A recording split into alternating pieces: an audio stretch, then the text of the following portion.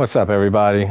Live with my good friend Rob, and we're gonna play some RL1, lowest level co-op. Obviously not as challenging as a solo regular RL1, but it's gonna be fun as hell doing it. Because Rob has never done a level 1 run, right, of this game, have you? Alright, that's good shit. I'll probably be showing you like some no-roll tactics and shit, like through the bosses. Yeah, if you don't have, you can roll. I'm not saying like to do, and we're doing no roll, but I like once you learn them, you basically like you still use them, those techniques, like in regular runs, just because like it's easier and you can conserve stamina and shit. So like there's a lot of moves that you'll see me do, like evade by just no rolling it. Hey Daniela, how you doing, hon? You having a good day or night? Yeah, so yeah, that's what happens. I thought this stupid soldier was here. There's still another enemy. I've never fought God Soldier or Godric on level 1 or anything. We can do some of the mini bosses too, that I never tried. No rolling, that's fun. Go ahead, Danielle. Good to hear. All right, cool. With Santa Claus, my boy Santa Claus. That's Boot. B-O. Oh, okay. All right. Little Betty Boop is Nova. Yeah, Rob is also a good friend of mine through my favorite live band, the Disco Biscuits, which none of you have probably ever heard of.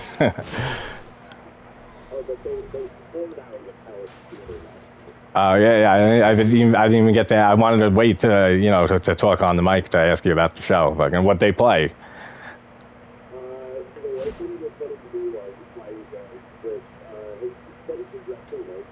Okay. Yeah, I haven't listened to them in like months, like 6 months maybe, like very little. I haven't heard new stuff from them in like since I started the channel basically.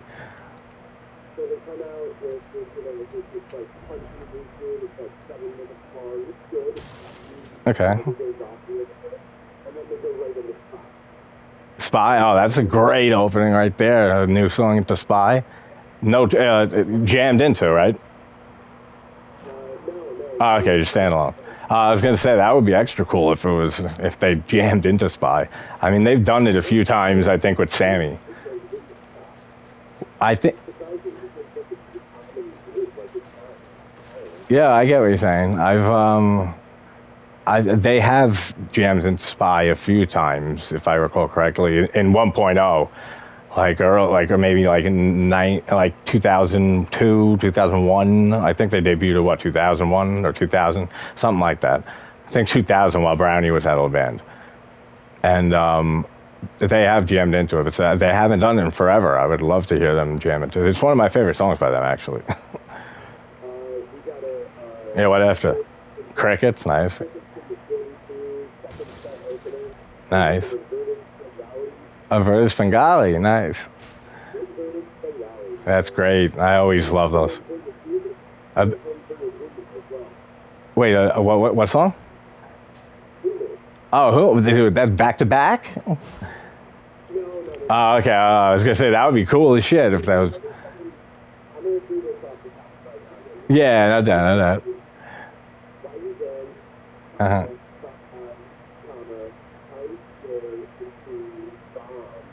I love Times Square.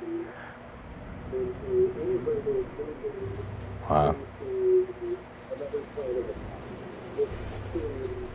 I love that song.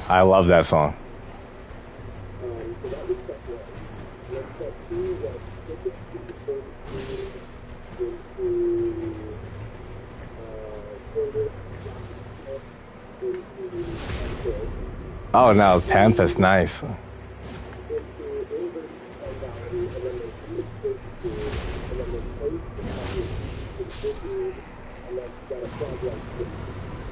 Fucking great set list, bro.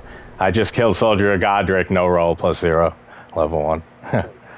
Yeah, that sounds fucking great, dude. I love Tempest. I love Another Plan of Attack. It might be my favorite of the new songs. There's still new songs I haven't heard. Like whatever they've debuted new in the last like I said, like 5 months, 6 months or so. Haven't really heard them.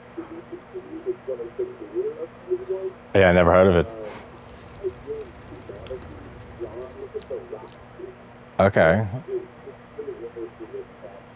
Yeah, no, yeah, exactly.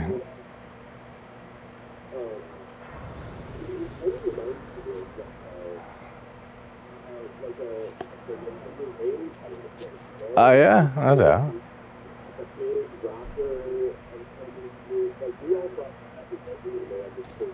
Yeah.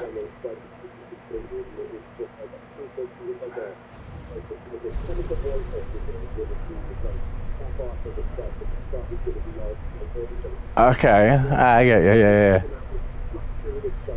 That's nice. That's cool. That's an awesome way to push the new songs, which they've been doing very, very well. They've been jamming them out from the bat, like straight out the gate. Like right, with every one of them, pretty much. Like up till I stopped at Times Square. I adore that song because that Munchkin Jam from 2016 that it was taken from 2416, is one of my favorite jams since like 2010 by them. Oh, it's phenomenal, bro. The Vasilios into Abyss. It's Vasilios, I think, right? It's something into Abyss from 216 or 25 or 26 or 25, but it's fucking great, man. The jam into a C to B into Abyss.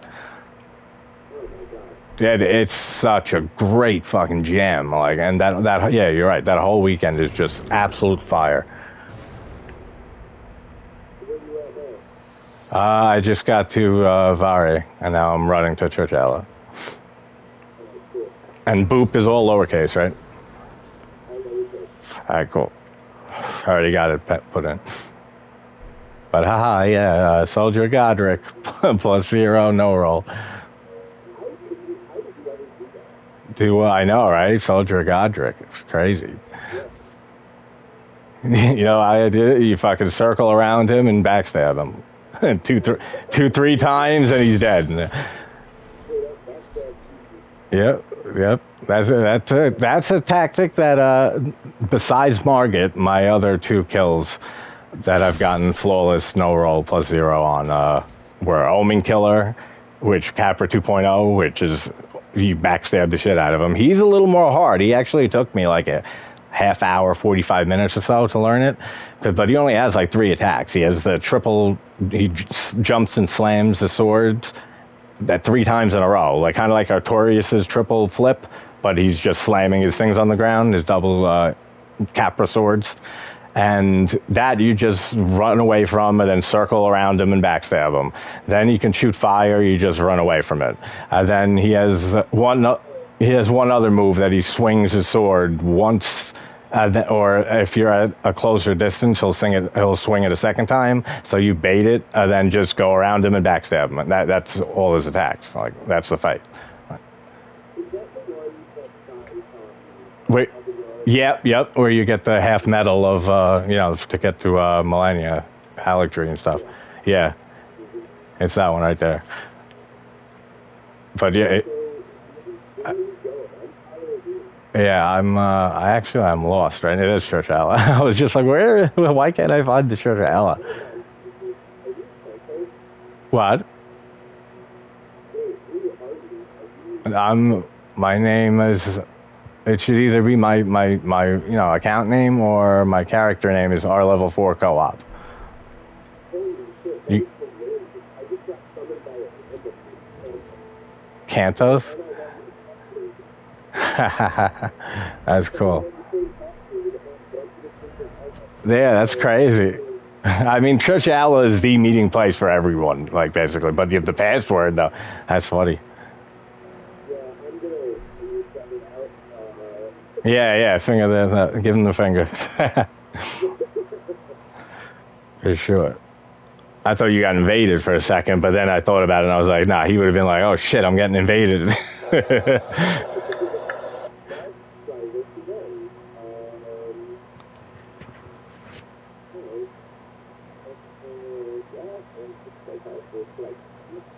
Um, no. Wait, what?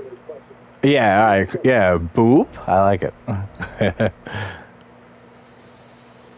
Boop. Are they gonna play Little Betty Boop?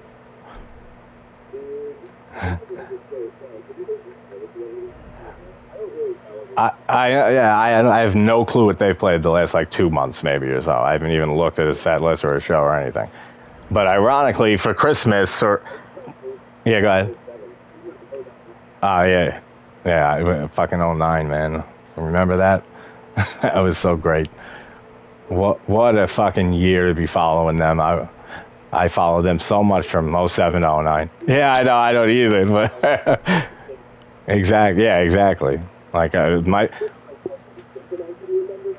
it's all a haze for sure. Like, but exactly.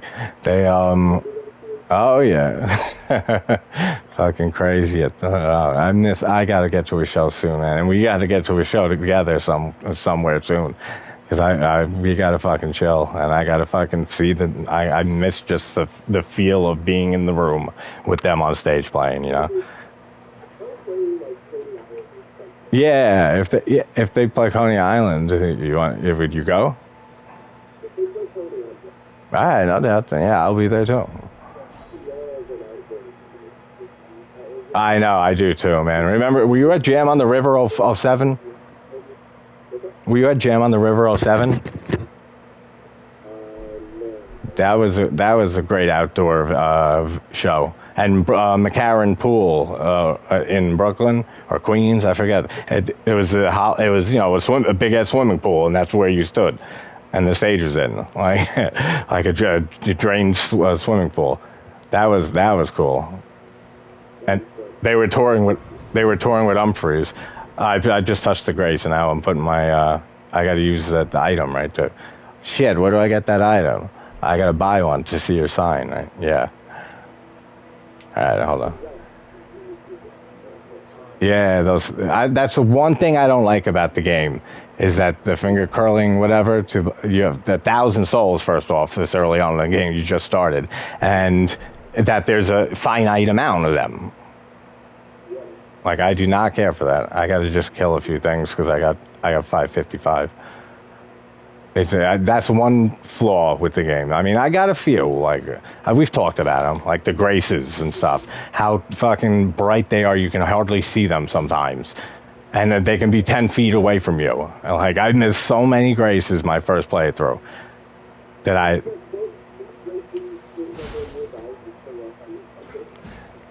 Dude, if they do, you just blew my mind, but I don't think so.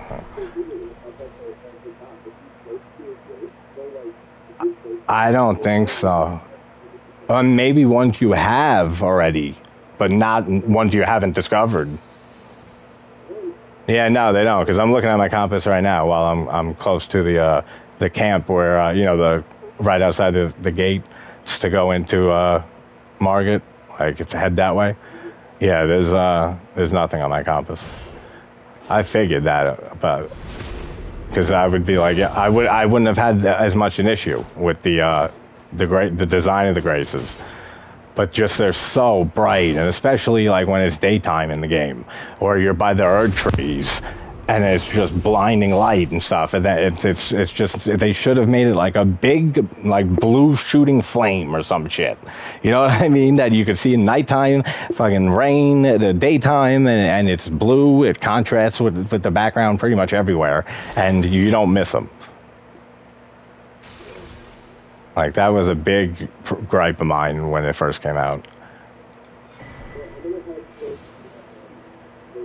Yeah, actually, yeah, do that. That's good. No, because yeah, because I can warp to Ella by the thing and warp right back.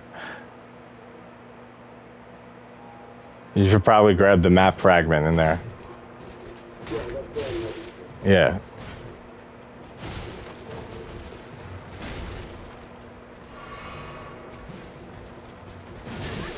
I hate that delay.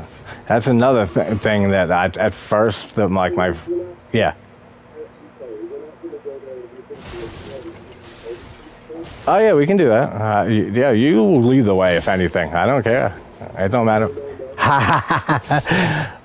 Yeah, we'll do that. We'll do whatever you need. Whatever we gotta grab. Wait, what? Yeah, the guide, right? I'm the tour guide. No doubt. Because I don't even remember certain things like locations and stuff. Like with weapons, still, like I mean, with smithing stones, I still don't know like where to find certain smithing stone, like the exact locations, like I do in Dark Souls, and especially Dark Souls. I know where every fucking item in that whole game is, like every Titanite shard, everything in the first game. Same with 2, same with 3 and Bloodborne. But this one, I mean, because it's such a huge game. There's so much to remember with the open world and stuff.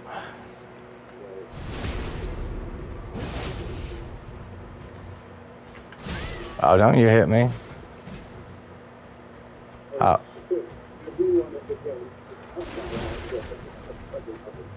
Yeah, it's a good thing to do, yeah, because they're doing the same thing to me. I'm getting ganged on. And I have no Estus left, so if I get hit, I'm fucked. And I just got hit. But I didn't die.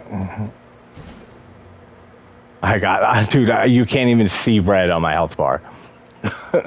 Like, at all.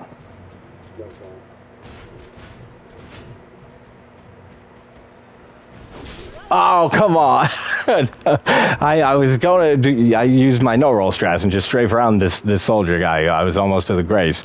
And I decided to roll for some reason, and I fucking rolled, and he hit me with his spear, extended spear move. Yeah, dude, I never use spears in a Souls game.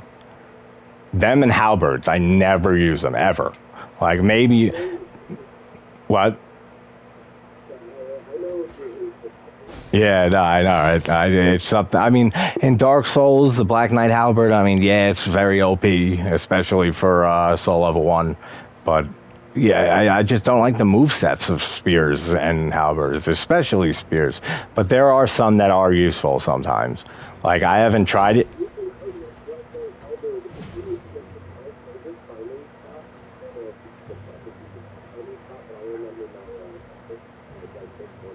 Yeah. Great. Yeah. They look like the phalanx from Demon Souls. Yep. They got mad souls.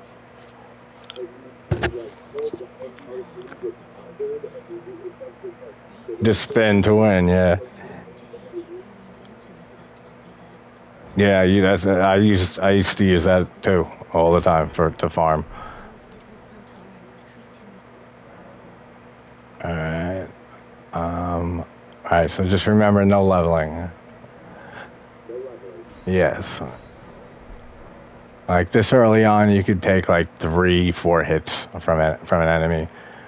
Like bosses, probably same, like 2 or 3 maybe. But since there's two of us, then it's going to be a lot different. That's why it's going to be a little hard to show us some no-roll strats, because I don't know how the boss is going to react differently to having both of us, like his move. But I guess you'll still see the way I'm moving around him and stuff, and like what I'm doing. Oh, advice: grab the Lord's Thorn Greatsword from the camp. And if don't bother farming for it at all, like we're playing like that. But if you kill a soldier and they drop the regular Lord's Thorn sword, then definitely grab that, because that's a good weapon to have for level 1. And the broadsword, but I can't remember where the fuck it is. I think it might be by the beach, by the cave that takes you to Dragon Island. Right before there's a Santa there. I'm pretty sure he does. In fact, we probably should check that. Like, but I'll summon you, then we can run over there and check that he sells them, because I'm pretty sure he sells the broadsword. Because yeah, the broadsword and the Lord's Thorn sword are like, especially dual wielded, are very, very good for level 1. Alright, so I'm putting... wait, no, I gotta get my souls so I can buy the fucking thing to see your sign. Wait, where the hell are my souls? So, come on, where's the location of my souls? Oh, all the way the fuck there? I didn't go over there. Whatever, I'll go with it. And no spirit summons, obviously.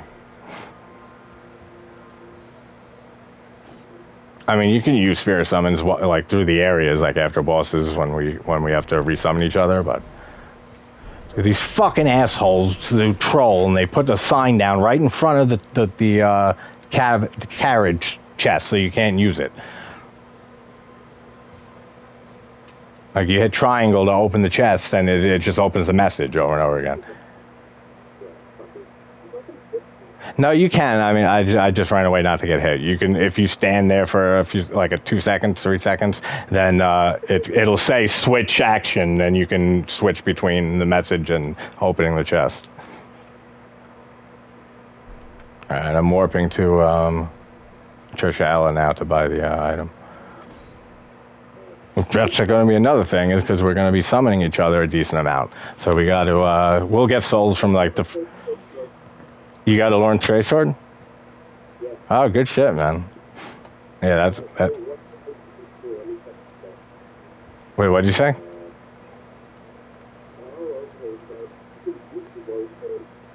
Oh yeah.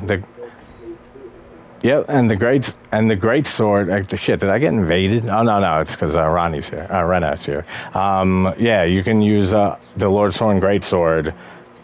No, I don't think so, because one thing we got to do after Margit is go to Caelid and get the Radagon Source Seal talisman. That's like the essential first talisman at level 1 to get, because that boosts your stats by 5. I think it's your HP, your endurance, and dex or strength, or like the 4 of them or something like that. And then it's good after... Yeah, go ahead.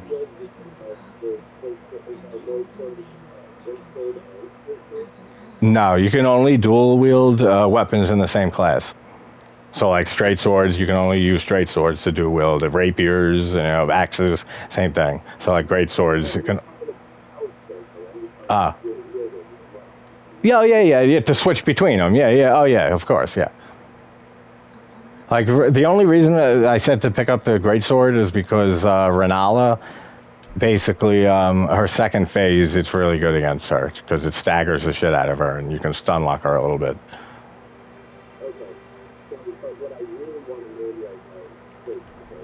Yeah, absolutely. Yeah, and the broadsword that we're going to go grab. It is. That's a good thing about it.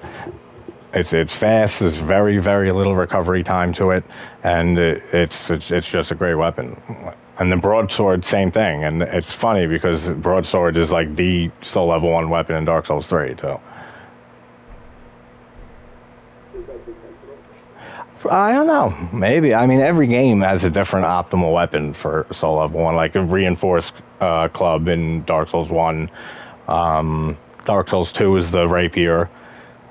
Dark Souls 3 is the broadsword, and then finally when you get to Irithyll and you get the whatchamacallit, the Dragon Slayer axe, not the great axe that Dragon Slayer armor uses, the smaller one, the regular axe that you get from Creighton when he invades. Yeah, that one. That's once you get that, that's the only weapon. Mostly you use 99% of the time for the bosses for the rest of the game. And just fucking gold pine resin like crazy on it. And then Bloodborne is the sword cleaver. You can use the sword spear, but the cleaver starts out with it's not too much damage more, but it's like maybe 20 more damage. So it's negligible for the most part, but it helps a little. Like it can help you get that last one hit be the kill instead of having to hit him one more time and chance getting killed. All right. I bought the thing, and I'm heading back now to the Graves. Actually, you know what I should do? You want me to ride? I'll ride to the beach real quick and check that Santa and see if he has the broadsword. That way I know we can go there and grab it. Yeah. Yeah, no, that's what I just did. If the broadsword is there, then I'll just have you go there yourself and grab one, and then we'll summon outside the gate. Because there's no point to summon and waste a finger thing or whatever. It's just to buy the broadsword.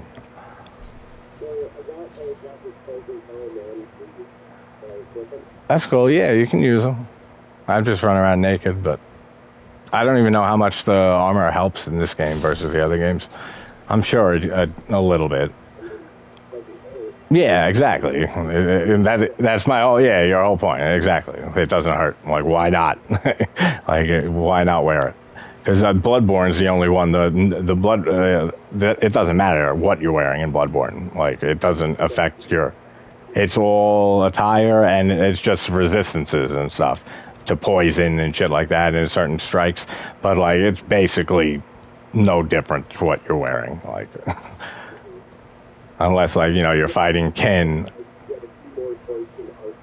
Yeah, exactly. Or that, or like if you're fighting a boss who's kin, and you have a resistance to slash attacks or whatever that they use, or have poison. You have resistances. Like Gascoigne set is great for that. Oh, hey Omni, how you doing, brother? And yeah, like there's all different shit like that. But counter parried. I'll teach you your first no-roll lesson. All you do when they're about to attack, just circle quick around to their back and backstab them. That's how I do with every normal enemy. Like literally, as soon like you have to kind of time the attack, the strafe, and to be unlocked. Like all no-roll is unlocked. Like very rarely do you lock on in no-roll.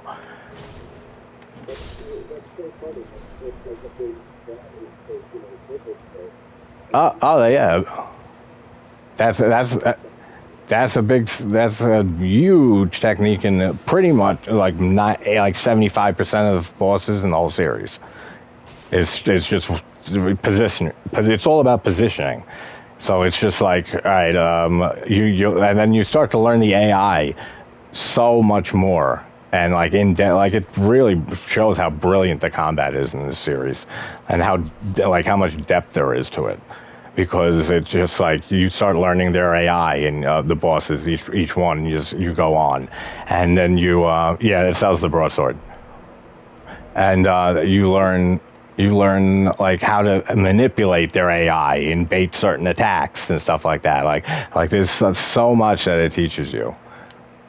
Just by doing no-roll runs and kills and stuff.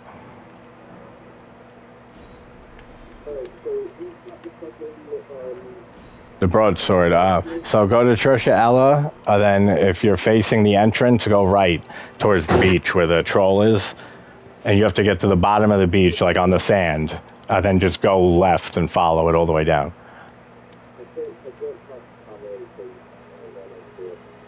What happened? Yeah. Just talk to Rana. That's what happened with me. I was like, wait, why can't I talk to the person? That's funny. That happened to you too. Yeah, that way you get the horse, so then you can obviously you can just ride over to the broadsword. Shit, what else can I sell? If you're inside Trisha Alley at the Grace facing the entrance, then go to the right.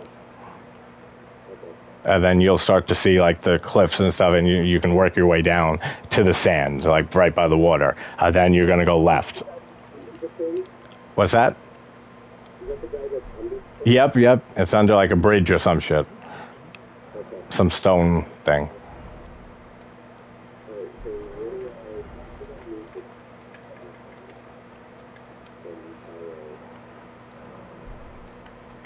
And shit, now I don't have enough for to buy the broadsword. I gotta kill some of these guys around here. 1800.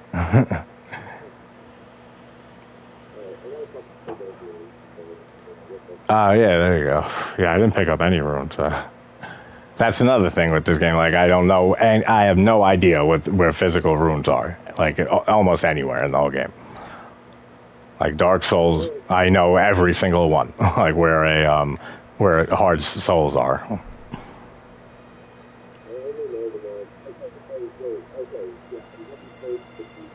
Yeah, you'll see the troll that's walking around.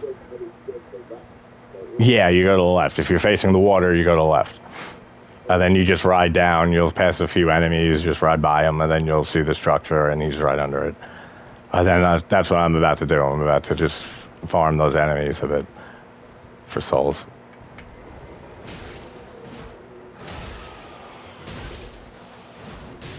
Oh shit, don't hit me.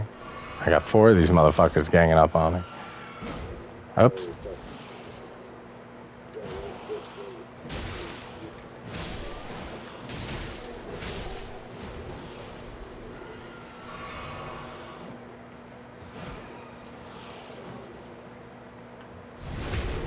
There you go.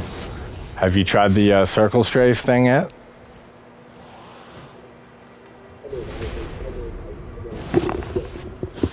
I'm saying you didn't try it yet? Yeah, let me know when you first try it on one of these enemies.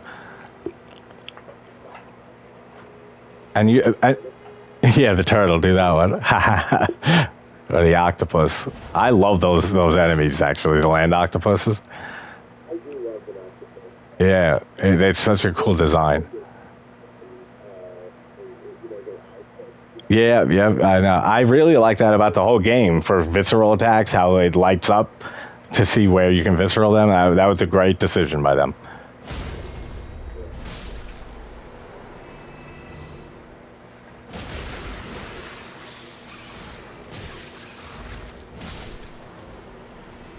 That's all right. I can do. That's what I can do. I'm just gonna farm the octopus.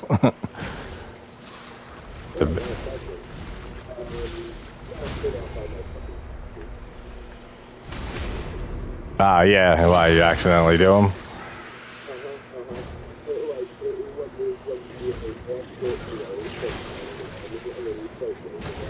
Oh yeah. Yep.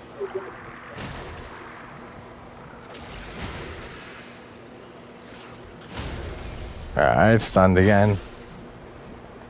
What up, Sean?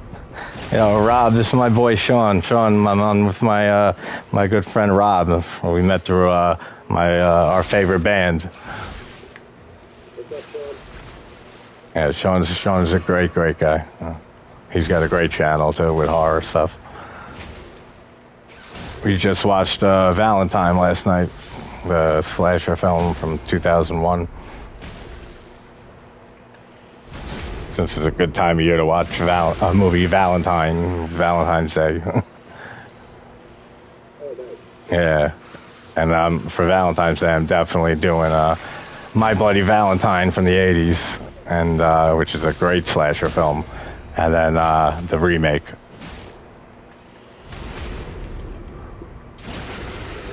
Yeah. Definitely takes a little bit of time to kill the octopus with an unupgraded weapon like this, but they're so easy to stagger. You just basically stay behind them and then just fucking jump R2 or charge R2 until they're stunned and visceral them and rinse and repeat.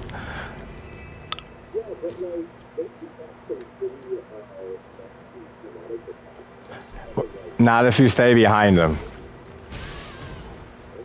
If you stay behind them, then they really can't do anything. And their jump that they can do, that just hit me twice now, because I never see it, I'm pretty sure, like, just knowing enough about no roll and the AI, I'm pretty sure that's a position thing, that he won't use it when you're right on him. Only if you're a distance away from him that he'll do the jump.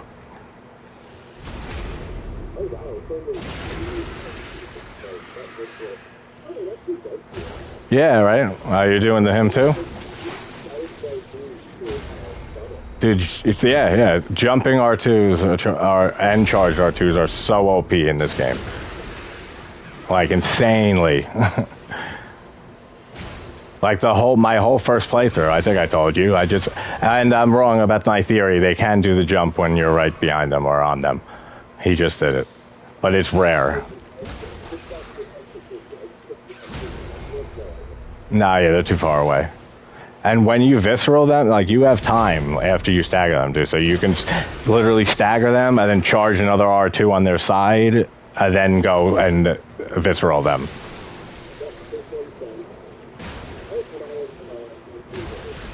There you go.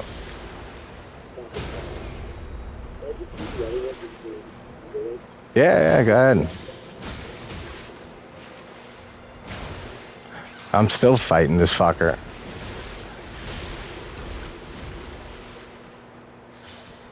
Oh, I got no more. Oh shit!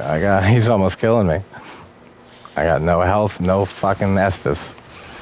Nah, I'm good. I'm behind him again. Oh god, dude, the little octopus just killed me. I didn't even know he was there.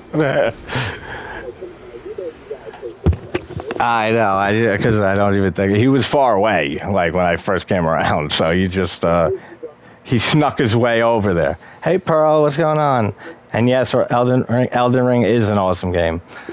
I challenge run the whole series. So me and my friend Rob here, we're doing a co-op level 1 run, so we don't level up at all. But I do a lot of challenge runs, Pearl. I got playlists of it if you want to check it out. I do like no rolling, unupgraded weapon, level 1s and stuff like that for the whole series. Alright, I gotta get my souls back and get this fucking octopus. Because if I kill another one, then I'll get enough for the broadsword. That's...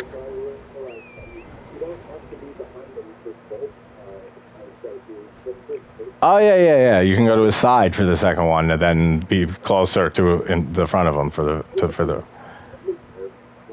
Wait, what happened? Yeah, sometimes it does, sometimes it doesn't. I don't know why. Like, it's 2 to 3 for the most part. There's also a window, a timer. I don't know if you know that on the bosses and enemies in this game. Almost like Sekiro, like the meteor build up. But it's just hidden. They don't show it in the game. But that still applies, like, basically.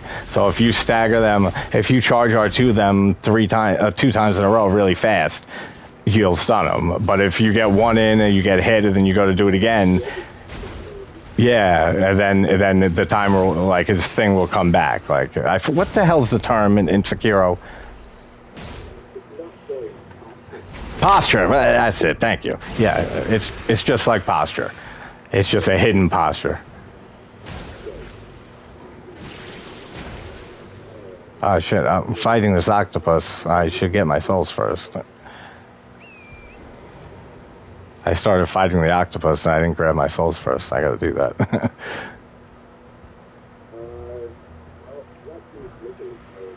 Yeah, I got 2. You can upgrade if you want.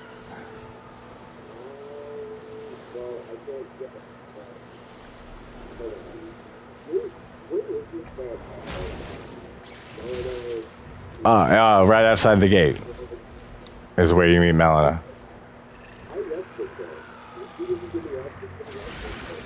Wait, give you access? Oh, no. Yeah, I thought you asked about Torrent for some reason.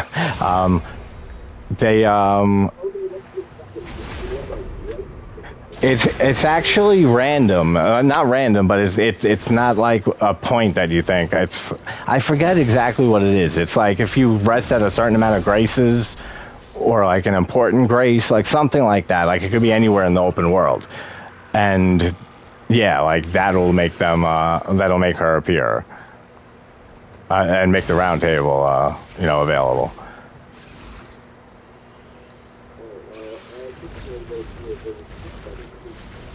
Wait, what? Yeah. I got both these octopuses together on me. I have never seen that grab attack. They got a grab attack. I never knew that. He never saw that. Yep, he just lifted his body up and slammed down and grabbed and tried to grab me.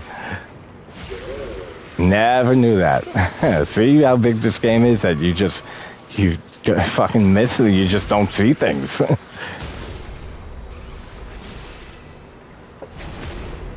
Yeah, I got both of them at the same time on my ass, but I'm staggering one so I can fucking get the iframes from the riposte so the second one doesn't hit me.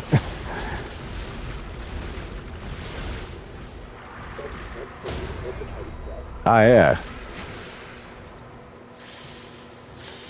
I missed the riposte just there. I was too far behind it.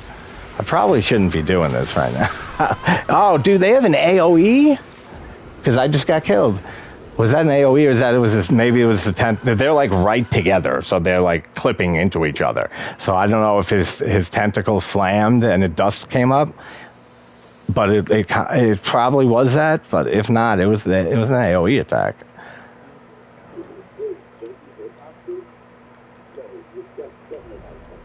Wait, what? Ah, the hitbox. They're great, actually. The game's hitboxes are phenomenal in this game.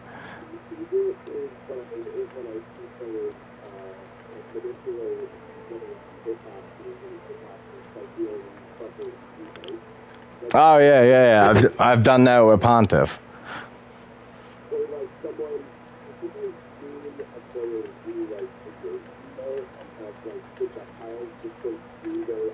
Oh yeah. I've seen that. Yep, there's a bunch of cool stuff like that. There's I do oh, what the hell was I thinking of just now? I am still very, very affected by my friend's joint that he had. Emote. Oh, attacks. Like there's for Radon. When you're running towards him, like, which is it's annoying as shit that you gotta always get to him. Instead of riding Torrent, I run towards him, and his first laser thing ball hits. You stay behind one of the like pile of sticks, and it breaks that, doesn't hit you. Then after that, using the Clean Rot Night Sword, which is the optimal weapon for +0 runs, level 1. Unupgraded weapon, I use R1, and right when it's about to hit you, and you like to the right, and it moves you enough out of the hitbox to not get hit by it. So you're basically like you're timing it and then attacking with R1 to the side for it to miss you. Which is actually a technique that is used in a few other bosses in the series.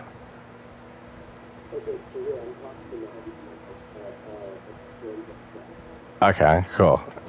Yeah, I noticed that. Like, again, I don't remember exactly what the hell it is, but like what triggers the round table. But there's been times that I rested at that one and a few others and haven't gotten visited by her. Then there's times that I'll get visited by her right at that main gate. Like it's weird. Yeah, exactly. I've seen her at other locations completely. Like if I don't rest at many graces, like I had her like almost between almost to Caelid, like the border of Limgrave and Caelid. Like it's weird in how it is, what triggers that.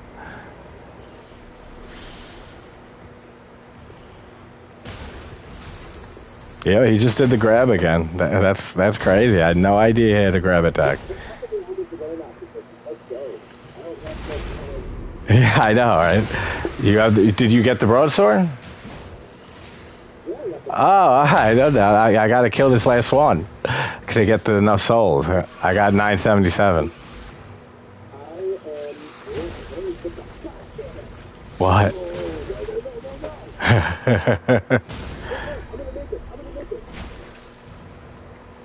You made it? What are you fighting? You're fighting an octopus too? Oh yeah. I hate those things. They are so annoying. Perfect. This octopus is halfway dead. So, like, two more staggers. Ah, nice. Yeah, it's, that one, I think, if you have the round table available, I think that one is triggered there. Oh, okay. So, yeah, that's weird then. Oh, come on. I just died again. Shit. See, this is welcome to level 1. Especially when you're fighting like an enemy like this that you never fight, or like you're killing 2 hits on a regular playthrough. Like, I don't remember the last time I fought a land octopus.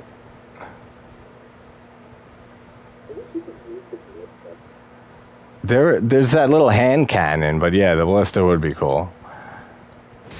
They had that in what other game? The Bloodborne has a few of those. You can't use them. Yeah. Oh, the what? The pursuer, like before his arena.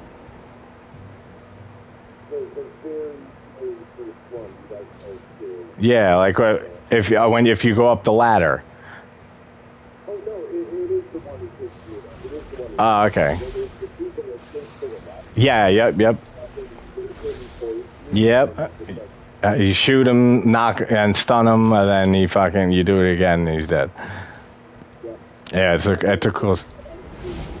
Yeah, I've done it. But then I learned just how to no roll him and shit. He actually had he was my second no sprint kill ever. I did him level 1 plus 0 weapon, no sprint, no block, roll, no block, no parry, no rings, I think even.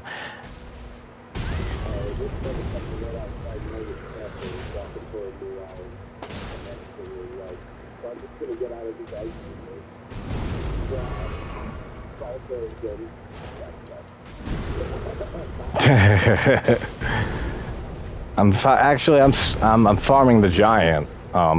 Fighting him now, the troll giant. Because I haven't killed an octopus. I killed the first octopus, and then I died to the second one, and then I got killed by him three times.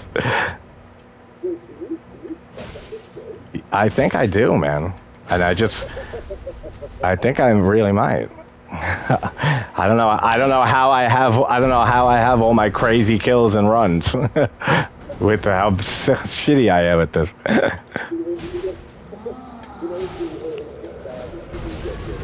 Yeah, exactly. That's exactly. You want to. Oh, I died. Thanks for timing that perfectly. Get mad, and then I get slammed with his sword. That's funny.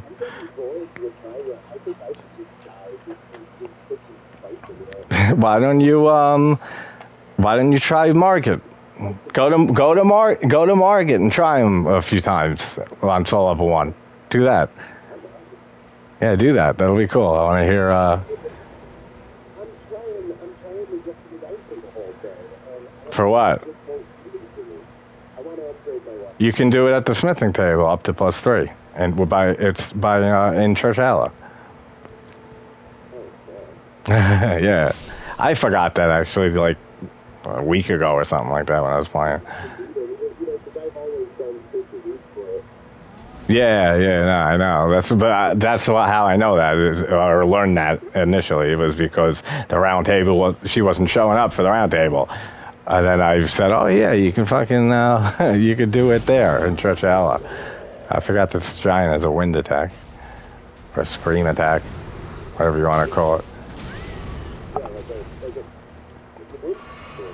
Yeah, it's a lot of enemies actually. I couldn't see shit just now because of the bushes.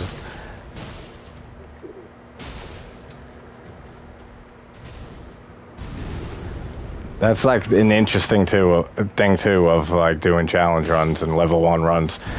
Is like if you have to farming enemies that you never fight really, or like you don't know their moveset at all. Like the troll giant that I'm fighting, like I know most of his attacks, but not all of them. So like I'm getting hit with stupid shit.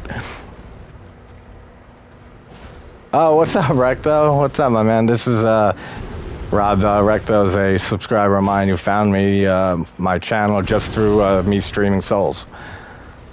Not horror stuff. So, how you doing, Recto? I'm on with a good friend of mine, Rob. We are co-oping our level 1, lowest level. Well, we're about to. I gotta kill this giant. But he is about to... I know. Oh, good shit, Recto. Was it level character or level 1?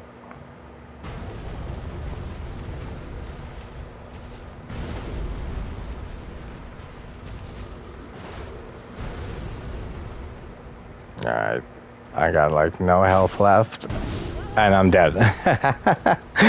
I'm just gonna do the octopus again because fuck the troll. Leveled, oh, what'd you say? Their club.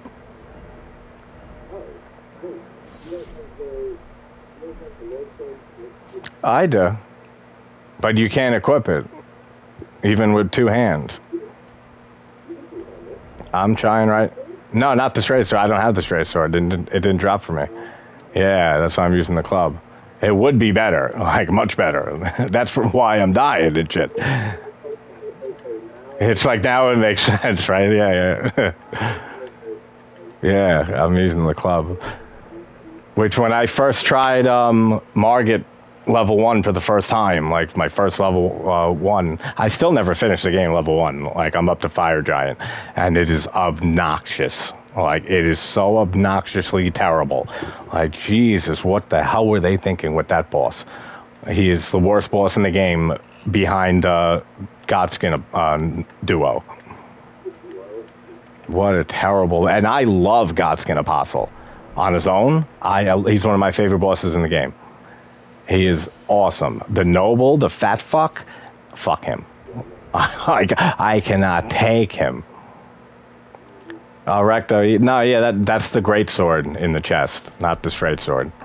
I have the great sword, which isn't really that useful. Oh, the dragon? Hi, good luck. I never did him level 1, actually. I just been focusing on the major bosses, and some like Everjail ones. Yeah, definitely. Using Torrent during the fight is a little advantageous because sometimes Torrent can take damage and you won't. So it can be a nice little buffer for if you get hit. Especially.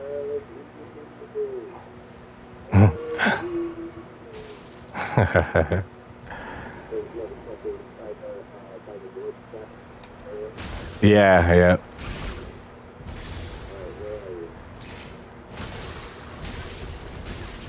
I definitely want to hear you.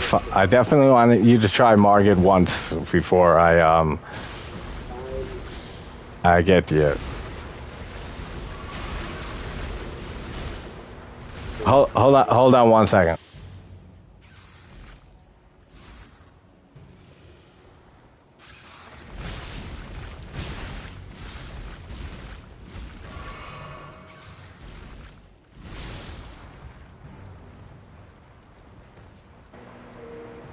My bad.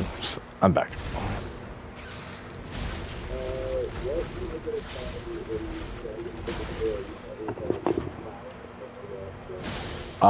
Fuck if I know. I have no idea. Yeah, I have no clue. That's what I mean, like, with this game. Like, I'm still learning, like, to look... it is... Oh. The octopus has a spit attack.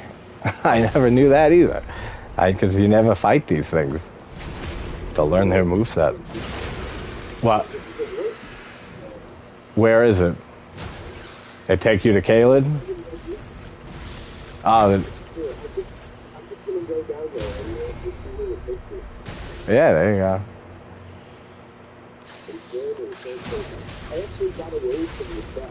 Oh, come on, man. I died again. Yeah.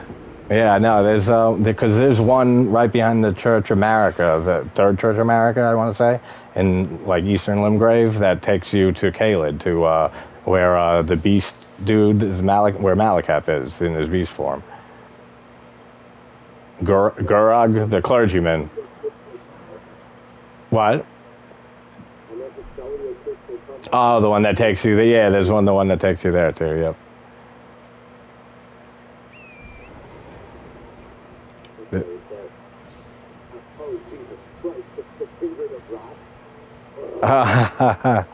Good luck with that. Oh my God, no! What, the boss you're at? No. The enemy, you mean, right? The fucking thing to get dropped, but I don't know if you're gonna do the boss. I think I am. Nope. I just make a play out of it. But now I'm gonna do something else instead. Yeah, yep. That's someone I was trying for very briefly for no roll plus 0. Was Commander Neil.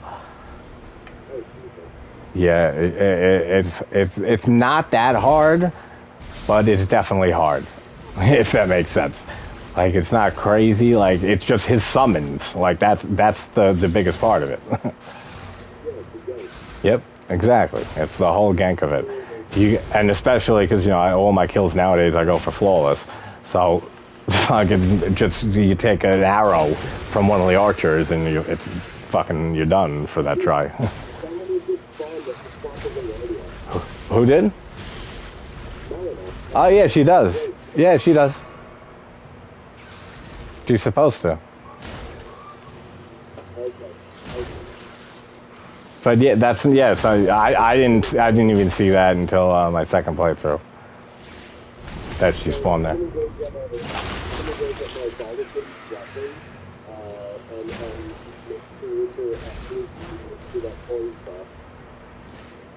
Oh, okay, yeah, cool.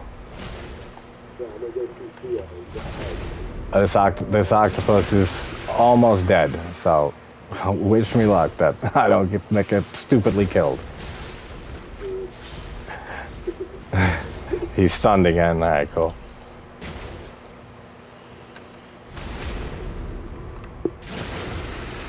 Dead? Almost dead. Oh, come on. His hitbox wasn't active. Alright. He should be dead in one more hit. Or visceral, but... Oh, that's the back of him. He's dead. Alright, cool. I don't even know. Does that give you enough? No, I got 1,300. So I need to kill the other one. I've already sold everything that I could sell. Nah, yeah. Because, the broadsword is so much better than the fucking club that you start with. Because when I was first trying Margit level 1 for the first time, my first level 1 run that I still didn't finish, I was using the club for a while on Margit. And it was alright. The staggering is very good, the stagger potential. But, once I switched to the Lordsorn, it was so much better. Like, it's so much more effective. Do wield him. Yeah, you want to do wield him. I mean, you don't have to, but like that's why not? Like like earlier with the armor, and most people do do wield him. That's like the most common combo. Is the two of them dual wielded. This octopus is almost dead. Nice. Yeah, if he does have a spit attack, I just saw it again. Didn't know that. Visceral? Dead? He's dead. Alright, perfect. Finally. And I got an ovary. A land octopus ovary. I got... Dude, come on. Like 1,600? Oh, no, I got 2 physical rune. I have 2 physical runes. I got 2 physical runes. Yeah. I'm topping them now. 400. Yeah, we're good. We're good.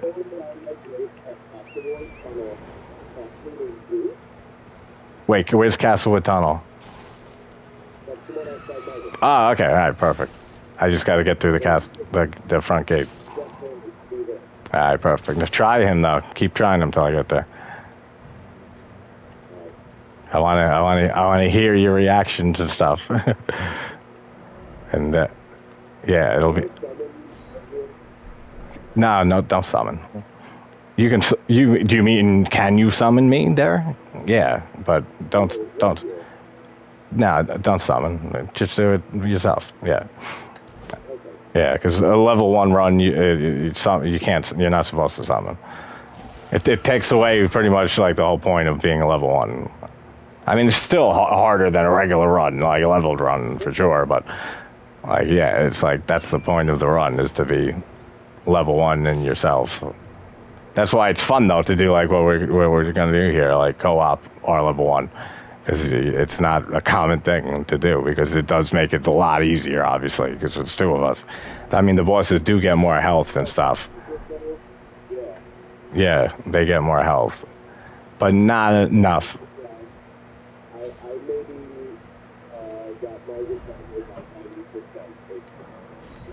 You got him down to 90%? Okay, so now you got to get to 80%. Thank you.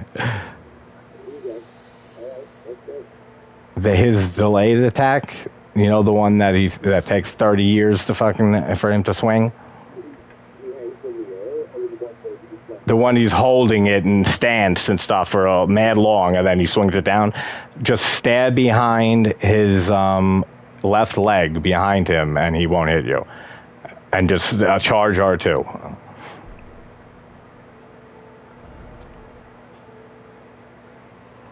Yeah, Recto. Yeah, I love parrying Margaret, but I do like, you know, I've been doing no roll and stuff like that. You can't block or parry on no roll runs. I mean, you can, like, if you do whatever you want. I'm just talking about, like, in the Souls Challenge Run community and stuff. What, in the second phase? Oh, which phase? I mean, which move again? The spin combo?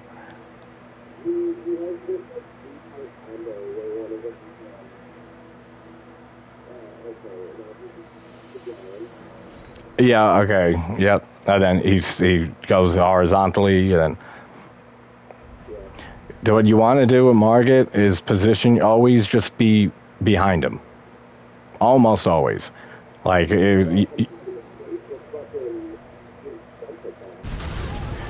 oh, yeah, when he jumps in the air and lands. When he does that attack, you can literally just run under him and, you know, just like kind of gauge the distance of where he'll land and just charge R2 while he's in the air. And then when he hits the ground, you'll hit him with a charge R2. It's the best opening to get. It's the best opening move and best move for him to do.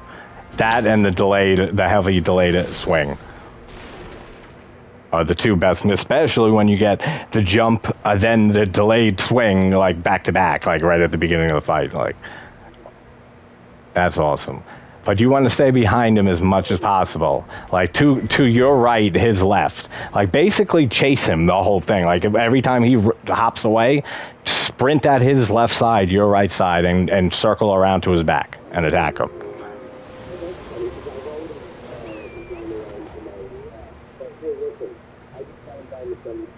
See? Improvement, see? That's what happens, man. That's why. Then you start doing the crazy kills I do, and then it's like, you know, tens of hours. You know, all right, a little bit better, and stuff until you finally get it. I can't wait to do more. You fell off what?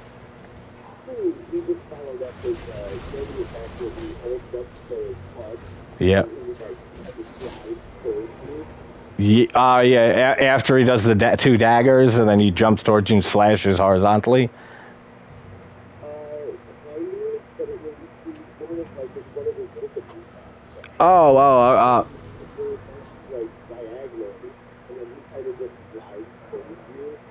Yeah, yep, I know what you mean. After he throws the first two daggers, right? Like he always throws those. Yeah, so Yeah, that's annoying.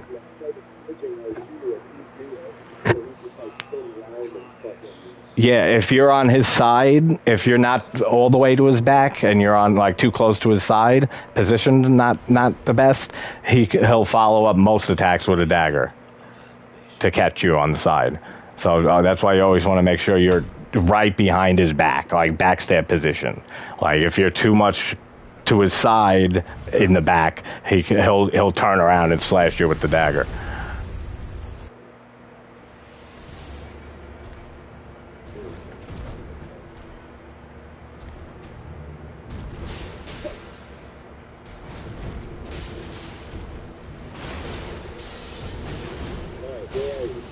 I am about to be a Margaret.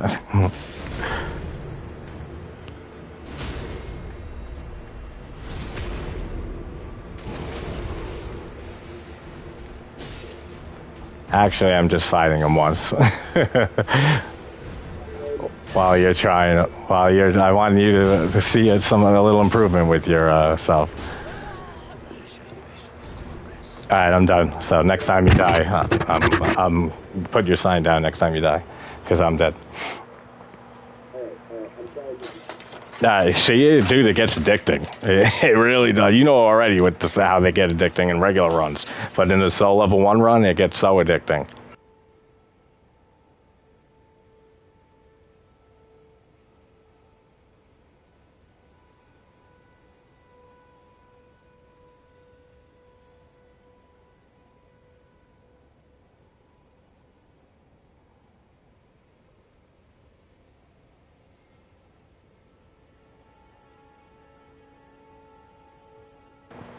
I don't know why you were jumping.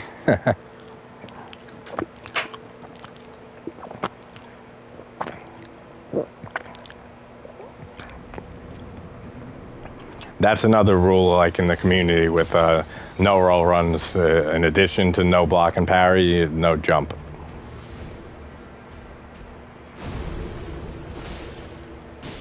I mean, you can, but like there's some kills, like when you get really hard, like no roll kills and stuff like that, plus 0, that you can basically, you have to jump. Like there's some moves that you just gotta jump to avoid it.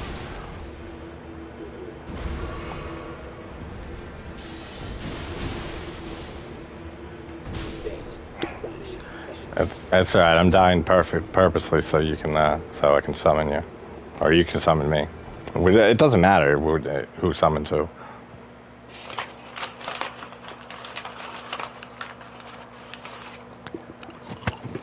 So yeah, next time you die, put your sign down because I'm outside the gate.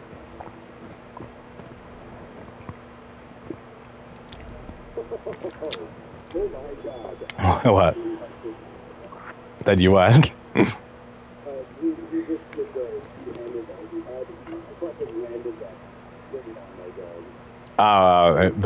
The jump.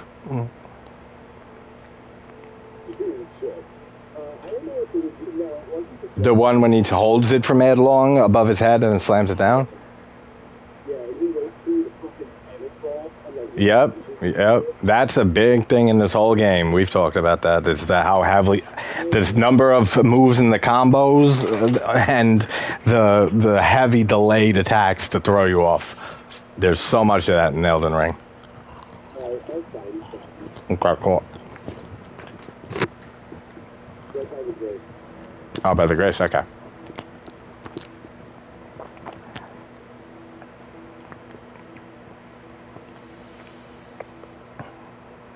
I do not see it yet. Oh, because Melina is at the grace. I just read that. Fucking Melina. I like looking at you, Melina, but get the fuck away from me. She's doing the thing when she tells you how to that she can level you up. I see your sign though, so that's good. Ah, shit! She just took me to a round table.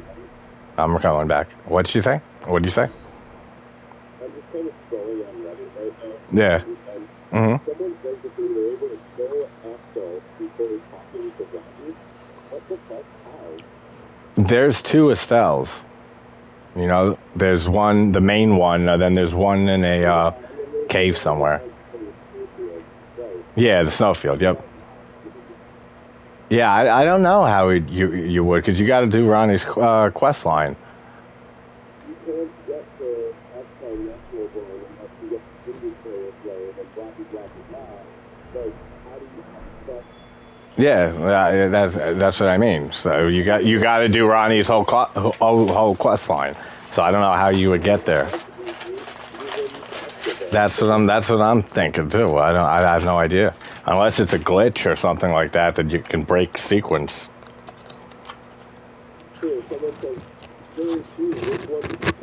Yeah, see, that's what I thought originally.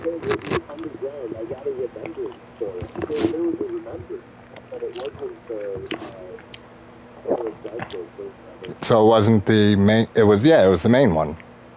It had to be the main one. I'm summoning you now.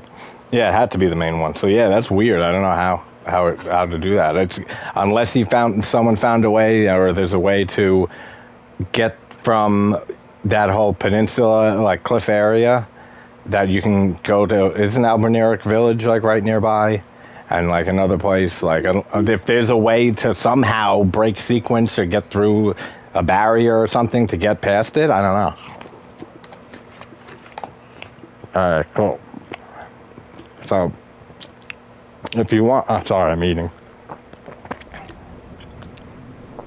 So if you want, I'll lead a little bit and I'll show you just some basic no-roll stuff. This move, always stand like right there, like I said. Like right behind his leg. You can usually get 2 attacks in.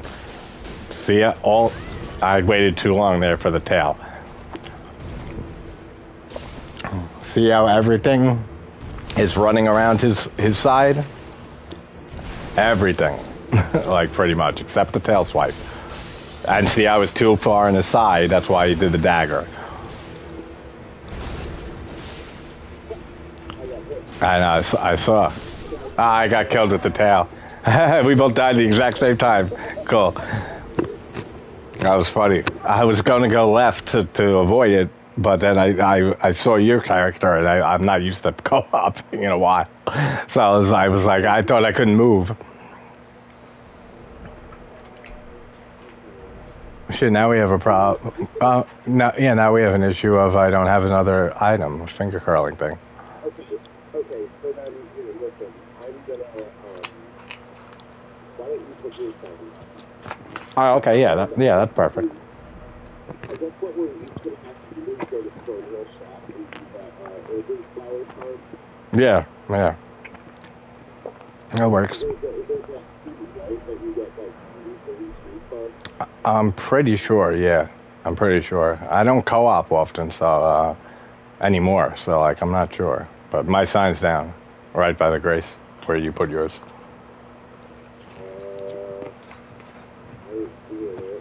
I just placed it, so it might take a second. You use the finger curling thing, right? No, I haven't. That's why, yeah. I forget that shit all the time. Yeah, That's what I was saying. I was saying. Okay. All right, Recto. Have a great night, man. Sorry, I just saw that. I wasn't looking at comics. May RNG follow both of you. That's funny. There's no RNG in Margit at all. Like it's a very straight fight. Like from that standpoint, there's like really no RNG at all, and like with any of his moves.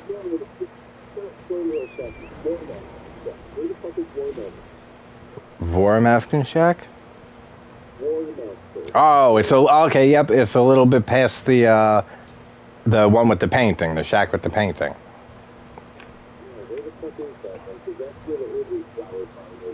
Yeah, it's a go backwards from Margit, and then look for on your left-hand side the Grace there. There's a Grace right there by the artist shack. Then from there, you go east on your compass. Ride east for a little bit, and then you'll find another shack. Okay. Isn't it fun though? The times you're trying it just now, Margaret, and you see your improvement slowly. Should I be listening between the broadsword and two-handed, or should I be dual-wielding? Do wield for sure. Okay. Yeah, do wield. Most of my attacks I use is do wield and charged R2s. Like I rarely use R1 in most fights, unless like if I know I can only get a single hit in and it has to be fast, like stuff like that, etc. And oh, the girl in the artist shack. No, That's Rodrigo. Yeah, that's it. Yeah, at the War Master shack. Yeah. I'm about to be right there. I'm riding Torrent.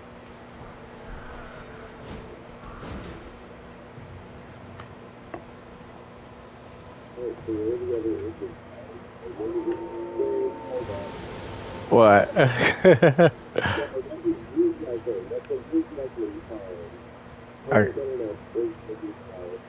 Okay.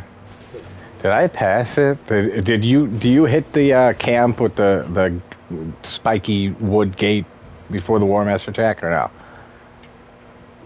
I don't think so. Oh no, okay, I found it. Good. I rode right past it.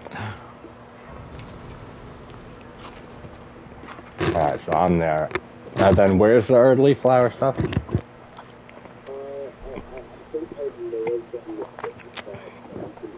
You know what we can do? I can just switch to my other character. I have a bunch. I'll just drop it. Oh, I don't know if you can drop them. You can't drop them. That's right. But I might have the crafting materials. And what I'll do is you can, oh shit, but that don't help because you don't have one. No, I have one. So then I can summon you, give you a bunch of them, of the ingredients, then, use some for you. And then when I switch back to this character, drop some for me. That's a good solution. I don't know why I didn't think of that.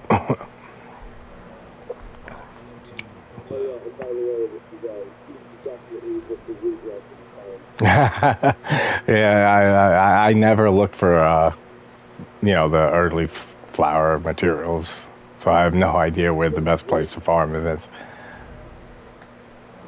Alright, I'm going to switch to my other character quick. I know I have early, but I don't know. I'm pretty sure I have the ingredient. I'm pretty sure I have the early flowers.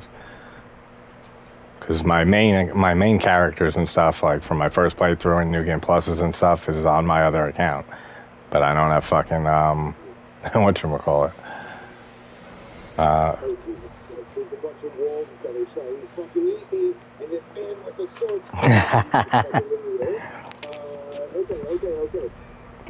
That's funny. Capital outskirts. How the fuck did I just end up here? Oh, well, because I switched characters. I was going to say, what? I was like, damn, I'm in for fucking Royal Capital. I'm like, how the hell did I get here and have a halberd? I totally forgot I switched characters. That's hilarious. The only reason I don't use it, the only reason I use it is because it has a buff damage increase on it. So I use that buff before I go into boss fights, and then I take it away because I use the blue charm dancer talisman, where you have it's like the Flynn's ring from Dark Souls 2, where the less you're wearing your equip load, then the more damage you do. Yeah, so I use that. So I unequip it before I go into the fight. I have used the halberd on a few bosses, maybe like 2, like in the run so far, my main R level 1 run, that I'm up to Fire Giant, but it's rare. It's just good for stagger sometimes. And actually the moveset's not too bad for it's the Tree Sentinel's halberd, the golden halberd. Oh, and I also I can drop souls too. I forgot that. So I can just drop a bunch of souls that we can buy 4 or 5 from Kale. And I'm checking my thing now. Early flower. I have 222 of them. So all right, I'm gonna go to that same place right outside Market, and I'll put my sign down. I mean, you put your sign down. Okay. Cool. That's probably your next. Yeah, me too. I don't know why I didn't think of this shit earlier. I guess I was thinking that my characters with all the equipment was on my other account, but I forgot I had someone drop me a whole bunch of shit for my first level 1 run. Same. All right, perfect. Sign down. Pop a thingy. I gotta remember to change the password. I almost forgot. Boop. Perfect. Boop. That's funny. Same time. Oh, no, not put my sign down. Fucking other thing. Yeah. Alright, I just used it. And there's your song. Summoning now.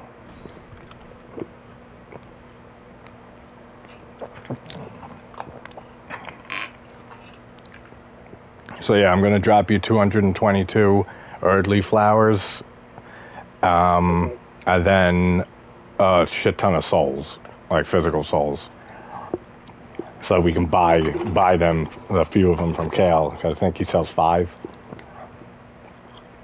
Okay. What you got there?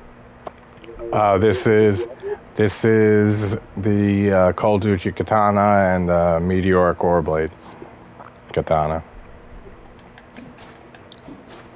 The only thing about it is it's kind of slow to get 2 dual wield attacks in.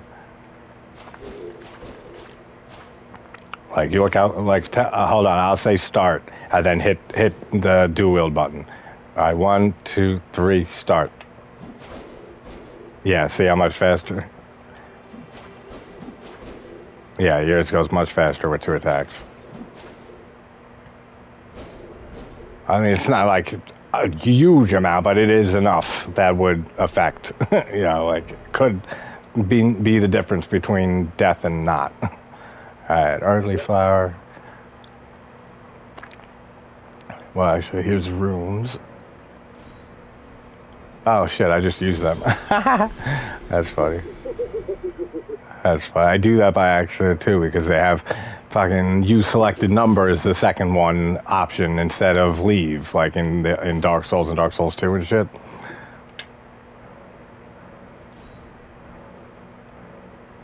I almost did it again. I dropped. You can see them? Yeah. Alright, cool. Fuck, bro. Fuck. I did it again. Oops, I did it. Oh, yeah, I know. Okay. That's wild. But I don't need any more than that. Yeah, nah, yeah, you're good. The fucking demons here. Wait, yo, you can leave finger curling things. They changed that? They changed that. Unless you can't see it. Can you see anything? No. No, all right, they didn't change it. I just thought because it had the option to leave. I was like, oh, did they change that shit? All right, so Erdley flower. Erdleaf. It's You're able to drop them, but I'm not able to see. yeah, I can drop them. Like it gives you the option to leave, but then you can't see them. Exactly. I guess if you want to drop them in, playing solo and stuff for some reason. Whatever. Yeah, I don't get it. All right, Erdley flower. Where the fuck are you? I always forget what any of these things look like. Oh, there we go. All right, 222. And actually, while we're at it, I'm gonna drop me a Lord Sorn sword and Radagon's Sorceal.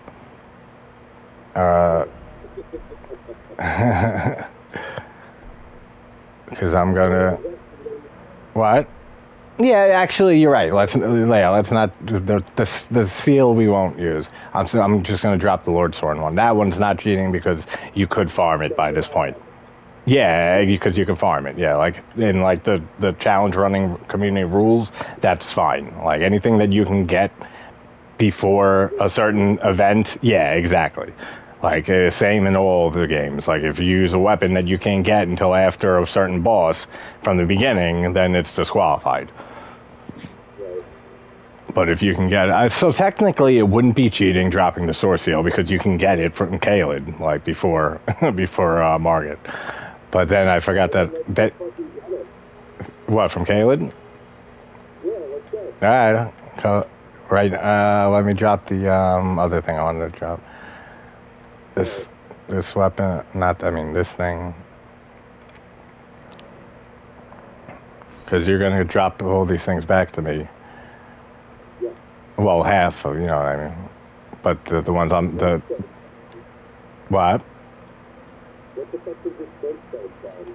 Oh, it increases intelligence and strength, but it lowers your FP, which doesn't fucking matter at all because you don't use magic or anything or on level ones. Yeah, which, by the way, do not let me go back into Margaret's spot. There's no without reallocating the class. You were allocating your what? Class. Oh, okay, all right. I'll try to remember. Because I'm the one getting stomach here. So Yeah, exactly. Where's the Lawrence sword? There it is. wait, would it be better if I summoned you? Ah, shit, I don't have an unupgraded one. So it's alright, I don't need it. But yeah, it doesn't matter. Yeah, you summon me, yeah, because on the other character I don't have a, whatchamacallit, I don't have a curling thing. And cleaner on, yeah, these are all upgraded. Yeah, no, but I meant like even for the purpose of like, I have the straight blade. Yeah. I have two golden shoes that I spent in food. Well, there's one on the roof. Yeah, I grabbed it. Yeah, I got it. Um, I'm just seeing if there's anything else we can use that might help us here that I can drop. No, cookbooks and shit. Smithing stones you can't drop. I missed that from Dark Souls 1, man. And being able to drop upgrading materials. It made life just so much easier. Okay, these I'll leave. These I'll leave. trying to get my voice. Oh, nice, man. Leon, come here.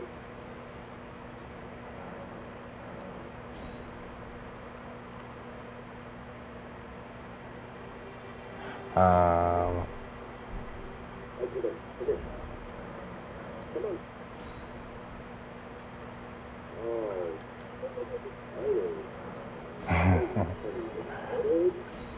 oh. He's like, he just turned 7. Oh, yeah. Okay, alright, I'll take that. What's up, dude? I'm dropping just some stuff that you can use, especially if you need them, like greases and other stuff like that. Yeah, exact throwables if you want to use those. Because the only rule for a regular level 1 run is just don't level up and don't summon. Like besides that, there's no you can use whatever you want. Like, and then it's different once you go for like a legend run, which would be like one extra restriction, like +0 weapon or no roll or stuff like broken weapon, like which is crazy hard. Then that. Oh yeah, dude! I killed Asylum Demon in at the beginning of the Dark Souls fist only. It was about flawless, no sprint. It was about 20 minutes, 15 minutes maybe. 20 minutes at the most, but yeah, that's how long it takes. There is nothing better than having a cat lay on your lap for Yeah, dude, I had a cat once in college. I fucking missed that thing.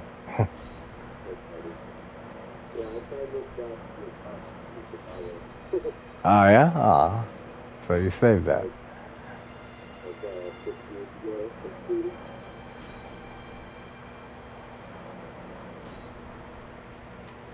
Yeah, he was just a little baby. And How old? Doc, he was like maybe 8 years old. Oh, And nice. so he had a cut off sock that was like tied around his neck to his collar. Okay. Shoe string was tied to that sock as his and his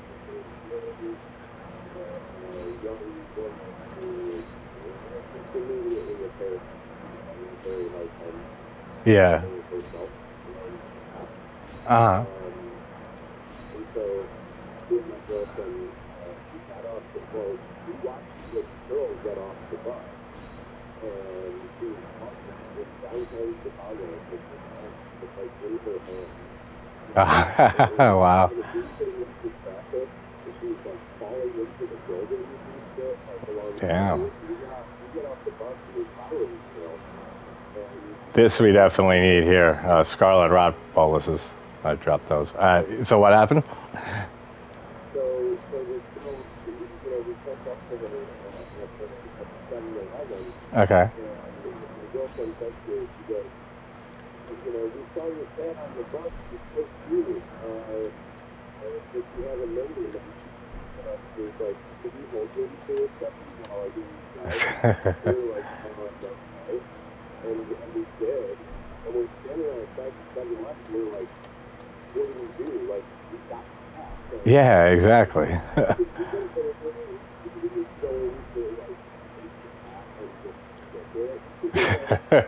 No, I get it. I get it. That's funny. Like, as questionable as the situation is, like, that was not our typical, the girl comes Yeah. out, and my girlfriend told her that, and she said to the girl, like, she's so cute, like, oh my god, what does she have to eat? And the girl's like, yeah, he's a real handful, and I'm like, I don't know if I should do that. Uh huh. Because, like, she's up for adoption, and the girl, like, to accept and change the immediately, she just said, how much? Wow. $50. Wow. Really? Damn, man. That's a great story. That's fucking awesome. That's so cool. That's a great story. And you give them a nice fucking home.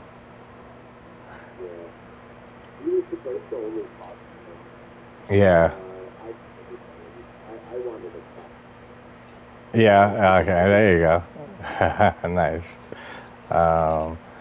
This mask too. You can use for increases endurance, stamina. That should be it. That's it. I think. Here's if you want this for yourself, like, 'cause you bet your ass you're gonna continue the run, like, on your own, like, eventually. So, you damn right you are. I'm so excited for you to fucking do this. To actually. Yeah, I know. I got This is the last thing I got to drop here. All right, perfect.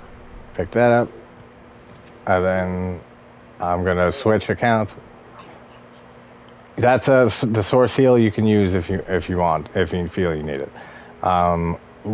This you can't see this item here. The one that I'm spinning around. You can't. All right, hold on.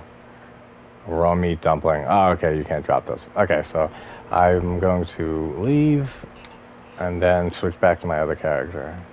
And you only have to drop me like the finger curling, the herb leaves, half the herb leaves, and maybe a few other things I already forgot what they are. How do I fucking get the hell out of here? Okay, yeah, yep. No. Yeah, what's the fucking thing to end summoning so I get the hell out of here? Oh, the finger, right? No. Sends another. Yeah, home. Okay, good. I was like, the fuck? Because I can't think of anything except for, like, in Souls terms with this game still. So I always just think Souls names. Alright, so now switching accounts. Or not accounts, but characters. And then that's my main level 1 run up to Fire Giant, so then I'm just going to re-download my save when we're finished, so that way I have it all back again. That's right. That's the thing. That's a tip right there, bro. Save states. Make good friends with them. Like every time you beat a boss or something like that, make a save state. Like just anything, or like if you get through a hard area and you get right outside the fog gate, make a save state. That way, if you die, you can just load it back up and be right outside the fog again. Oh, Omni, thanks so much. That means a lot, man, for hitting 400 subs. Yeah, I'm gonna have a stream next weekend, Saturday or Sunday, and probably noonish or in the early afternoon, just for a big 400 sub thank you to everyone in the celebration chat. And so if you wanted to hop in and be there, that'd be cool to have you. Okay, so now you have to summon me. So I'm going to put my sign out.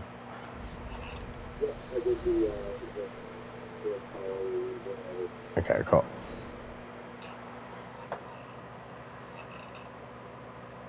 Man, I'll see you later. And okay, yeah, I'll see you at the stream. Thanks so much. And thanks for popping in just to say congrats, man. It means a lot. Have a good night.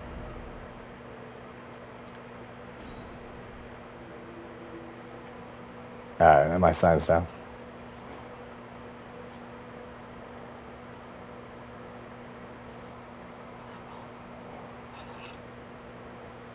Yeah, Margit he's such a greatly designed boss, man. He's excellently designed.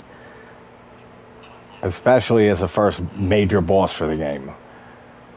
Like, cause he uses everything, those long combos, the heavy delayed attacks, the AoEs with the hammer slam, like all of that. And Godric is an excellent second one with the AoEs, and because there's a lot of AoEs attacks in Elden Ring. So they're great first two major bosses for that. Okay, cool. That's Earthly Flower. What else did I need you to drop back? Go through your inventory real fast. Say it again?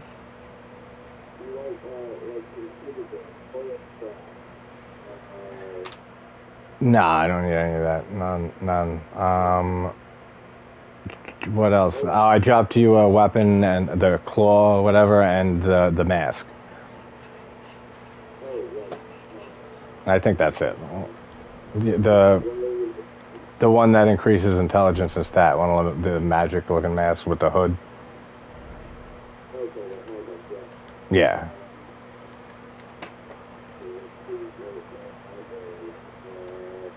Oh, and souls, obviously. Yeah, we would have forgot that.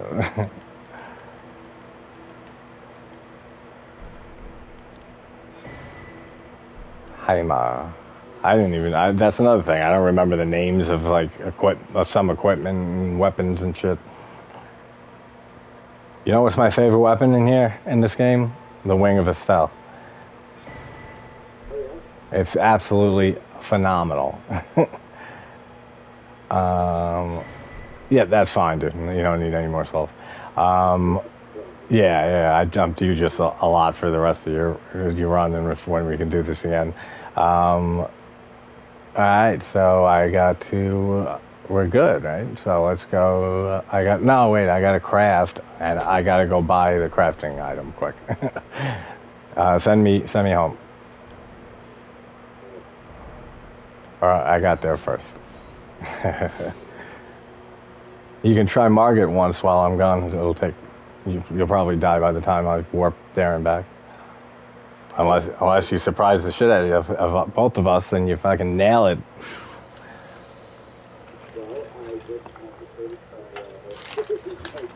I was just gonna say, actually, I was just when I warped, I was like, oh shit, I gotta tell him. And then you said it. I was like, all right, good. He remembered too, before I did. It's best opening. Now remember, just always to your right, his left, and behind him, like total behind him. And the tail swipe, you go the opposite. That's the only opposite direction you go. You go your left for the tail. And the tail his tail whip has such a small hitbox that it's after like one semicircle, I think it stops being hitbox. Because it looks like the tail's just going right through you and you don't take any damage at all.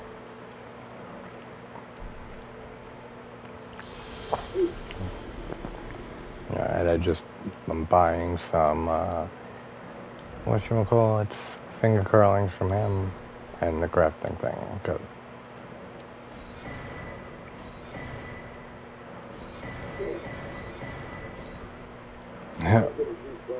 You what?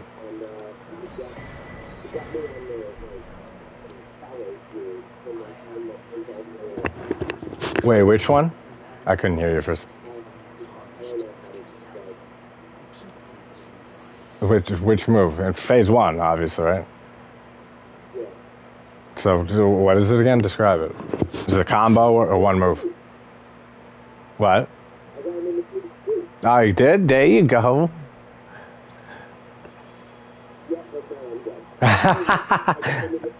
Hell yes, man. That's the fucking best when you start seeing that progress, especially with a boss when you hit their second phase for the first time. It's like hell fucking yeah. It's like all right, now we're getting good. Like, we're getting used to it. All right, I'm warped back. Yep, I'm going to. You want to summon me or me summon you? Now it doesn't matter. Okay, okay, cool. So sign down. Sign is down. And then we'll go to Godric after that because he's real fast and quick after Margit. He's not far. Him, I wanted to work on no rolling. I did 2-3 attempts trying, but then I was just like, fuck, because I've been streaming a run of this, even though I didn't finish the first. No, I know. That's what I'm saying. Whatever you could do, obviously. I'm just happy that you're able to have a break and have some fun, man. That's all I care about. Yeah, 100%.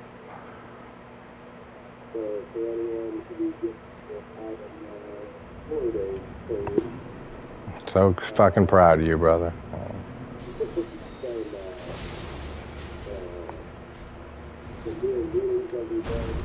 That's great, dude. Just keep it up. Oops.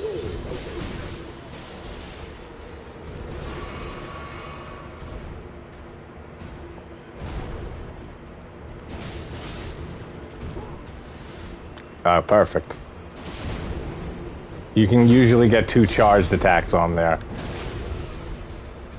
And you can get a charged R2 off before visceral. Yeah, before visceraling him. See, that was me doing the tail. Ah, shit. I should not have got hit by that. After those 2 dagger throws, he'll always do that jump.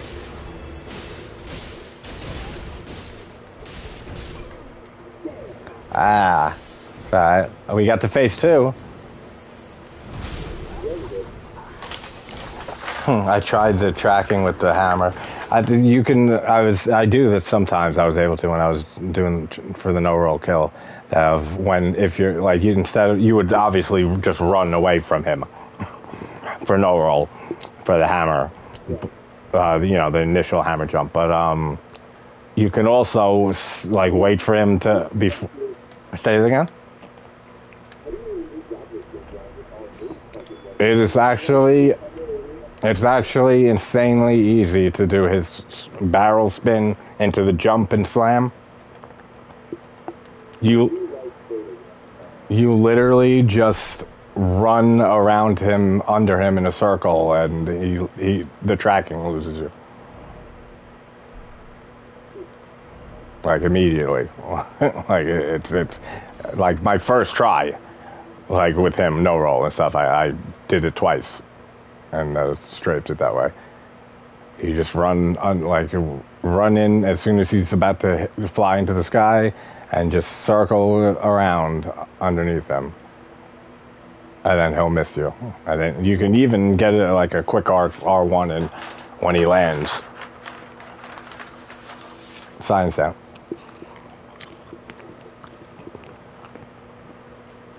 Godric doesn't seem that bad either for no roll, like to do, because I said I was trying it a few times, but then I've been streaming a new run here of soul level 1 +0 weapon, not no roll.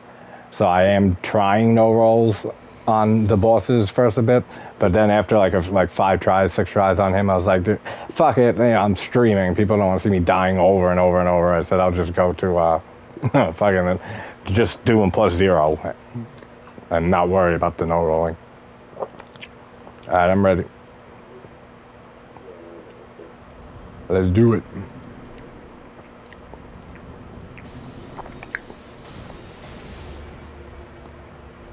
Now, yeah, but you got lucky with that. On no roll with that is one of the most annoying moves, his uppercut. It's when he's in an idle state. So what I do, watch me here. I go in and I move away, and that I should have expected. But you do that a lot. Like just go in and then away, in and away, in and away, to bait out an attack. I died too right after you because I was showing off the thingy. But like when you're by yourself fighting him, you want to like move in. Like when you're approaching him, you want to move into him, like towards him, then back away from him, and then back away. Like you're baiting his move. Exactly. Yep.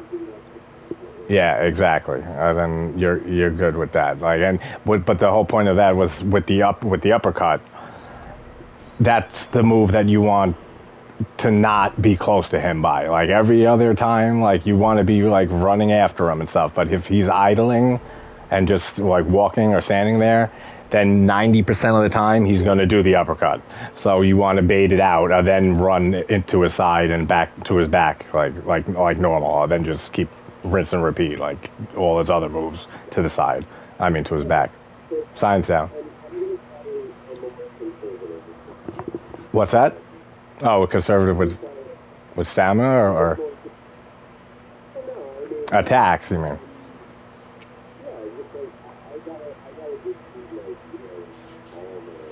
Yeah, that's it. You learn it, and it's really fascinating. Like, which moves do you think you have the most trouble with in his first phase? And my sign's down. Like, which ones do you find you're getting killed by the most? Not even just now, but like normally with Margit.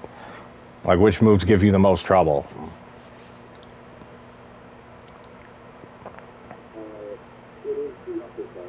Yeah, well, now that should help you a lot then with that tip with it.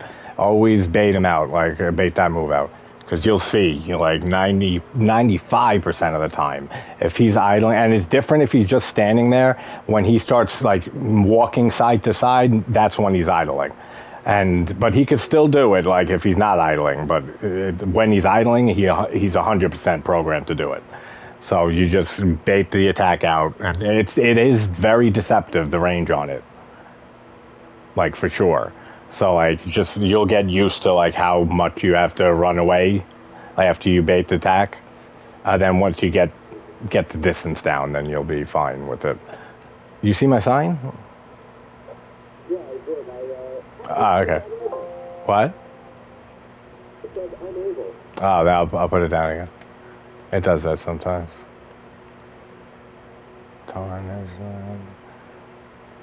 Summon sign. It's so funny how we all, not just you and me, we all fucking just refer to everything in the game as what it is in the Souls games. Like, put your sign down. Like, give me souls. Like, use Estus. Use the rest. I'm at a bonfire. Grace, I do use more, but so many things like that. Like the.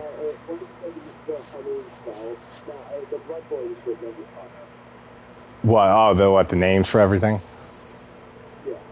Yeah. I know them all and stuff, but they're different. I give you that.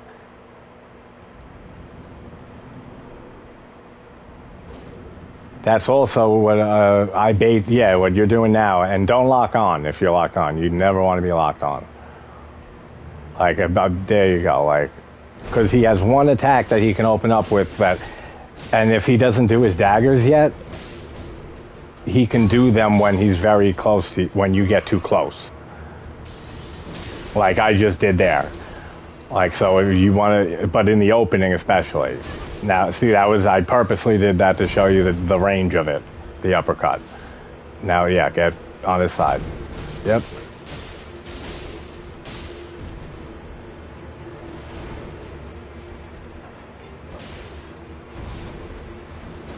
Oh, come on. Oh, come on. What, that, oh, okay, the horizontal leap. When he hops away, you're saying, right? He swipes and hops away? Oh, yeah, I know. His whole thing looks so, it's deceptive. His whole weapon. Like, you always think it's always longer than you might think it is. So always kind of just like, if you think you're far enough away, go a little bit further. Or you can tilt the camera. That's why you play it for no roll especially, but like in general. That's why I never lock on, like in very rare circumstances. Because you can tilt the camera a bit and see the sword swinging and where it's going to end. So you can be like, all right, I'm further enough, I'm far enough that I'm outdistancing it, that I'm not going to get hit. All right, signs down. Oh, good, man. Great. That's what I thought, because when I died, I saw you still going at him. Now, phase 2 is basically the same thing, just like running to his side and round to his back. But the hammer strikes. Well, no, the jumping hammer is fine. You run away from it. The hammer swing, when he just swings it hard, he's horizontally. That's the worst move. That was what kept me 30 hours practicing to get this kill, like the no roll kill, plus 0. Like was that? Like, because there's tracking on it. Yeah, you got hit by that one. Yep. Yeah, that's fine, brother. That's cool. I'm just happy I was able to take your mind off things for a little bit and have fun with you and talk to you. Of course, man.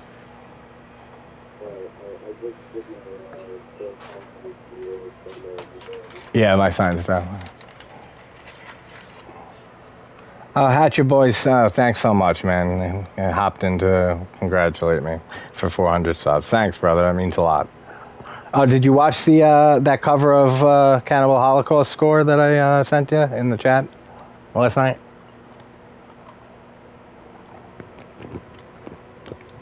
I don't know if you're still here, but because I know you said you were just dropping in.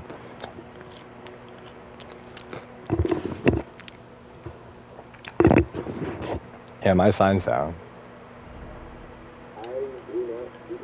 Right, hold on, I'll replace it.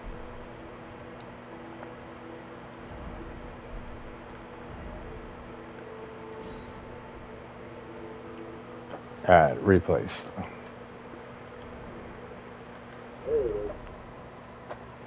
There he is, the man, the legend. Oh, equip the source seal, too, if you haven't. Okay, good. Yeah, that's after getting Torrent, the next thing to do is go to Caelid and get the Sword Seal, like at the beginning of every run, like soul level 1 or you know, harder.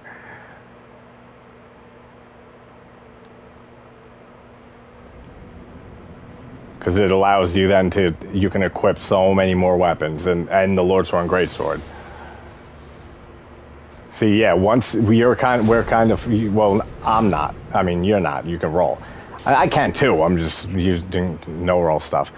But if you're too far from his delayed attack like that, then you're fucked.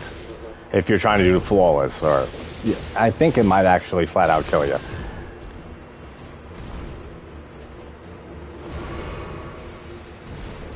That move you're talking about?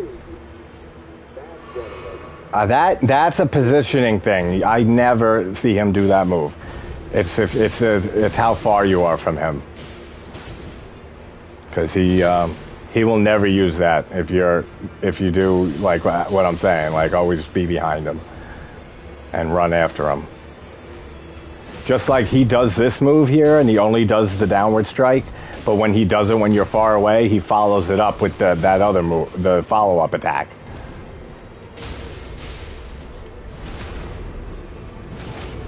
Nice. Right on.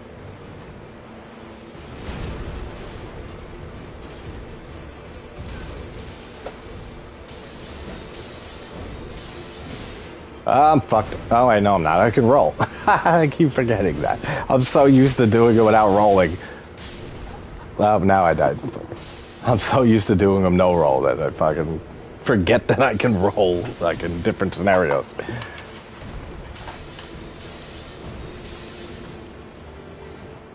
When he does that hammer swing, there's two of them. There's the horizontal one, and there's the one that he lifts his leg up and slams it down vertically. The vertical one is a lot easier than the horizontal one to strafe around him. Like that one, you don't have to delay yourself. The one, what? Yeah, concentrate.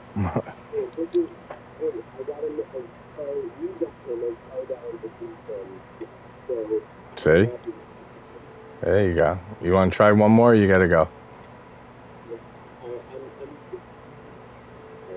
That's fine, brother. I want to get some rest, man. What are you doing tomorrow?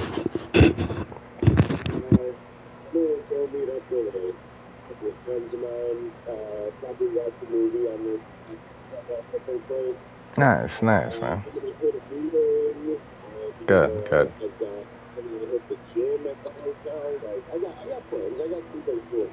I just want to make keep busy, keep your mind active. That's the biggest thing, day by day, and just is isolating and stuff is the worst thing, and you know that, like, so there's always, and I'm always here. You can call me on Facebook anytime. Oh yeah, that for me too. Same exact thing. Like there's no worse. Like there's boredom is like worse than cancer. Like and drugs cure it. Like with little to no side effects. As used as directed. Like that's boredom is absolutely the worst. Oh yeah, as long as you just keep your mind busy and everything. You got your Switch. I don't think you answered. Do you have Dark Souls on? Dark Souls 1 on it, remaster? All right. So if you want later in the night or something, we can co-op playing that. Oh, nice. Yeah. I love Hollow Knight, man. That's such a... Yeah, it's like I think it's one of the greatest games in the last decade to come out. Yeah, it is phenomenal. All right. In every way possible. All right, brother. Get some rest, man. I'll talk to you tomorrow. I'll hit you up. Thanks for letting me stream this and being on the stream too. Yeah, man, it's your first time on my channel. You got to do it more often. I do watch parties. We watch a movie at the same time and stuff with other people. Come on sometime. Fucking watch a horror movie one night. Yeah, definitely, man. All right. Good, man. I'm glad that you were able to get your mind off things for a little bit. But I'll hit me up tomorrow, or I'll hit you up tomorrow. All right. Love you, brother. Take care. Alright, while I'm here, might as well just keep playing some Souls. Well, Elden Rings. I'll try for my no roll again without accidentally rolling. Alright.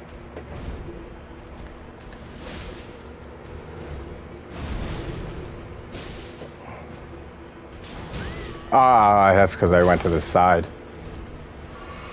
Well, whatever, I'm not trying flawless.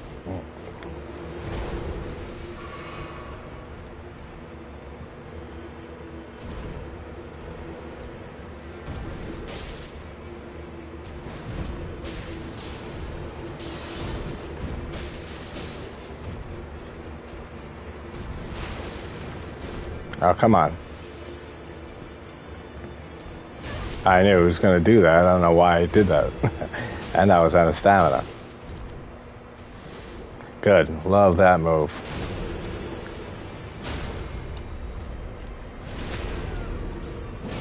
Too bad I was out of stamina there to do it again.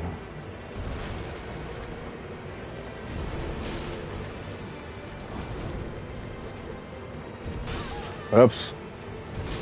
Oh, dead.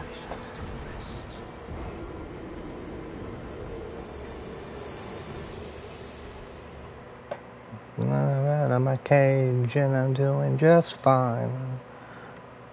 Cause I want it all. Started out with a kiss and who knows that song? Jealousy, into the sea, into sweet lullabies, choking on your alibis. Fucking love that song. Yeah, I should never do 2 charged attacks there. I know that already. Yeah, there we go. Ah, fuck it. I missed the riposte. Don't matter. Yep, dagger. Actually, this is cool with a new character. I can kill him normally, and then no roll practice on Godric.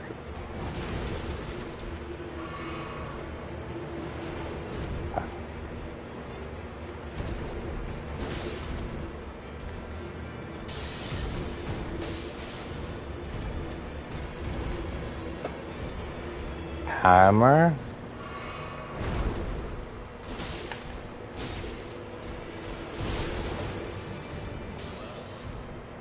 Come on, buddy.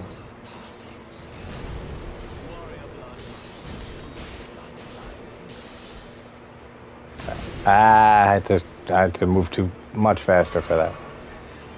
That's the worst no roll attack there. Oops.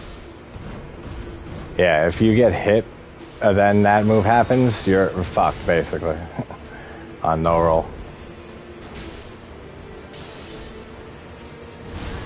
You see, I hesitated again, and then that's the hardest part. I like when he does the hammer swing. When you're in front of him like that, much easier. But when he uses it when you're behind him, it's a huge pain in the ass. Or you can outdistance it like that, but I fucked that up. You can actually just circle around him counterclockwise, and it dodges every attack in that combo.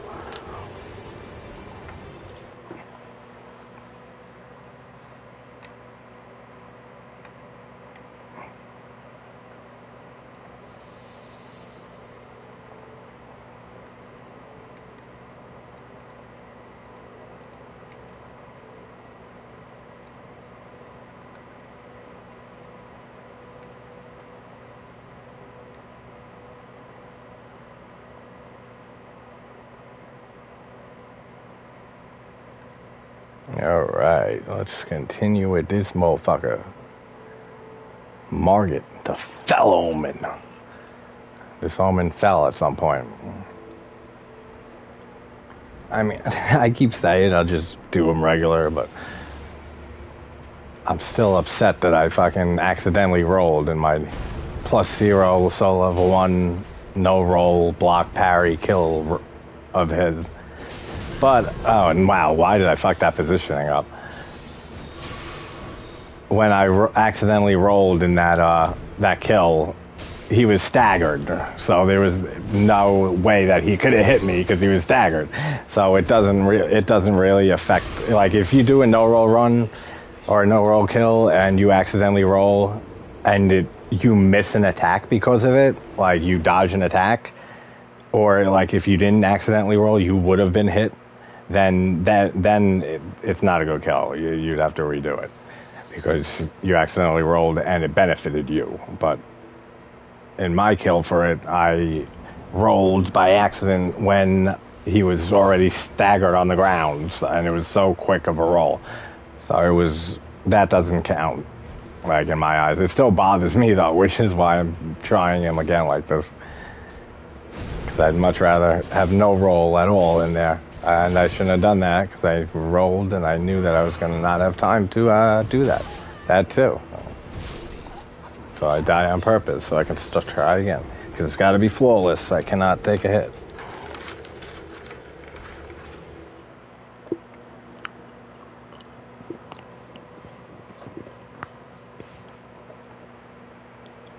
What was I just thinking of? Nothing really. Broadsword, unupgraded. Level 1. No roll, block, parry, talismans, orcs, like bleed or poison or anything like that.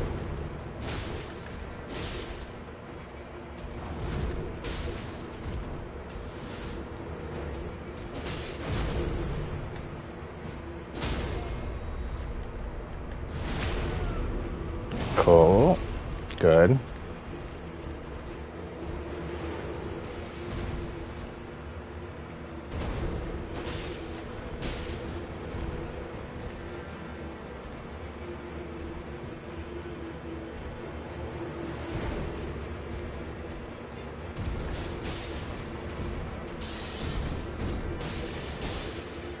Ah, fuck.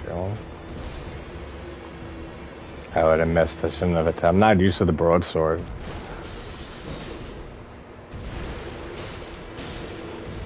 Phase 2? Not yet. There we go. Give me a good move like that before phase 2. Perfect.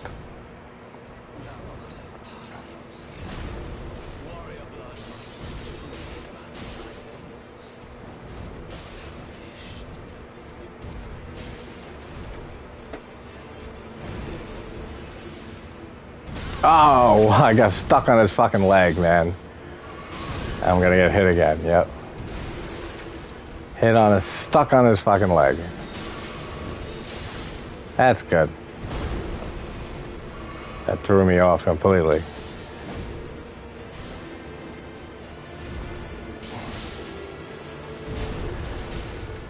That actually gave me just enough time.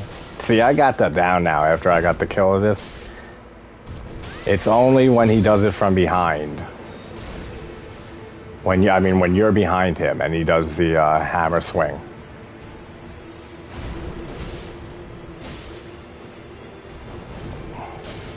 That's when it's still hard.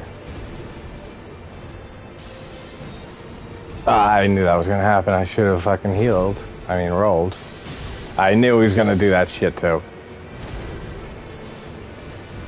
Yeah, I'm just gonna fucking... I keep saying I'll just kill him normally, but I want to redo that no roll plus 0 kill that I got because of that accidental roll. Even though it didn't affect the fight, and it's fine, but it bothers me still.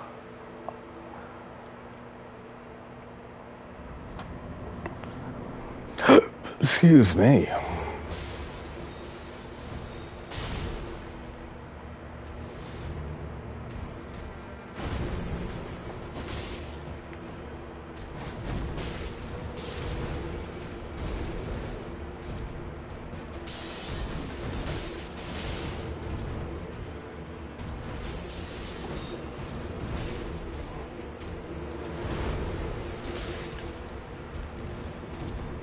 I'm out of stamina. Alright, recharge stamina. That's the one move you don't want to see when you're no rolling. up close. That's the move you always want to see for that exact reason.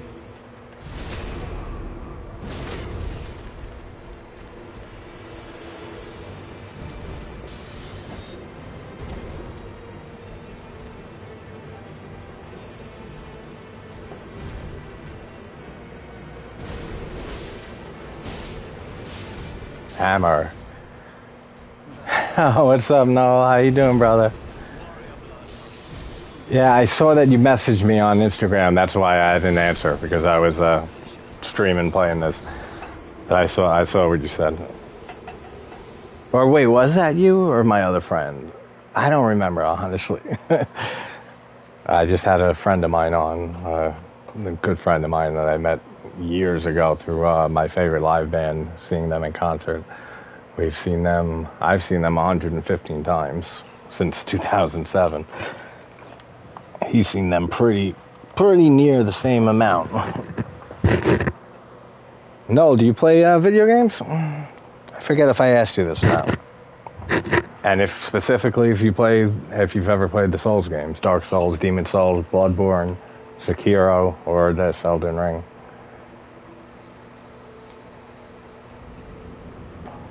I'm trying to keep finding more and more fans of the Souls series in the horror community. And there's a few, like I think like 3 of my subs aren't play the games and stuff, but I got to get more people into it. Yeah, you haven't, huh? Do you have a gaming system? Do you have PlayStation or Xbox or something?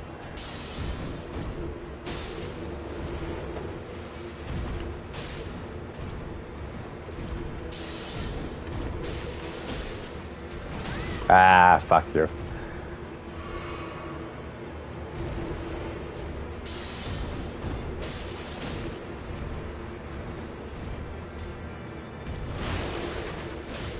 Ah, why they fucking position that so terribly?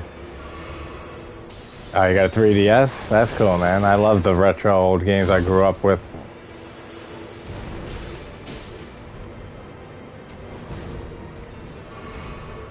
Gonna take your hammer out yet?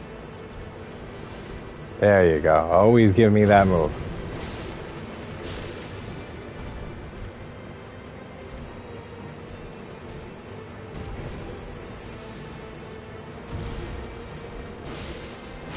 Ah, fuck you. Now it's hammer time.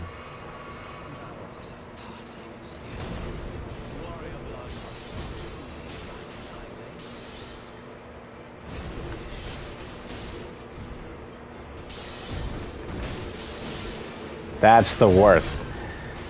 That is the hardest, and then you're fucked with that move. Like, if you get hit first, and then he does that move afterwards, you can't no-roll it.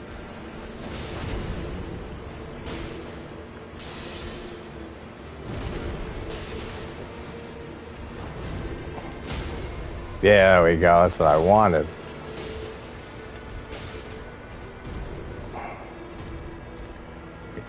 And no, you should definitely get next time whenever you get a PlayStation or an Xbox, or even if the Nintendo Switch has the game Dark Souls 1 on it. You got to play these games, man. They're very, very challenging, very hard. But once you like beat a boss or something that you're stuck on for a long while, it gives you like a rush. Like it's the greatest like satisfaction feeling. And it's not as hard as what it looks like what I'm doing here, because I'm doing a lot of restrictions on myself. Like usually you can roll to not take damage and stuff, but I challenge run this series, so I I'm playing at level 1 without leveling up the whole game. Usually you can level up your weapons and upgrade your weapons higher so they do more damage, but I play with an unupgraded weapon the whole time. And I can't roll, I can't block, I can't parry, and I can't jump. So it's a decent amount of restrictions, and it's insanely hard. to a game that's already really, really challenging and hard to most people.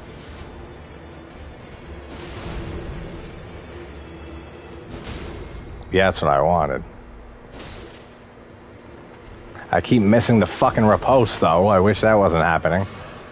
Hammer time.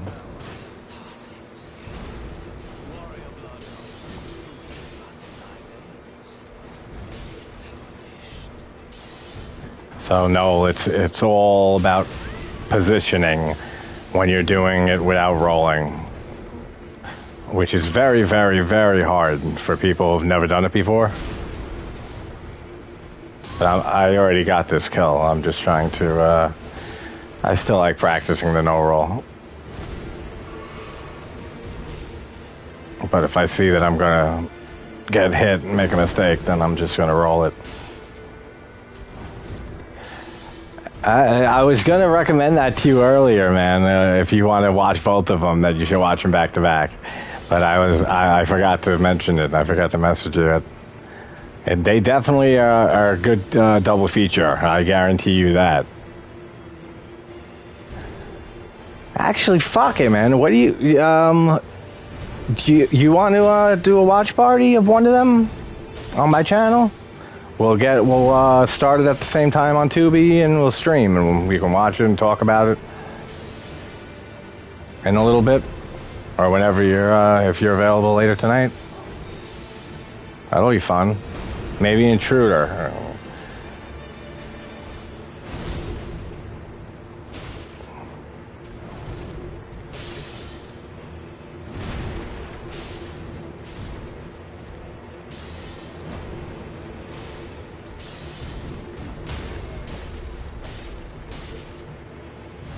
Finally get a riposte in. That's no problem, man. And you know you're welcome on any fucking time. Anytime at all. You have always an open invitation.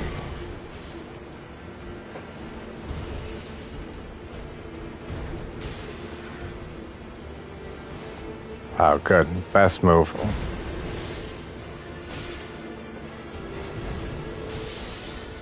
No! Fuck! I had him. I'm not gonna no-roll him. I'm just gonna get him done so I can go to Godric and learn how to no-roll him. But you're gonna fucking love him, man. If you're a big slasher fan, which is my favorite genre of horror, you can't go wrong with Tourist Trap or Intruder. And like I said, Intruder has my favorite slasher kill of all time. And one of the other ones is, I'd say watch Tourist Trap and then watch Intruder. It's cool, actually, to see that one is 10 years prior to the other one. Tourist Trap is 79 and Intruder is 89.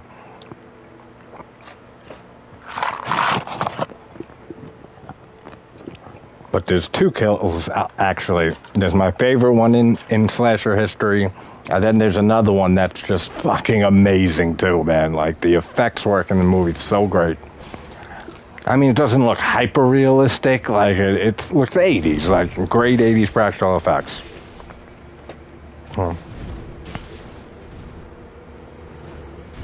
I fucked up the position. I got stuck on his leg.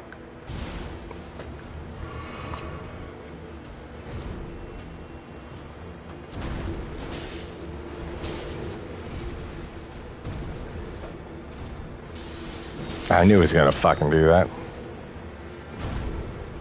I always know what he's gonna do at this point. I know this board's inside and out now. After spending 30 hours on him practicing to try to get the kill that I got. There you go, stagger. Yeah, I honestly know it's all bullshit. Like, I've seen that movie so many times. It's one of my favorite slashers. And there's no difference in the uncut, quote-unquote, version versus the regular version. Like, I noticed no difference. So it's not like they added gore, because it's not a real gory movie at all, Tourist Trap, actually. Like, compared to Intruder, which is just phenomenally, like, excellent kills. Like, Tourist Trap is a lot different. Doesn't have a lot of blood or anything like that. Oh, I don't know why I just walked into that. I was talking, I guess.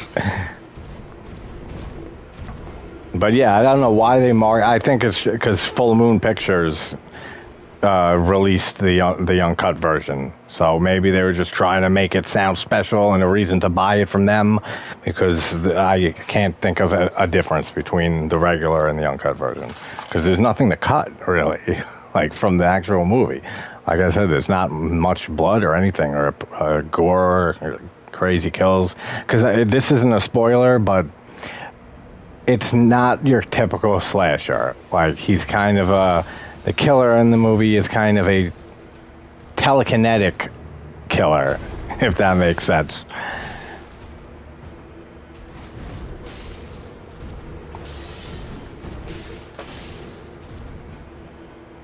I knew, I should have healed instead. I knew I ran out of stamina there.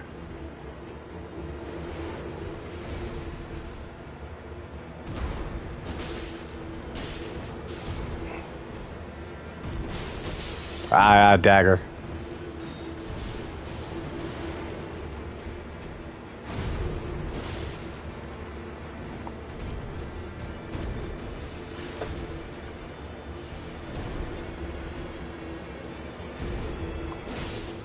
Next I might... Oh, come on, man. Fucking rolled off the cliff. I meant to fucking run, but I tapped it instead. I held it.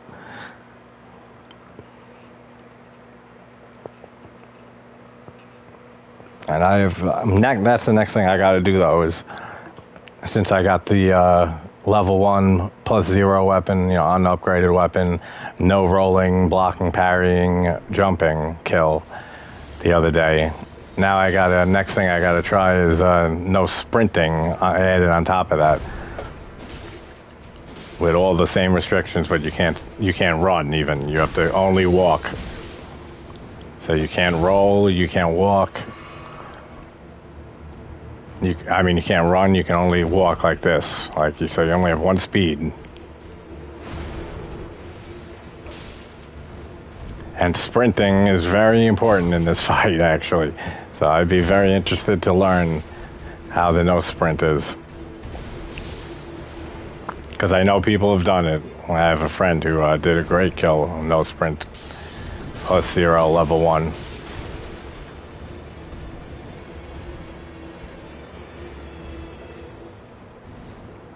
Good, I'll take that move any day.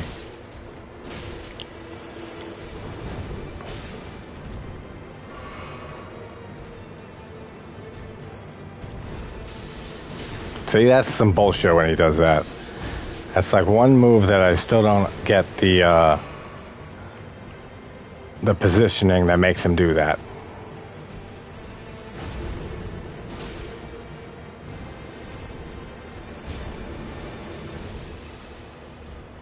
I shouldn't have done that. I walked into him.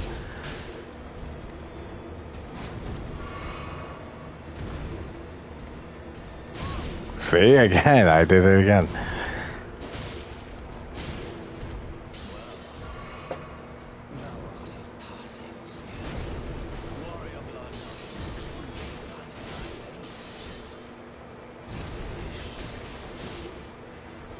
Yeah, I got those hammer swings down pat now. That was the one move when he swung the hammer just now. One move that it took me 30 hours to get the kill the other day.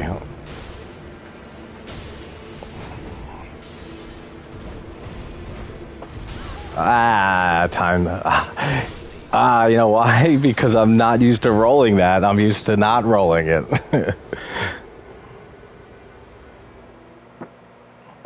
But I definitely got to do no sprint, no roll, block, parry, plus 0 weapon, so level 1 of this eventually. I'm going to, that's why I just want to kill him normally now and just get it over with. Because I want to learn the next boss, no roll, plus 0 weapon, all the same restrictions. Which I tried a little bit when I was streaming the start of this run, but...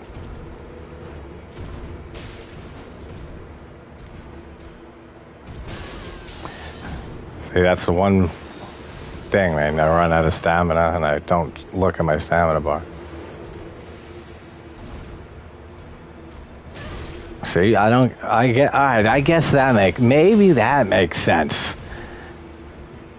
That wide sweep that he does, that you can bait, I think he might, like, don't run in on that, like, you still have to bait another attack. That might make sense, like, right there. Well, that's a different attack, but when you bait and he does, that's the move you want to bait.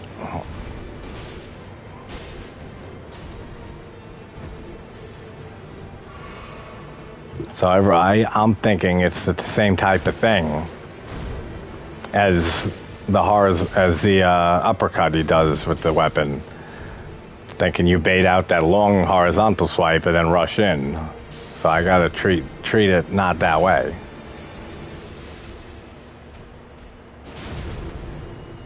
Stagger? No? Okay. See if I can do that cool, yeah, there you go. I got it. I should have rolled because I knew I was going to get hit there. Ah, fuck you, your dagger. Oh, shit. I knew I wasn't going to make it around him, too. Alright, I got to stop no-rolling him and just fucking kill him normally so I can go to Godric and actually no-roll him.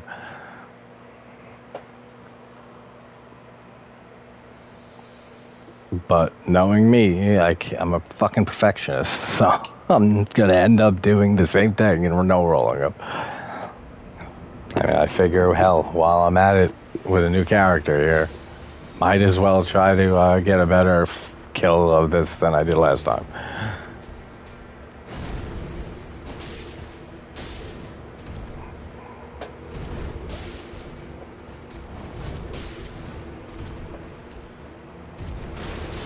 I got dagger. I already see. Called it.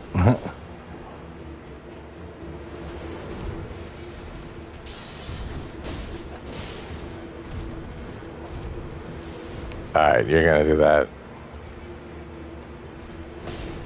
Thank you for breaking that, because I had no way around you if you didn't break that, Margaret, so thank you. Alright, now let's see if I'm right here. Yeah, okay, so that finally makes sense, even after getting the +0 level 1 no-roll block parry kill. Don't treat that horizontal swipe when he seems like he's idling. Don't treat it like he's idling. Like, actually bait out another attack after that, and then rush in. That makes a lot more sense.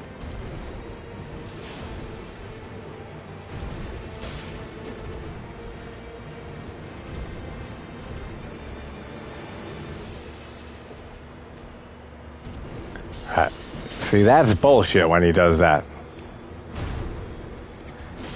That's a positioning thing, but I still don't know what the positioning issue is that makes him do that once in a blue moon. Oh, shit. I don't know how I didn't get behind him in time for that. Good. Give me that good old sweet 30 years to answer move.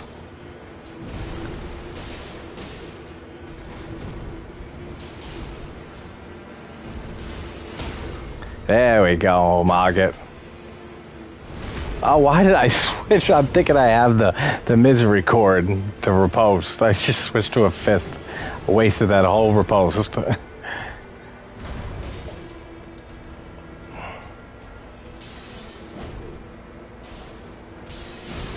Why am I messing that fucking distance up?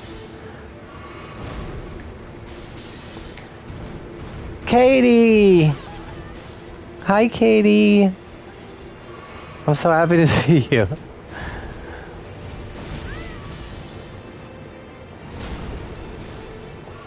How are you? How's fucking Florida, you lucky girl? Oh, sorry about the word. I know you don't like that. It has been so cold up here. I love you too, sis.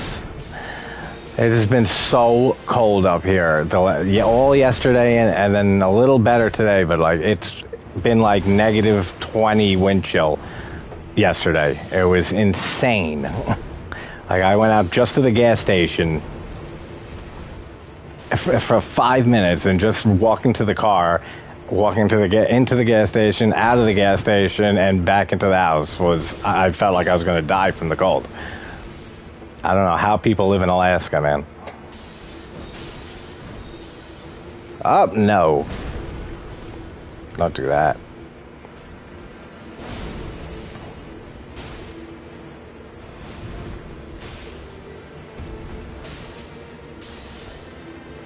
Oh, don't, you fucked me with the...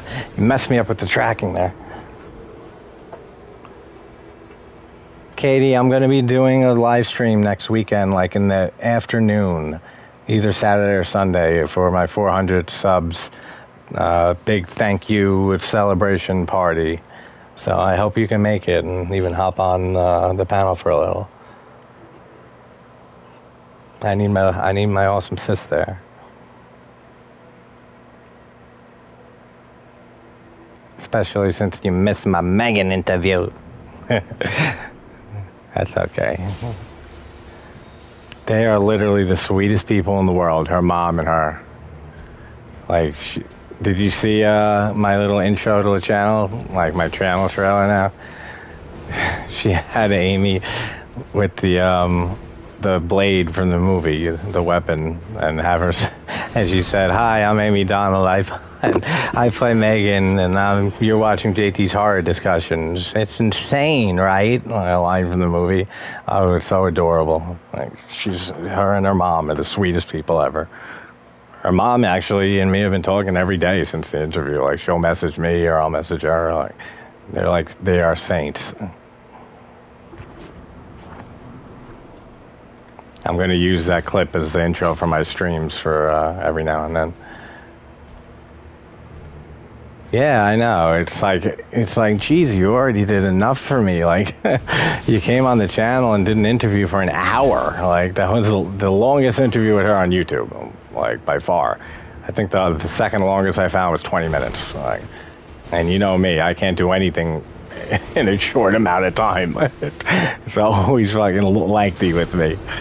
But she seemed like she was having a great time, and her mom said to me that she absolutely loved the interview and that she had such a great time, and she was telling her father about it. Like, it was very heartwarming stuff.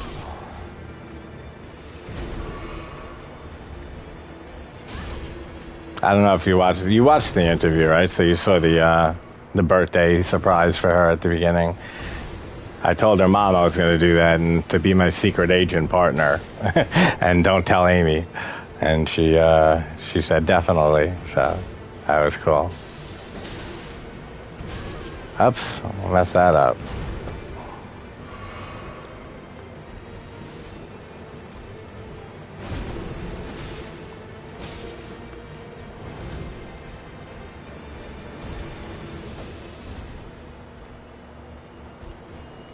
Alright, come on. Too close. I knew that.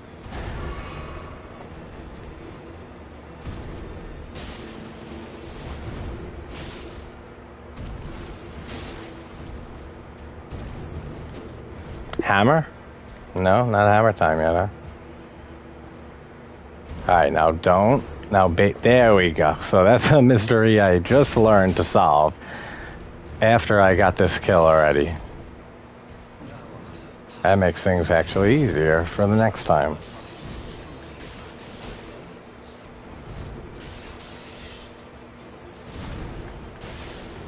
And I got those hammer swings mostly down now. So I'm definitely gonna redo my kill that I already got, even though it was flawless. Just to try to make a better one.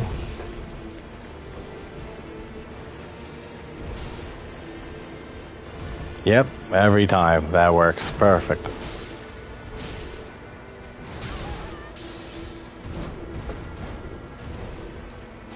Oops, no more potion. Oh, I thought he was doing the fucking hammer. Now he's doing the hammer. I see that, Sean. How you doing, brother? Good to see you back. My buddy ran; he had to go, but now I'm just playing with it. It's so weird. Damn it! It's so weird how YouTube works. We still don't get it, like how any of it works. Because I mean, the Megan interview is doing great. It's like over 500 views, and I think it's been less than a week, like 5 days. And then I put up a short 60-second review for Freddy's Dead: The Final Nightmare, Nightmare on Elm Street 6.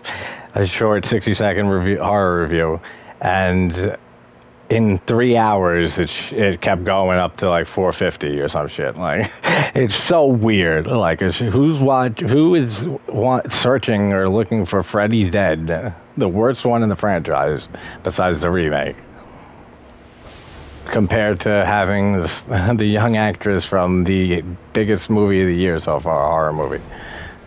It makes no sense to me. But no one will ever understand YouTube world.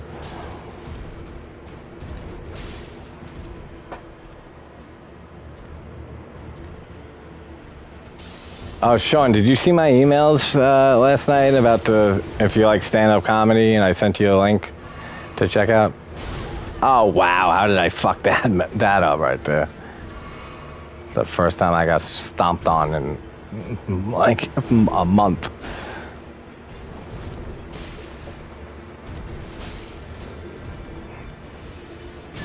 Oh, wow, that fucked me up. The walls behind him.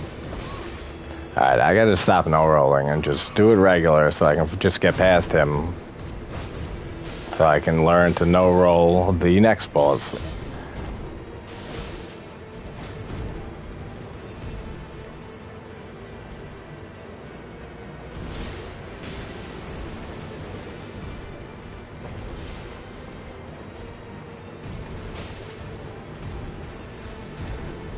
Hammer time? No. Not hammer time. Oh yeah, since I'm not doing no roll, I can jump too. Forgot all about jumping. Jumping R2s. Good job, love that move. There we go. Oh shit, I forgot he has a hitbox when he swings around with his hammer first. God damn it. Sean, oh shit, what was the name of the movie that Stevie said that we should watch? That we should talk about on Monday night stream. I want to say I Saw the Devil. I'm pretty sure that's what it is. He brought it up, and he's like, you want to watch I Saw the Devil, and we'll talk about it. So if you have a copy of that, or if you're streaming somewhere, if you want to watch it sometime this weekend, and then Monday we'll discuss it on the stream.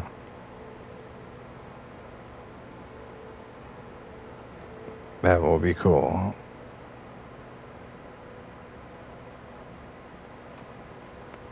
Okay, let's finally just stop no rolling and kill it. How's Florida, Katie? Is it like the move was all right? You guys transitioned okay? Getting used to it? Enjoying it? Soaking up the sun? Lucky.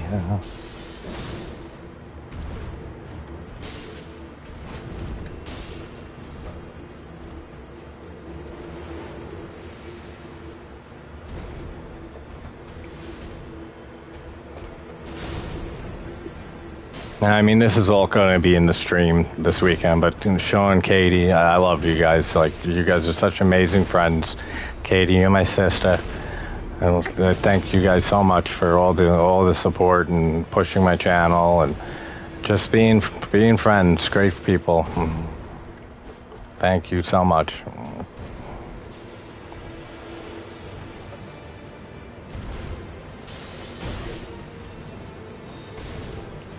I never thought I'd make 100 subs. Well, even though I don't give a shit about the subs. Never thought I'd make 100 when I started this, let alone 400, so. Oh, come on, stop no rolling, and just fucking learn to roll again. It's like once you restrict yourself with no rolling, then it's like hard to go back to the easier method and the intended way to do it by rolling.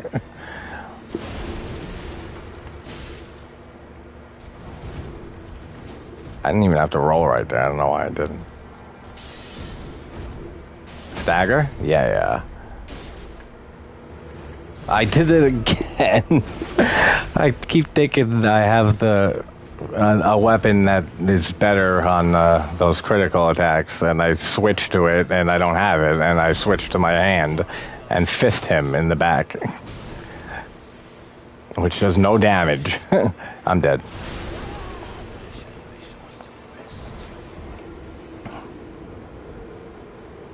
I gotta get... Sean, you play games at all? You have a console or anything? You strike me as someone who might, and probably does.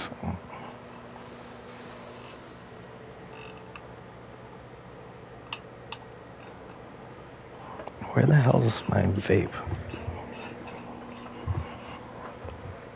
I keep losing my goddamn vape. Oh. Right underneath me. That's where.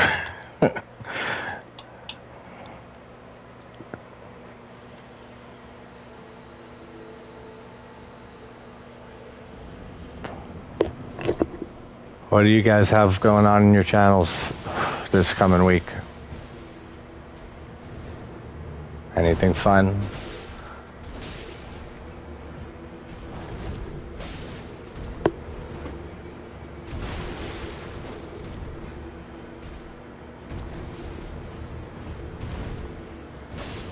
Yeah, I know you're still settling in, Katie. What are you, Sean? I know you're like me. You're just like kind of spontaneous and whatever you decide to do. 'Cause that's what I end up doing, even though I have a fucking theme every month for series or director stuff to cover. Never gets done on time. The next month comes and I still have a few left in the franchise to go. I still have Saw 7, Jigsaw, and Spiral from the Book of Saw to finish this franchise.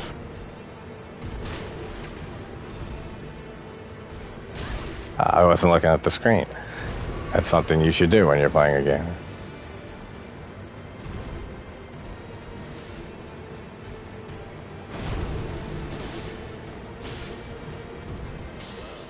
Hammer time. Stop. Hammer time.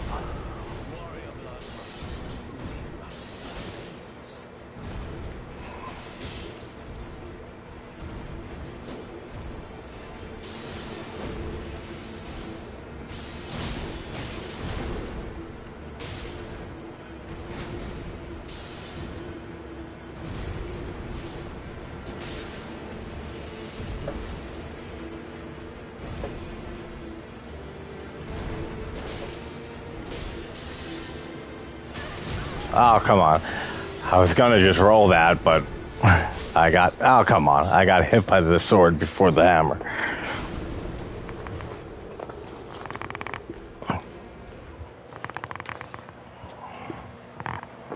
Yeah, for the stream, Katie. Then you said Saturday's better for you? Because whatever day that you can do, then that's when I'm gonna do it. So I got my sis there. Sunday. Okay, so Sunday. Probably like in the afternoon, early afternoon. Does that work for you? Like maybe noon or 1, something like that?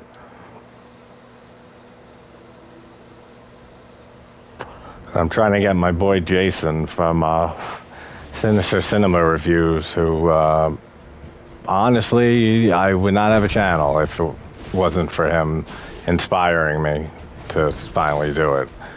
Because as surprising as it may sound, I never really followed horror channels like before I started mine. Like I'd watch like Drum Dums every now and then, and like a few others, but Sinister Cinema Reviews, Jason's channel, I followed religiously for like 4 or 5 years now. And he was like, I just kept saying to myself, this dude's fucking awesome, and we have the same taste in movies and shit, and if he can do it, why don't I do it? And he was telling me about it and stuff, and that's when I decided to do the channel. So he has a day that he's going to get back to me, which day he's free, because I definitely want him to at least hop in chat.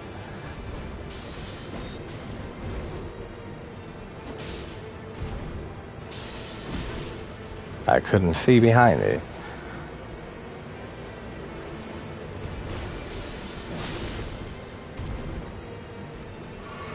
That's such a weird no-roll strafe, that dagger, up close. Tail.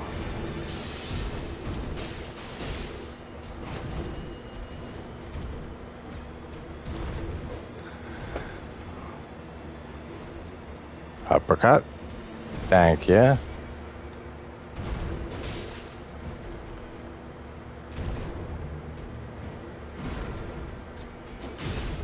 Oh, I forgot all about that move. That's because I was at mid-position.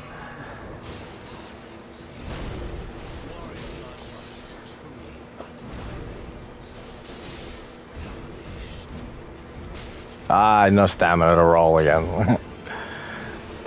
Up, I got no health left either. That's good.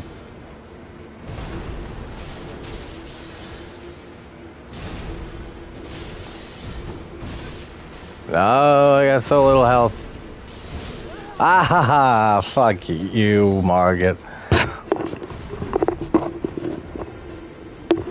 So mean. Alright, I'm not no rolling. I keep saying I'm not going to and just play regularly.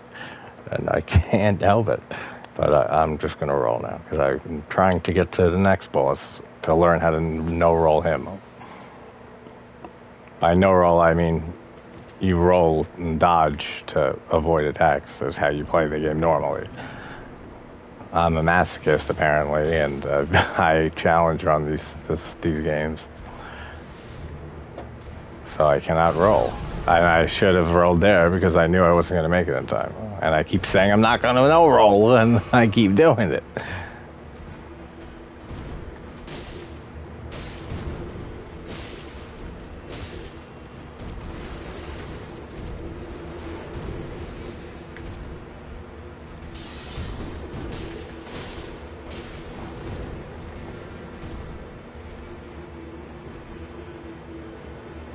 That's the thing, though. Like, even after you learn, like, the no-roll strats, even just doing a regular playthrough and rolling and stuff, and I still end up using most of the no-roll strats. Just because they are, like, easier, and they conserve stamina. So you can get more attacks in.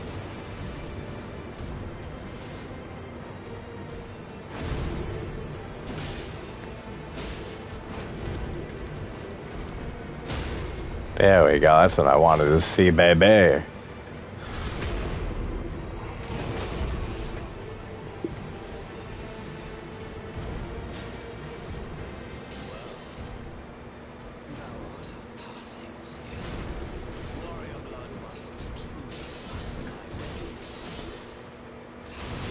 I always forget that he swings the other thing before the hammer.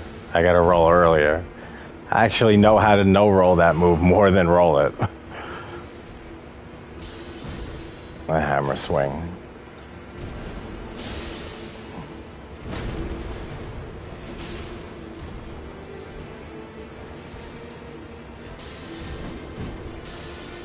Ooh, never saw him do that.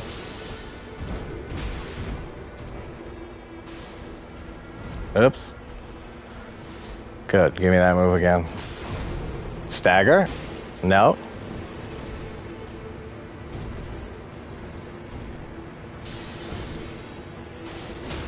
There we go, stagger. Ah, I missed the riposte, whatever. I should have just rolled. Someone yell at me, don't. Someone yell at me, roll.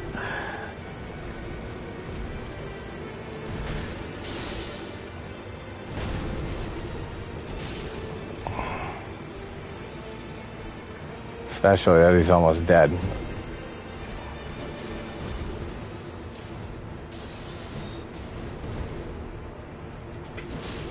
Oh, perfect. Yep. Alright, he's done. He is done for. Oh, are you fucking kidding me, man? Come on. That charge should have killed him, man. He had so little health left. Alright, whatever. I'm just gonna... Someone yell, roll, Justin. So then I'll just play normally and not try to be a masochist.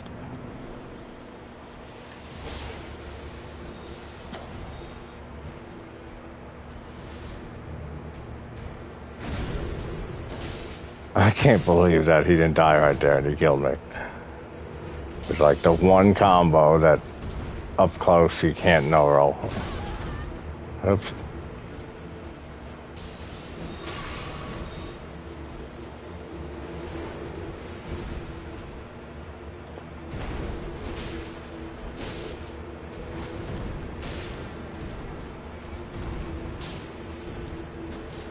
Oops.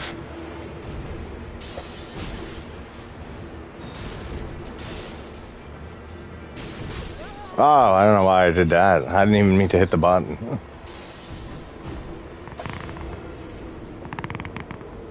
It's going to be fun learning how to no-roll Godric.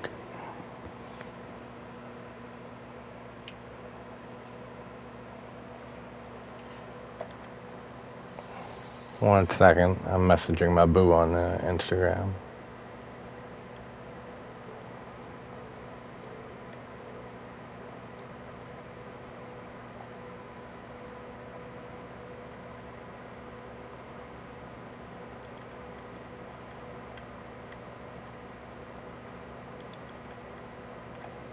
Alright. Alright, alright, alright.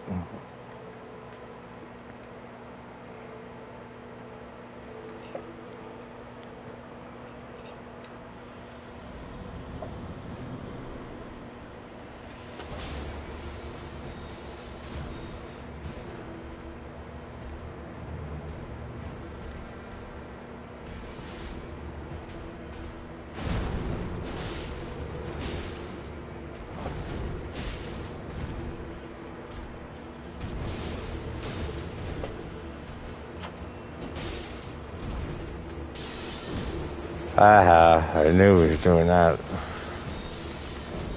I was too close.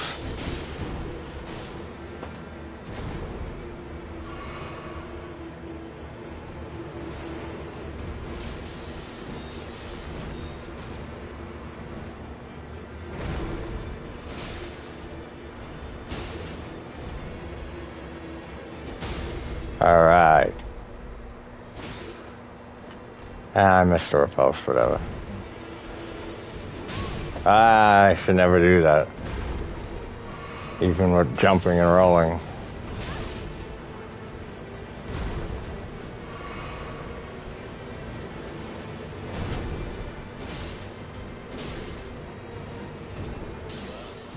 Hammer time. Are you serious, dude? I never have been hit by that attack. In like 80 attempts in the past before I got the kill.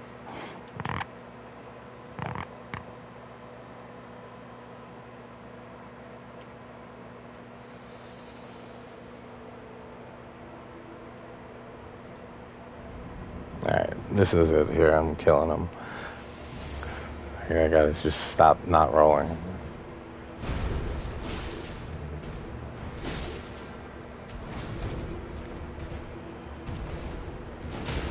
There you go. Fuck you, Margaret. Sorry, Katie. I'm always trying to be self-conscious that not to use that word when you're around.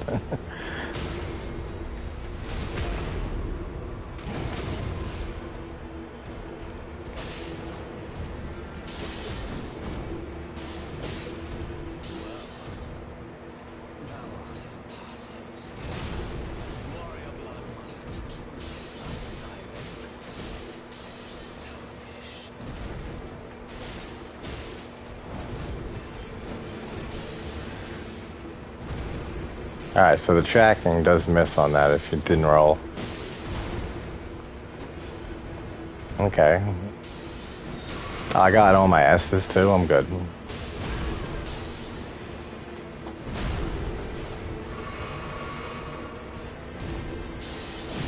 Ah, fucking dagger. It's because I was too close to his side and not behind him enough. Oh, I forgot that he can follow that up with that.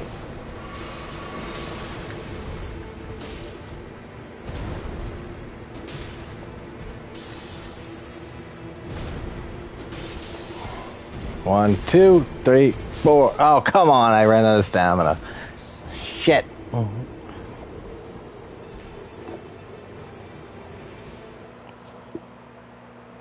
He's actually a very excellently designed first boss for this game.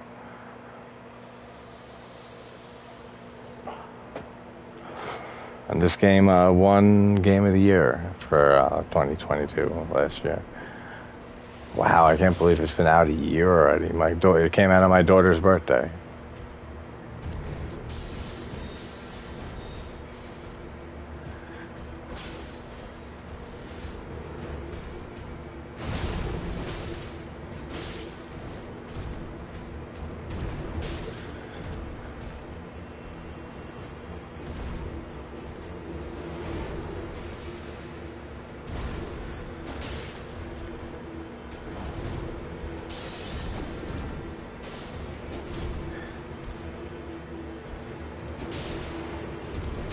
Ah, I rolled too fast. I knew that.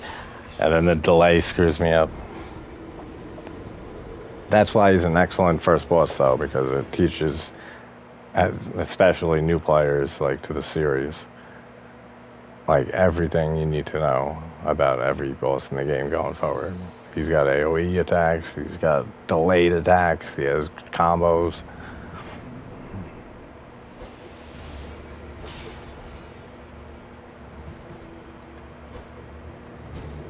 Oh, you can't break that one, huh?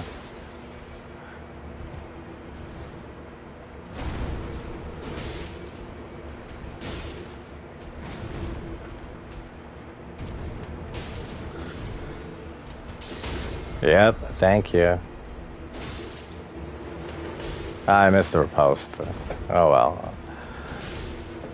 Good move.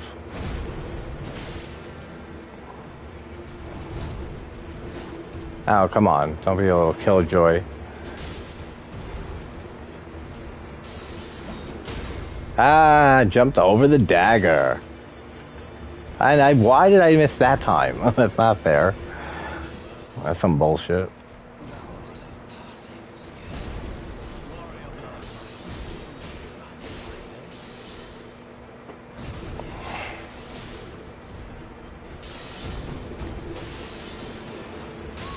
I see. I can no roll that better than I can roll it, because I always forget he swings both his weapons and not just the hammer.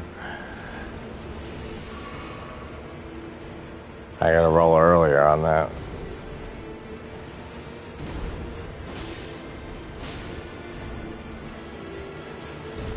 Ah, not too far from him. I mean, too close to his side.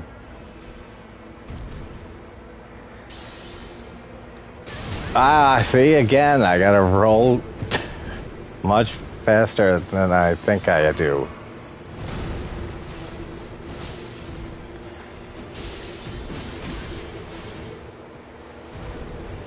Stagger? Yep. I was gonna say, give me my goddamn riposte. I missed twice already.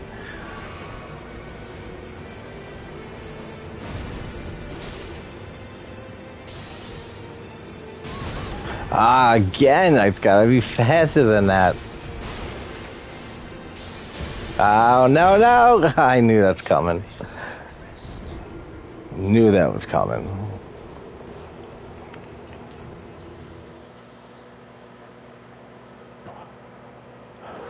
Man, once you start no-rolling these bosses, it's really hard to go back to rolling and, like, playing normally. It's weird.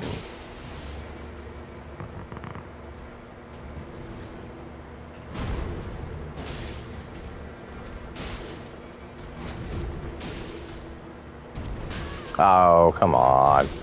Wow, wow, that was terrible.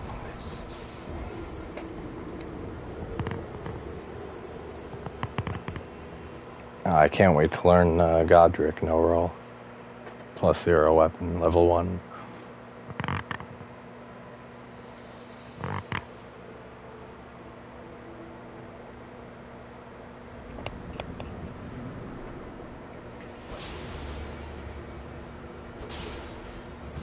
Come on, buddy.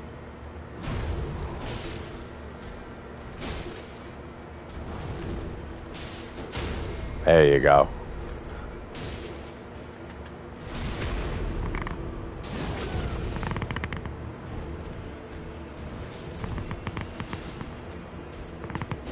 Too close. I had to angle off on that. I knew that right away.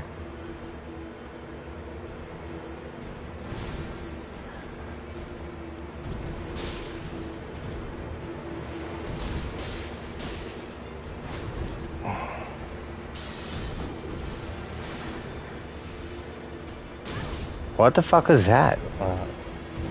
I couldn't see. Uppercut. Yep. Oh, come on, really? Oh, perfect. Stagger. Raw post.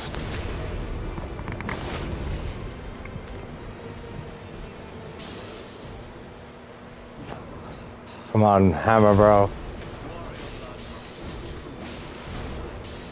Oh, yeah. Forgot you could follow up with that.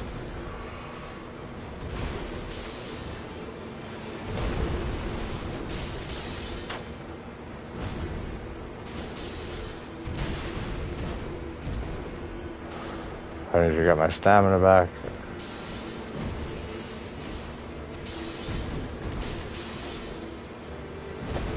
Alright. That's how you roll it. Like I said, I can no roll the move better than roll that one. I was never used to rolling it.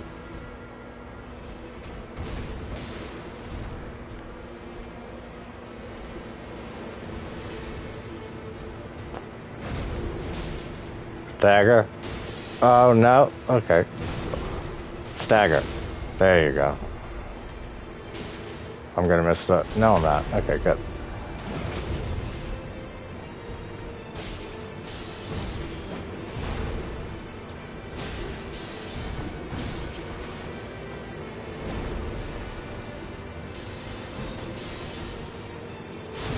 Oh, come on, dude. I keep getting him to, like, a few hits left.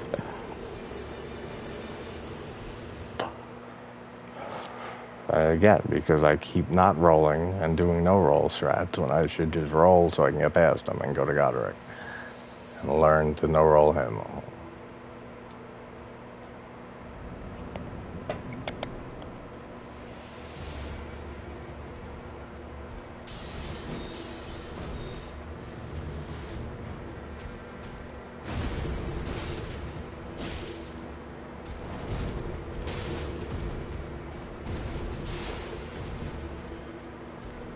Nope, that one. Uppercut? No.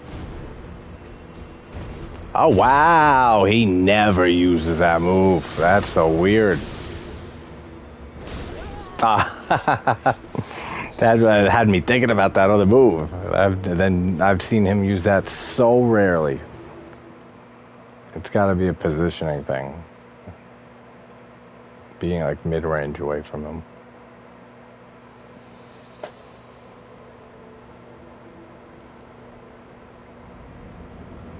I could also do Renala before Godric, but I really want to learn how to do it with Godric. Uppercut. Oh, come on, you asshole. Oh, that was delayed.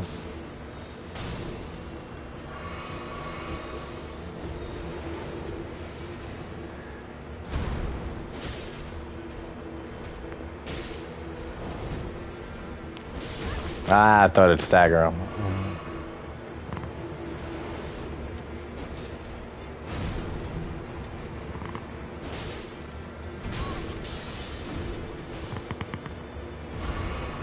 Stagger. Uppercut. Uppercut. Nope, that one. Nope, don't get hit by that. I was just gonna say. Uppercut.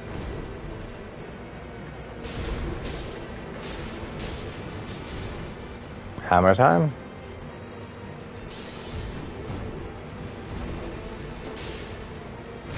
Oh, I gotta remember, I've never dealt with that follow-up because I'm no-rolling him usually.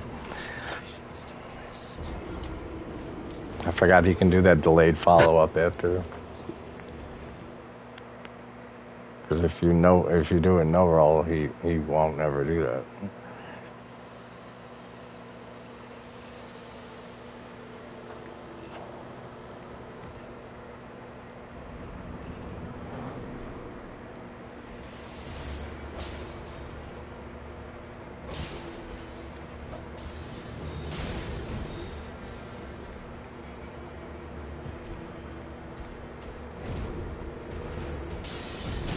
Why did I stop? That was weird.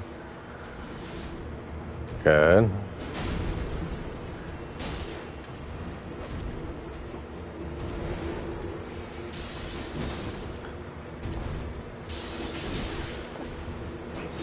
I dodged it with the jump attack. Oh, come on. Never have I ever been fucking hit by that attack.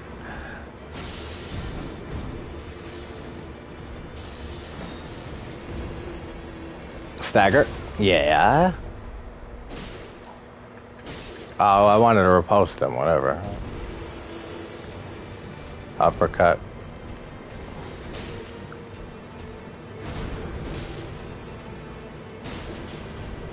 Hammer?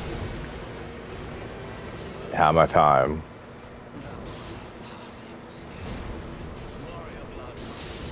Why did I do that? I have no idea why I just did that. Uppercut? Uppercut? No. Oh, wow. I went way too far. I went circle around him. That move. I've never seen that move. Like, once in a blue moon. Because when you do it without rolling, then he never uses that move. Because you're never at the position where he does. Wow, he hasn't done a hammer swing yet. I am so afraid of that move. Because I'm not used to it.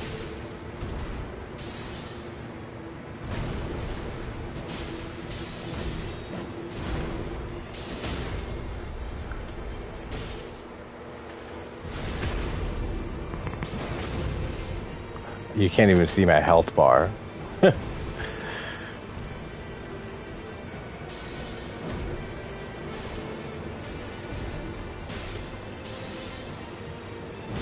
See? I know, keep not rolling. Somebody is watching yell at me and say, Justin, roll. Play normally. Not like a masochist. You don't need to redo this kill. You already did it. No rolling.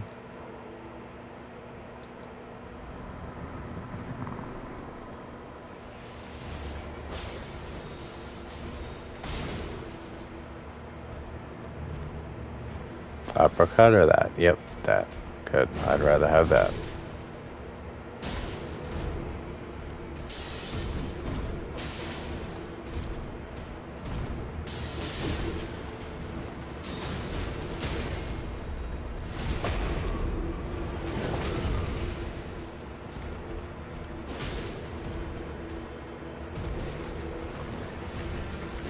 Oops.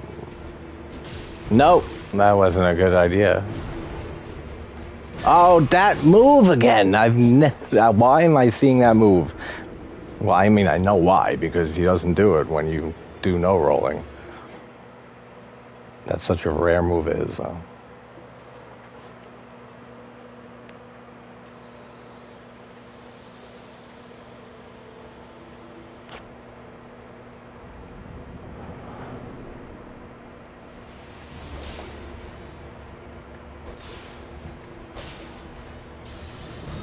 Yeah, now you wait to do it, right?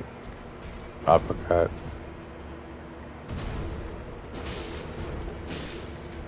Oh wow, I couldn't even roll there. And not like I'm not purposely not rolling. I mean, I couldn't fucking roll.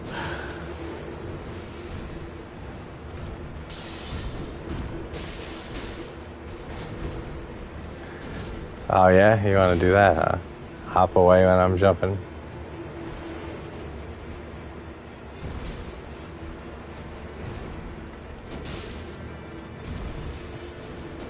Oh, come on. Stay in where I want you. Oh, I knew he was going to do that and throw it. Well, I couldn't roll again. I ran out of stamina.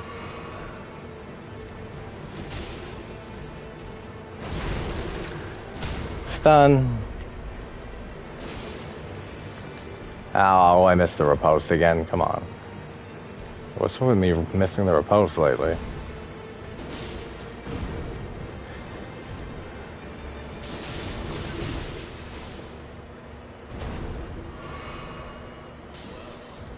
Do your hammer time.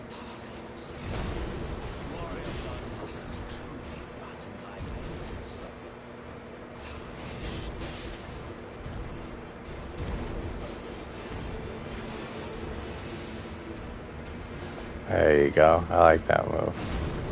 It's like the best move you can get. Oops.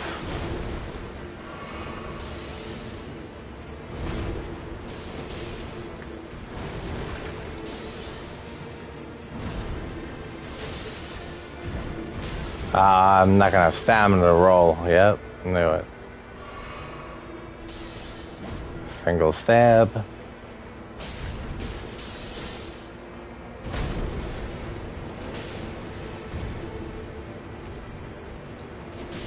I shouldn't have done that.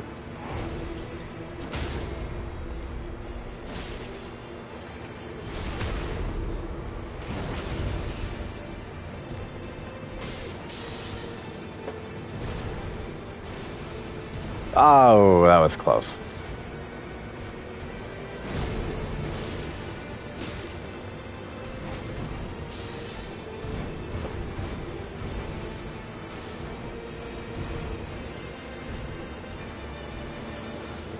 Uppercut? That's a wide one. Then uppercut? Nope. Hammer strike.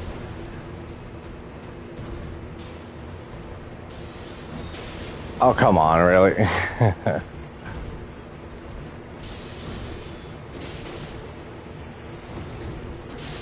Don't do that. I fucking knew it, man. Each attempt lasts you like 5 attempts, down to 2, 3 hits.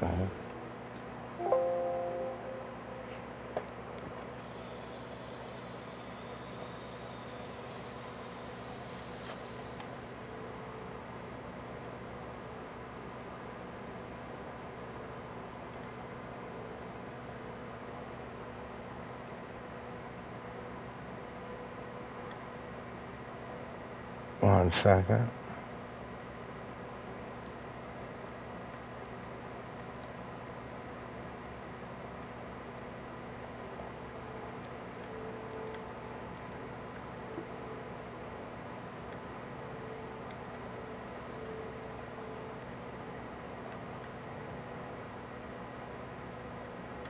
One second again.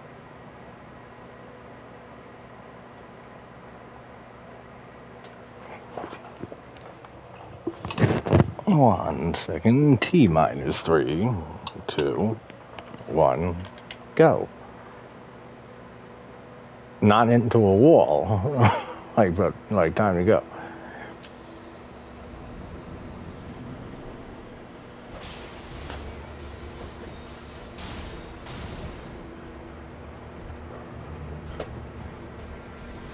There we go.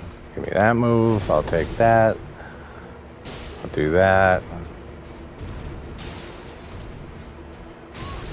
That's the one move you can't dodge up close like that. Stagger. Fuck you. Got you. Fuck you.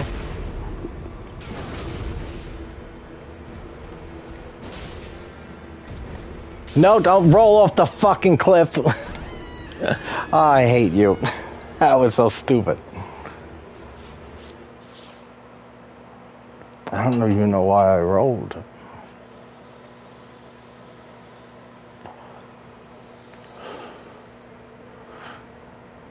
That's funny.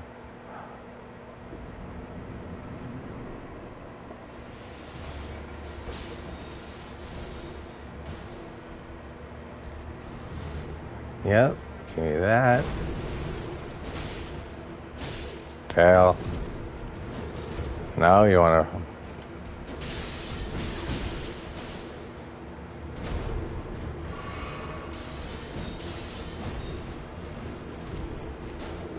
Oh, come on.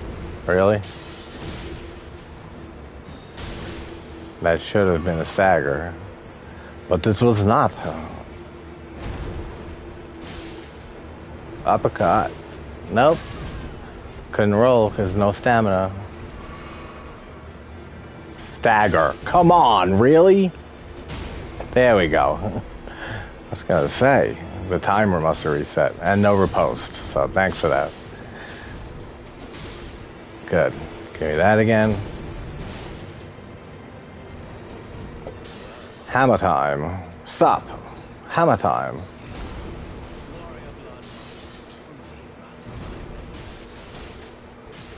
That was the move, that hammer swing. That cost me 30 hours to learn the kill before I got it. And why didn't I run? I knew he was gonna fucking do that.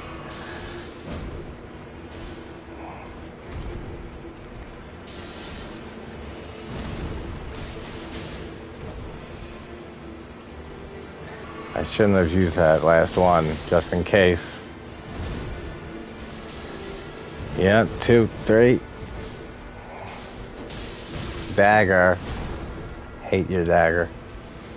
Good, give me that move. Stagger. Already post.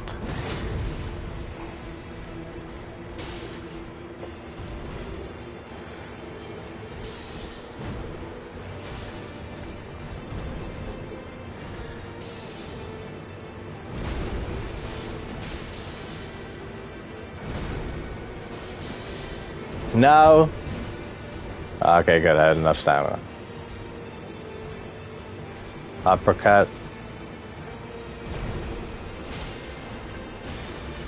Oh, perfect move. Stagger. Yes. Oh, come on with the no riposte. Uppercut. Single stab.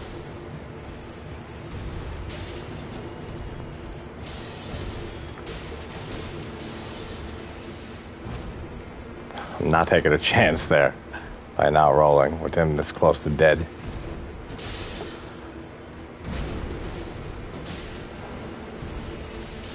Oh, come on!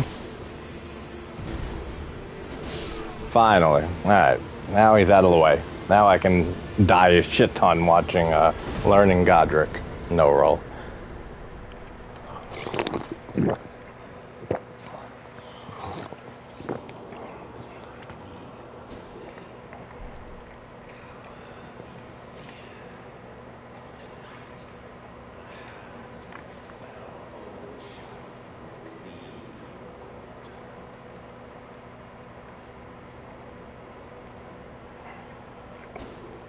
Okay, and I got that.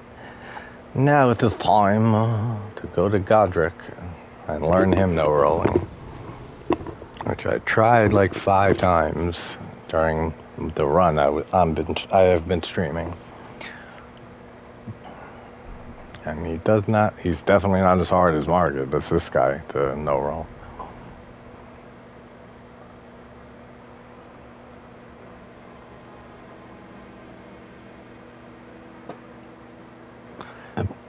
Excuse me. The gate! Open the gate!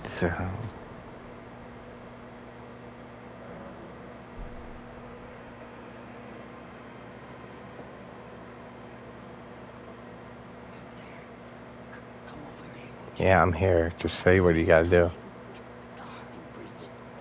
Jesus, he never stops. Thank you. The gate, open the gate. Thanks for opening that gate. This is where you get fucked right here.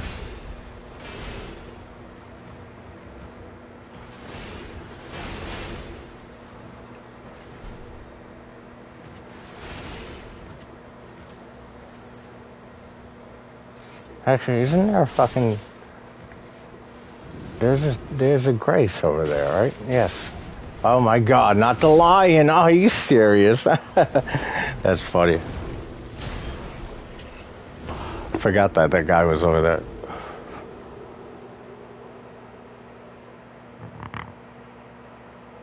Jealousy, throw my vengeance to the sea. And lullabies, choking on our alibis. Wow, I hate those things so much. I did it fine last time. Ah, that's hilarious. I love that there's friendly fire there. Yeah, okay, screw you, guy. Lion. Oh, come on, bro. Are you serious? I'm dead. I couldn't see shit because of the camera angle. Because there's a bonfire there. I mean, a Grace there to rest at.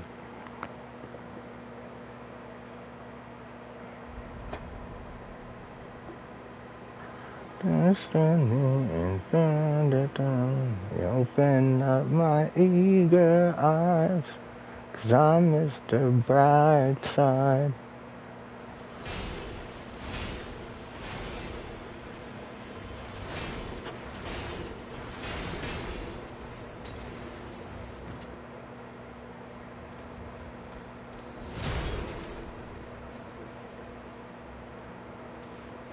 Curve your souls again. Good, yeah, open up with that. That's good. Can't follow me in here, so we're good. Yeah, there is a Grace right here. Good.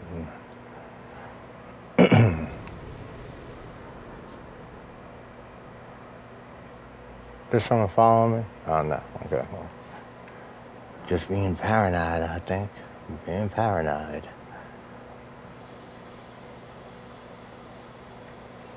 Alright. Let's head to Godric so I can practice and learn how to do him no rolling. +0 weapon. Level 1. Peggy! Hey, babe. How you doing? I was co-oping with a friend of mine earlier, but then he had to run after 2 hours. So now I'm just kind of streaming here. And I'm going to try to get this second boss in the game. I always forgot these fucking things are there. Come on, you asshole motherfucker. Those things are so stupid. I'm at level 1, which is the lowest level, obviously, and I don't level up through the whole game.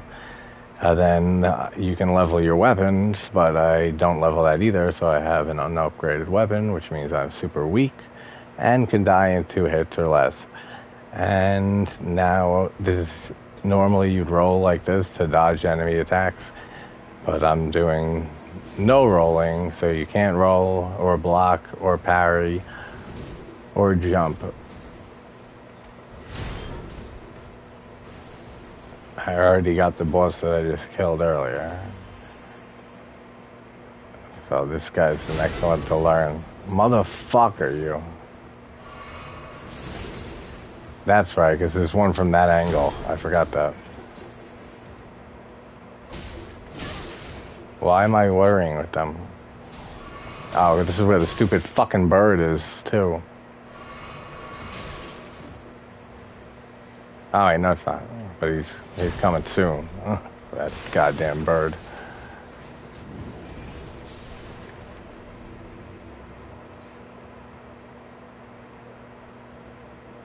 How's your day been, Peggy? How's your night?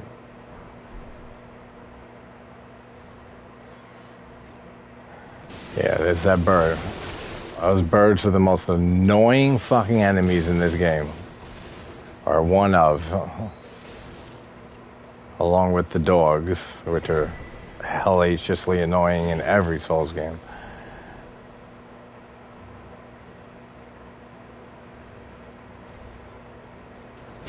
Oh, wow, I wasn't even paying fucking attention. I was looking at the chat. Oh shit, I wasn't even dead. God damn it. How was, did you relax today? Did you go, see him? No, okay, that's adorable. I'm glad you guys are having a good time. As always.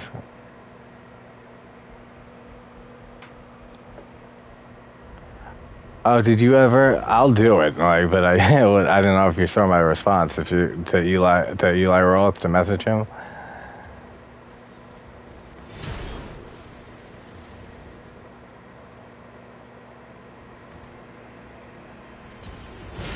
Oh, come on! It's so weird to dodge those. Okay, good. I'm glad you relaxed.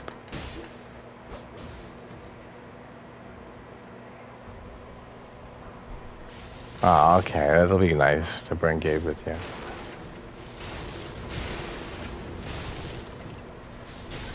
Oh, I said, I don't know if you saw my response to when you asked if I'm going to if I'm going to message him, or if not, you will. Did you see my response to that? I mean, I will, but my response was funny.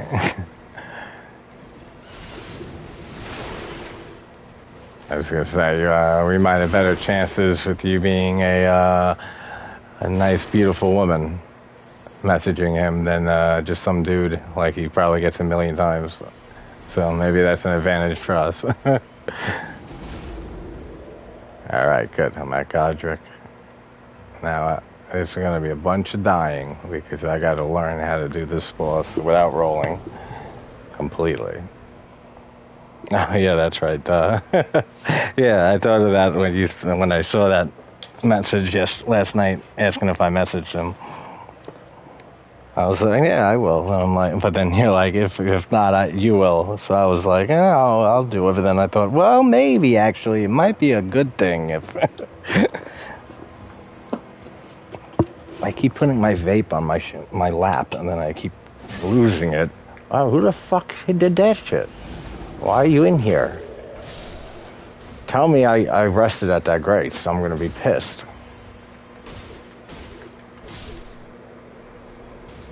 Okay, yeah, I lit it, so good. That's okay. You probably won't hear from him for a while, if not ever. Yeah, exactly. I doubt he will do, but you never know till you try, right? And I love him too.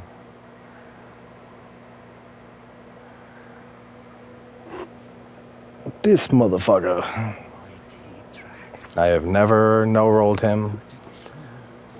I only tried it like 5 times on the run I've been doing of this, which is level 1 with a +0 unupgraded weapon. So I just tried no-roll, messing around with him for like 4, 5, 6 attempts, and then I just killed him regularly so I can move on with the run. So now I get to practice him no-roll. Yeah, I know. I love Eli Roth so much. And people give him so much shit. I hear so many people who hate on him, like, for no reason. Because of torture porn, quote unquote. I hate that fucking term so much.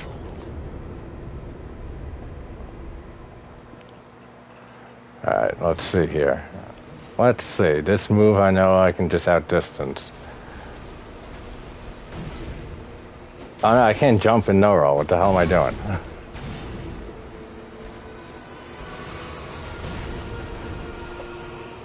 Alright, so let's see.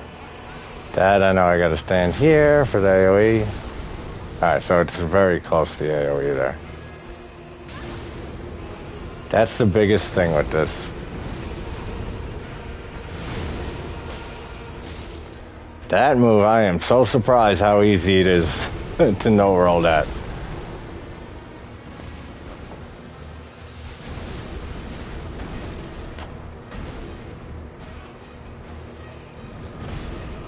Okay, so you can go left under there. That's the one thing with him, is you gotta... I can't stick around him long, because he can do that breath, that wind thing at any time. Who the hell is Rick? Oh, Rick. Oh, I can go around that way for that. That makes sense. Okay, this is the move you don't want to be at. I ran out of stamina, but I know you can go under that fifth one. Okay. Why do you call? What do you say?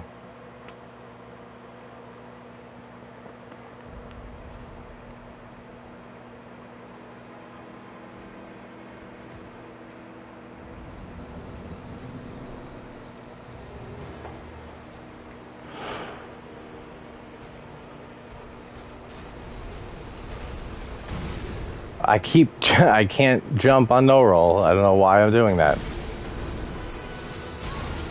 Alright. That move, alright. That move, I know that you can go around the back. And the next two in the combo will miss. So I gotta learn that one for sure. His second phase seems even easier. When he fucking takes a dragon head and puts it on his hand. Wow, why do I keep... Because I was just doing that with Margaret, that's why. Okay, so yeah, that was going backwards. And that's why I always gotta stay not too close to him. Because he can do that wind attack at any time. Oops.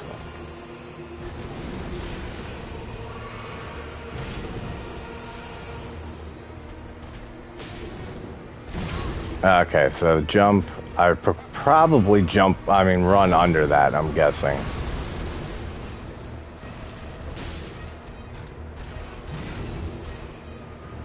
Alright, that's this horizontal one. I was gonna get hit by that. Nope.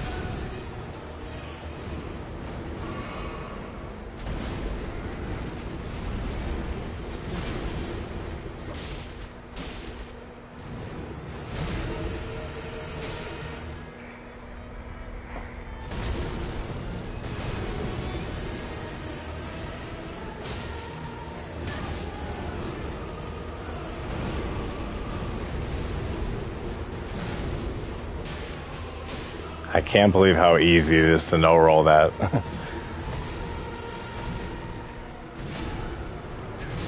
Alright, I gotta be quicker. So that means Alright, that means I went too far outdistancing the fourth one. So I gotta be closer and learn the range there. Yeah, no, I can imagine, Dave. Yeah, both of you butt dialed you maybe.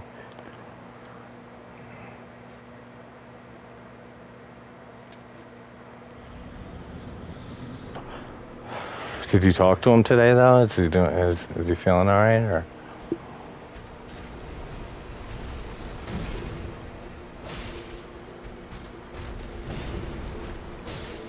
Alright, that's the horizontal.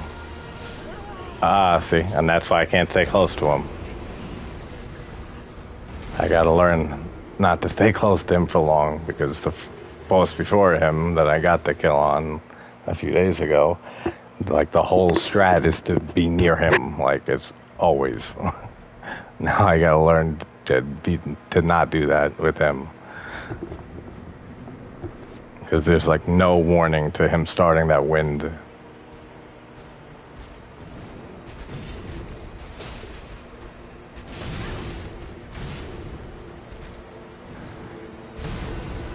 Alright, so that you can outdistance. See? Wind.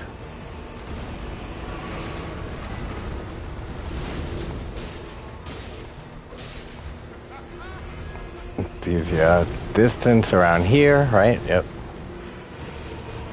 Oh, come on, really?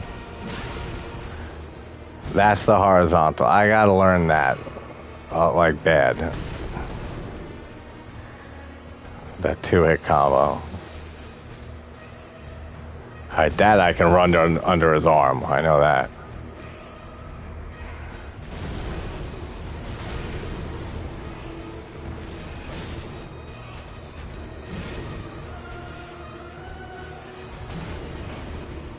Oh yeah, here's a follow-up. That's right. There is a 4th and 5th move in that combo. Oh, that's right. I forgot he can do that also. Oh, nope, AoE.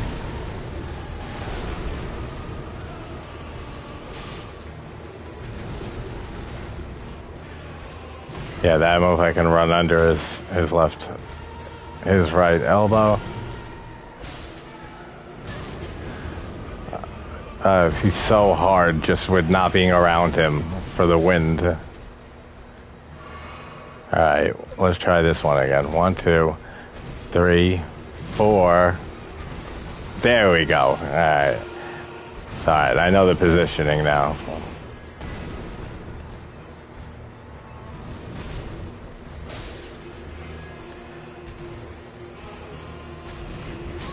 Oh, come on. Fucking up my charge attack.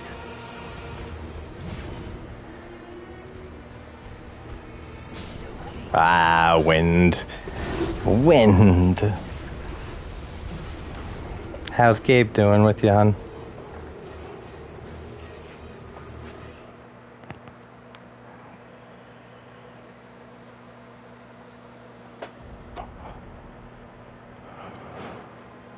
And yeah, I can't believe I had 400 subs today.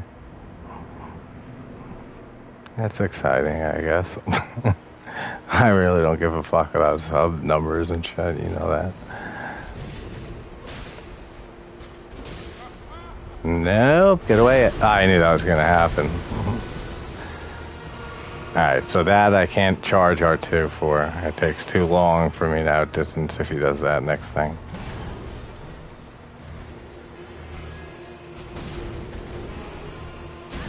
Okay, no, can't go in on that. Okay, and can't do that either.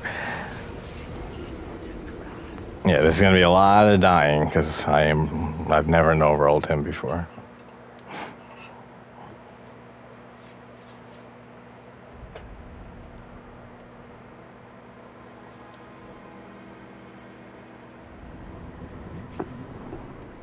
So Peggy, you're gonna be at my stream next weekend to celebrate? Alright, that you can jump over. That makes sense.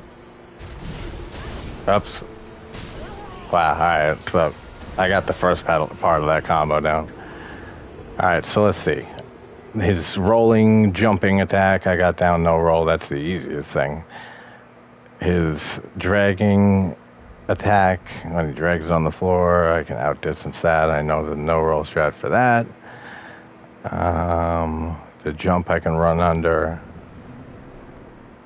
The other things, the wind tunnels that he swings, I can just go to the side.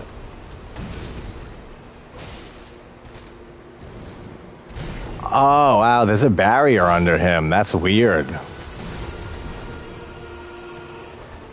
Like, you can't walk underneath him during that attack. That's strange. Actually, Melania has that same thing, I'm pretty sure. I love how I'm talking about this shit, and it sounds like Greek to you, probably. It's like, what the fuck is he talking about with all these names and things?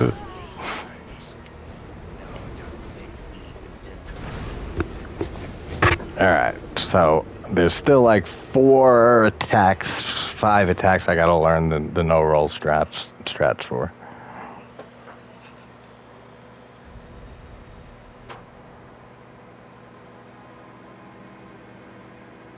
Yeah, let's not walk into a wall. And I am level 1 with an unupgraded weapon. Alright, let's see what that... Does that hood actually do much? Yeah, 4 damage. I mean, not really anything, but...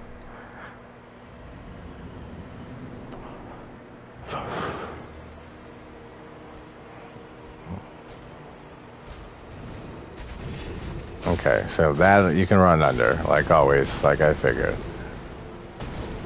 It's probably best to outdistance that. That I can go around his right side, my left.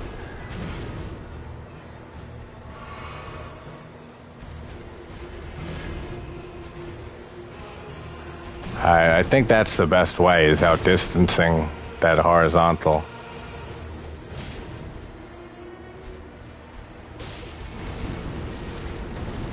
Can't believe he hasn't done his wind attack.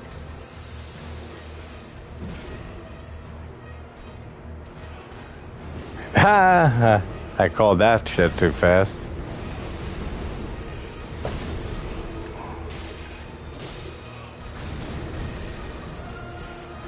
That I can go under his left arm. So does he always do his right arm?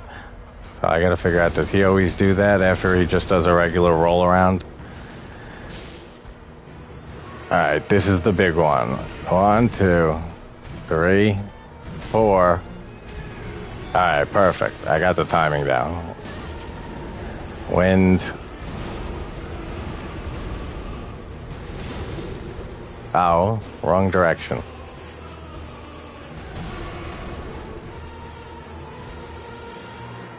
Alright, good. I like getting this one to practice. 3, 4, 5. Alright, I got that one down. That's good. Because that is a dangerous fucking move.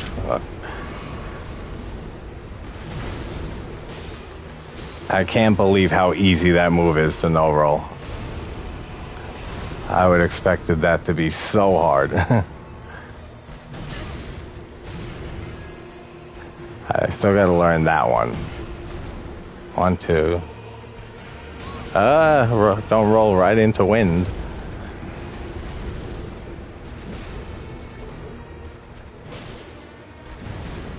Alright, let's see, does he do that long thing?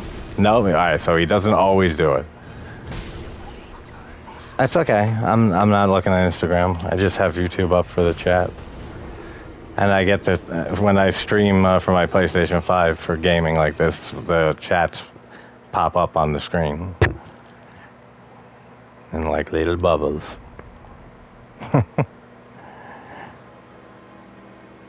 Alright. So I don't know if you were hearing me, but I've never done this guy without rolling at level 1 and an unupgraded weapon, so I am now practicing because I've never done it. And I got like half his moves down in this first phase to do it without rolling.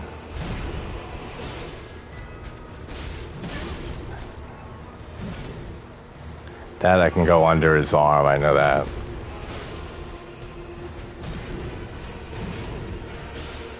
Oh, he's sleeping? Oh, adorable.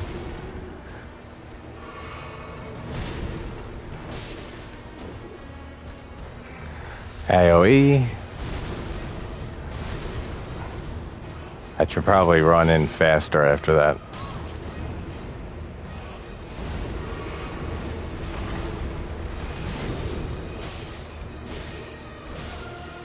Remind you of what?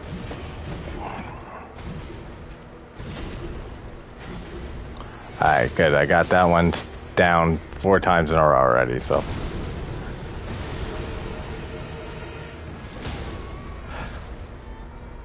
There we go. Nice riposte.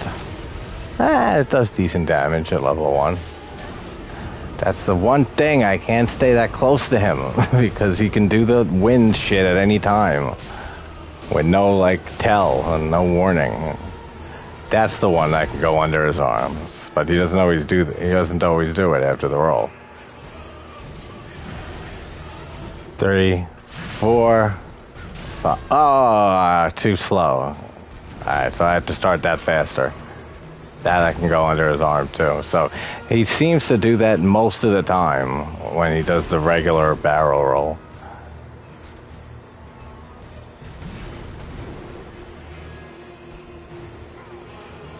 Good. I want to keep practicing this even though I'm getting it most of the time.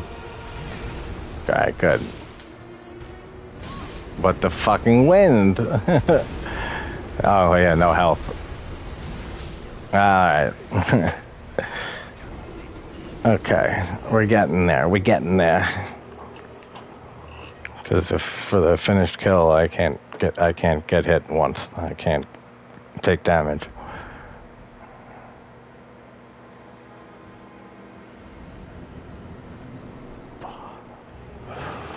I have to get you into this series, hon. Under him, good. Alright, so you can go that way under him. But the fucking wind, that's going to be the biggest issue with this, I know right now. That I could have gone under his arm. Third. Oh, I got stuck on him. Oh, come on. I got stuck on this leg.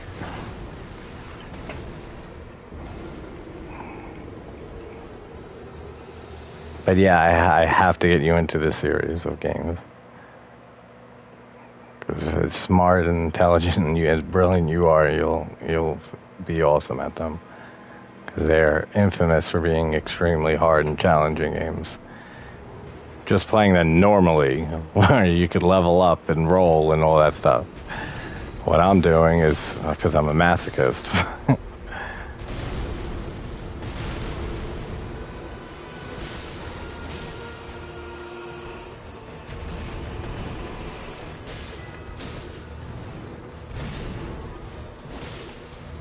wind.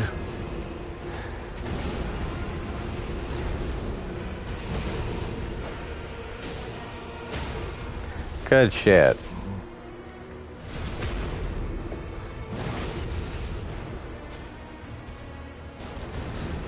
Alright, does he do that long thing? Okay, so maybe it's a distance. It's probably a positioning thing. That if he does that barrel roll and you're close up, he's going to do the small little combo. If you're further away, he's going to do that long delayed stretch, and I can run under his arm to his back. That makes sense.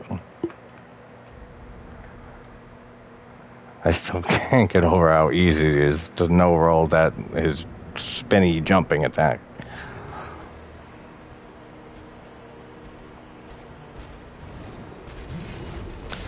I mean, I could have jumped over that too, but...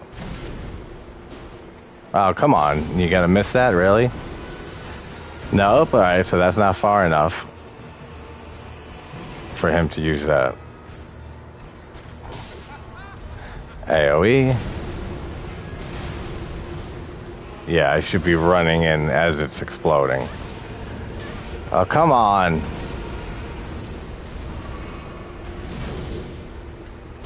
Like, that move is so easy to no roll. You barely have to, like, move to not get hit. Yeah, that's weird. He has an invisible barrier under him there. Nope. So it's got to be a distance thing. It's got to be maybe from this far away. All right, 1, 2, 3, 4. Not fast enough. But I've been having a pretty decent track record with that. We're getting there on time. AoE.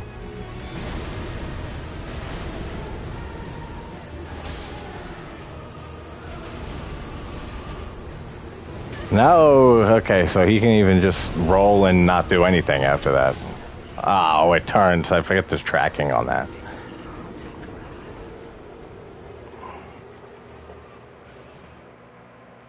Alright, so I forgot there's tracking on that.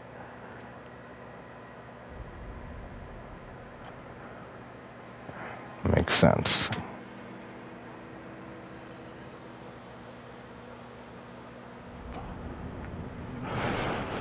He's nowhere near as hard as Margit. no roll. I fucking say that right now.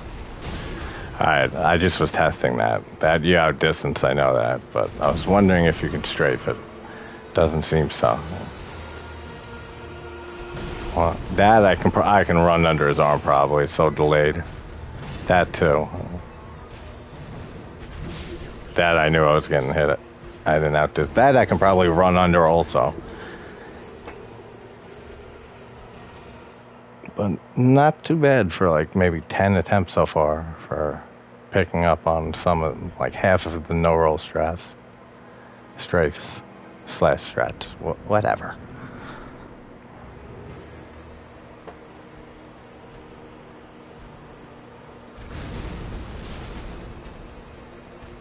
Yeah, see, I can run under him there.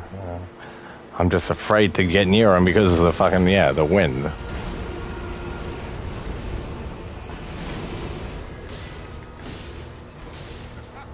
AoE. Oh, come on.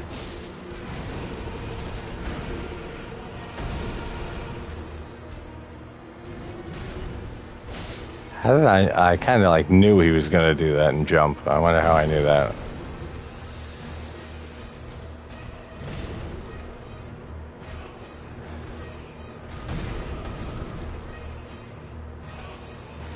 That's what I'm looking for, that I can go under his arm. AoE. I know in phase 2 his AoE is a lot bigger. Alright, see, that's how I gotta attack him. Once or twice quick and then get the fuck out of there. Oops. Shouldn't have hit twice there. That is tracking. Alright, that is like very good tracking too.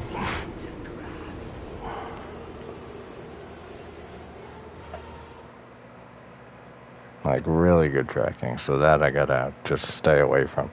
And hey, look at that. I went down to 399 subs. I lost a sub. That's exactly what I said in my post. I said I'm not going to do the stream till next weekend so I can get a little more over 400 because knowing I lose like at least a sub every week on average just because of people not being able to take sarcasm and dark jokes.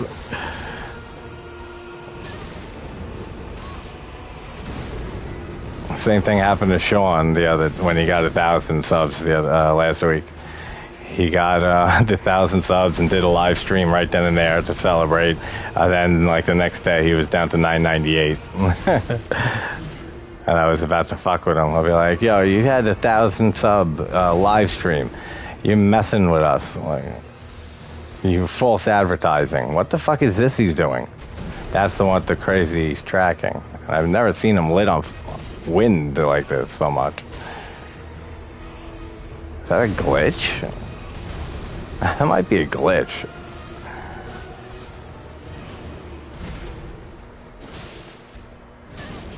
Oh, come on. I was going to charge it and stagger him.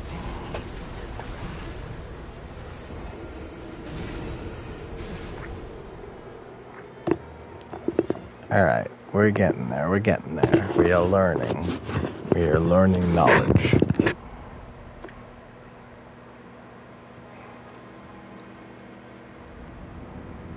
Ideally, too, I should have the Lordsworn straight sword and be dual wielding for this to make it much more easy, but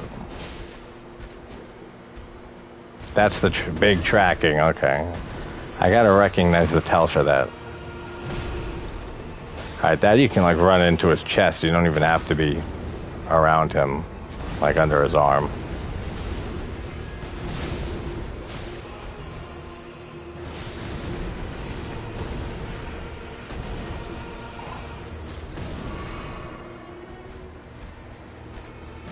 Alright, that's what I want to do. Nope, wind.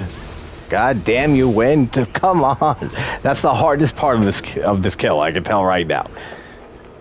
Is being away from him.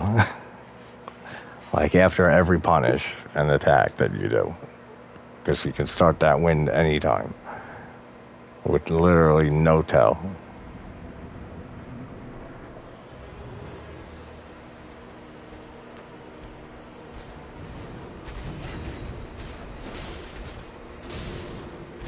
Oh shit! I meant to go under him. What are you doing the rest of the night, Peggy? Sexy Peggy, what have you done? You made a fool of everyone. You made a fool of everyone. Oh, sexy Sadie. Oh, get yours yet. The Beatles are my favorite band of all time.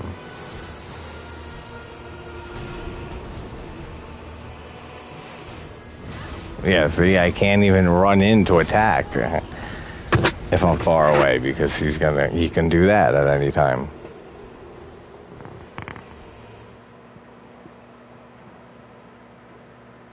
Oh, Peggy, you want to watch the stand-up special on Netflix together? In a little bit when I finish this. I'm in a mood for a good laugh. Well, many, many laughs.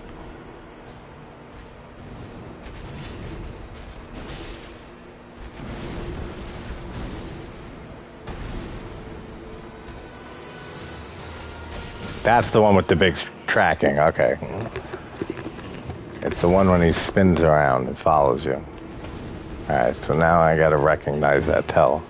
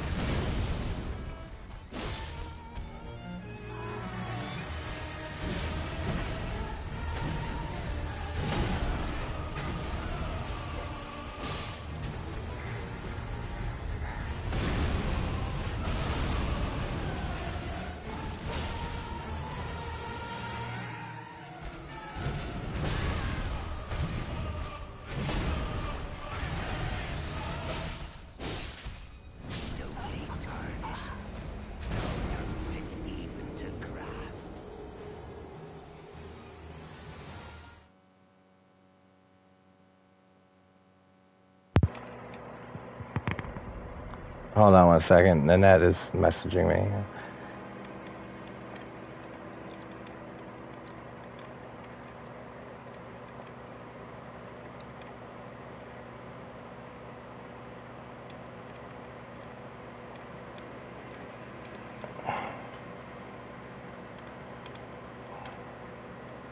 Oh, and Noel messaged me too.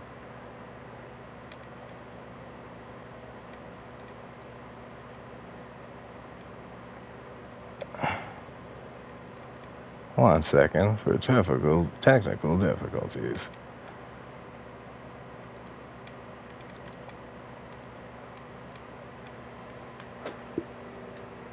Oh, Professor, so I forgot if I told. Yeah, I did that. I lost a sub, right? Yeah.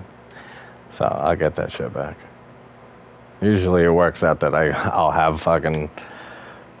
I'll lose a sub in a week and then I'll gain 2, 3 back. And then lose a sub in a week and then gain 1 or 2 back. And it seems to happen that way a lot. Alright, so even a charged R2 makes him do that.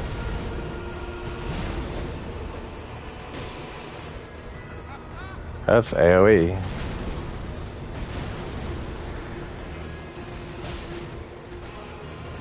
That's the fucking invisible wall.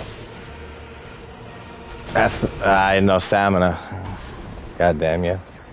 God damn your stamina. And that's the one with the invisible barrier under him. Invisible barrier. Invisible barrier. Yeah. It's fucking so stupid.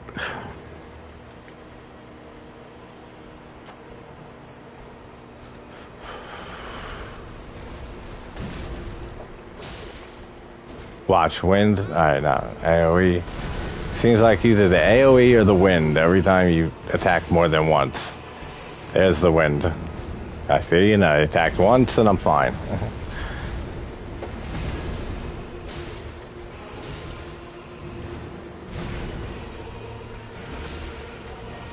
Ah, fuck you.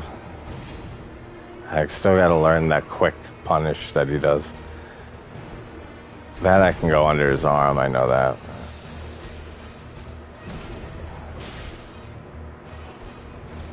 Wind, yeah, because you hang. It's got he input reads, absolutely. If you spend too much time in front of him, then he'll do the wind. Oh no, I'm not gonna have enough room to fucking do this. Oh, I am. Ah, never mind.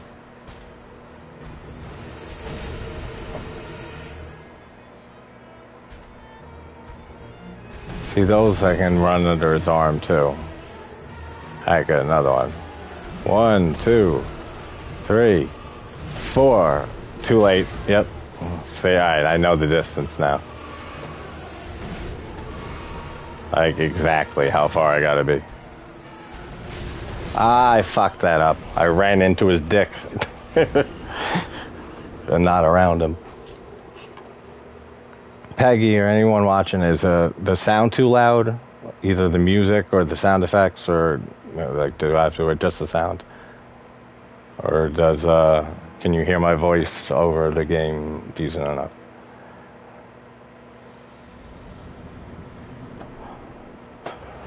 Alright, I got like 75 No, what, Peggy? No, it's fine, or no, I have to switch it?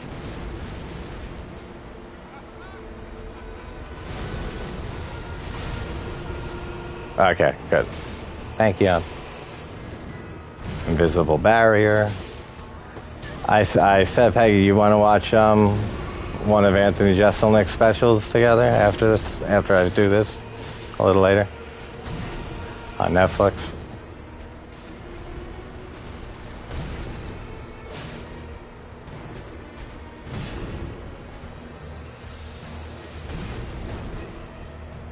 Alright, so you can do that 4 follow-ups, and fuck you with that wind shit.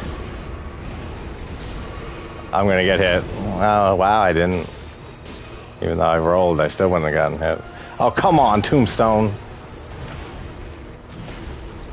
too late. Oh, all right, good.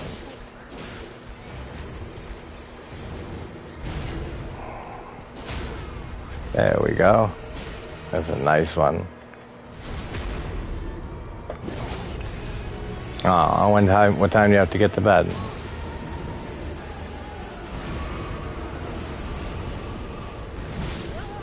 Wow, that's like only the third time in all these attempts that I didn't strafe that right. It's the width of the circle. You have to circle around them wider than that.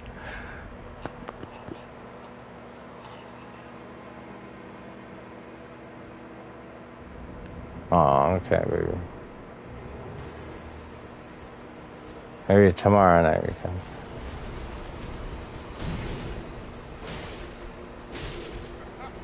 AoE.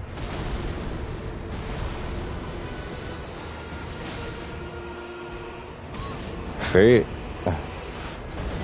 That's gonna, hey Nan, glad you're here. And you kind of killed me just now because I saw your message, but don't worry, I love you. I'm dying plenty.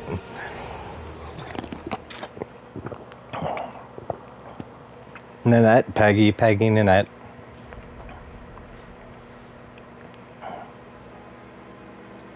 Peggy, that's who my friend who I jumped on to talk to last night when we were talking. Yeah, I don't think Coco's here anymore. I don't even know who he is. I think he probably just, like a few subs that I have that stumble upon my channel, nothing to do with horror. They just stumble upon it because of me playing these games. And I lost a sub, so I'm at $3.99. And I knew that would happen. So I gotta get a few back. That's why I'm doing my thank you stream next weekend.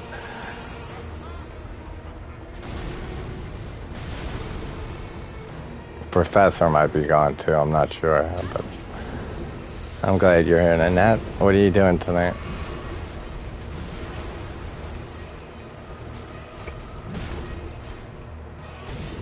Okay, I just figured that out. So circle around it and then outdistance the second one.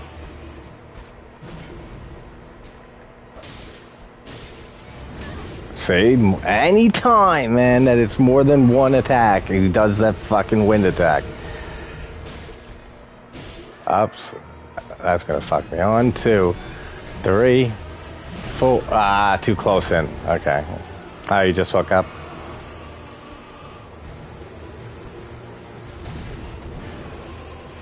I am, so Nanette, so you know, I am trying to learn this boss without rolling, blocking, or parrying at level 1, the lowest level in the game, and without upgrading my weapon at all.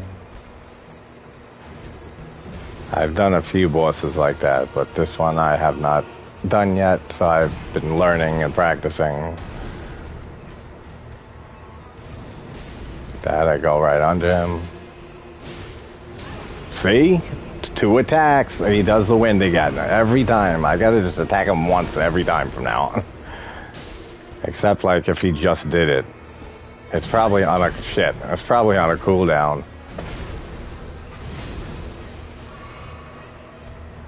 Alright, so it's at least, if it is on a timer or cooldown, it's at least like 15 seconds at the most.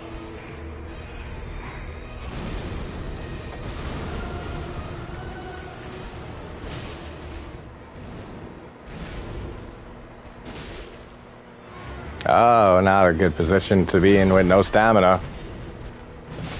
I knew that was gonna happen.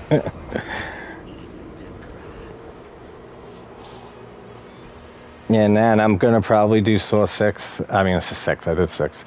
7 tonight, then Jigsaw and Spiral tomorrow. So then maybe. Oh, and then I'm doing did you see my reel on Instagram? I'm gonna do a 400 subscriber thank you celebration stream. So you better be there and on with me at some point during it. You too, Peggy. Like, you're coming on. I don't care what you say.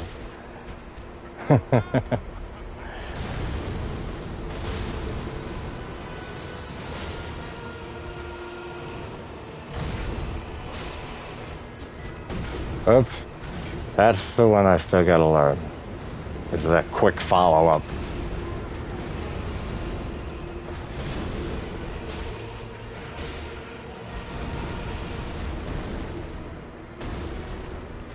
Awesome. Thank you.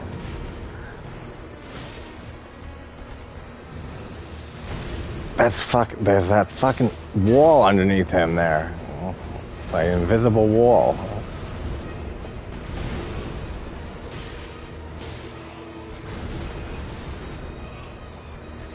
Alright, so that's how I know he's doing that. Oh no, that's okay, that's the one I have to outdistance the second one. I could probably circle around the first one and then switch directions and circle back the other way, but it seems easier to do that. Hey, what's up, Mars? I've never seen your name. You're new around here? I'm playing on PS5. I'm practicing Godric at R level 1 with +0 weapon, no rolling, blocking, parrying, talismans, orcs. I've never done him. Yeah, no, I was doing co-op earlier with a friend of mine, but he had to run, so then I just said, screw it, I'm gonna try Godric, no roll.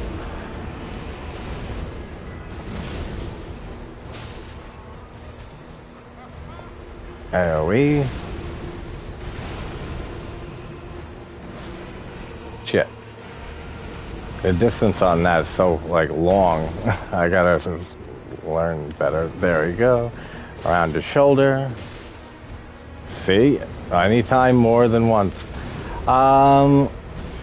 If you give me, like, in 45 minutes or so, then yeah, sure, I'm down. Because I'm working on him for a bit, and then I'm going to switch to my other account, and I've been working on the same restrictions for Tree Sentinel and Renala. So I'm going to try to finally get him done. How'd you find the channel? Just from Elden Ring?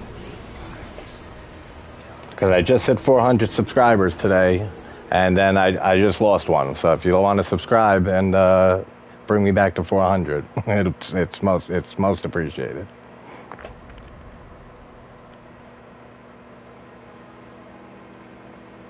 And type your, well, I don't, if you want to, put your PSN name in the chat here so I have it, and I'll add you when I'm done.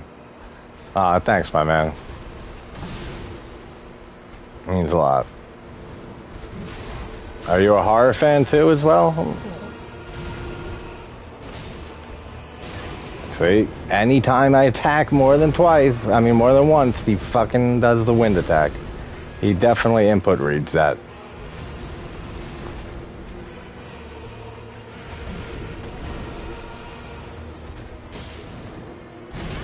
I attacked too late. Alright, cool.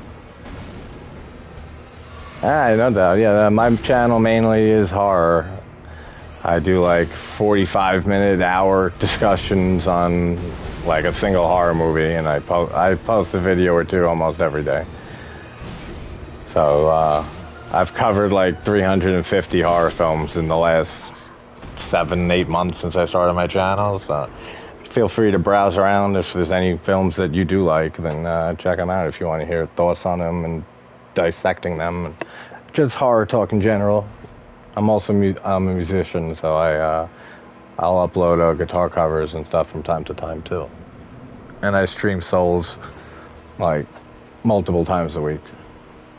I challenge run the whole series.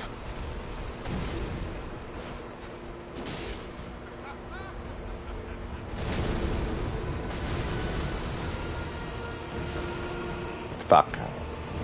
But see, that one hit, and then he started that.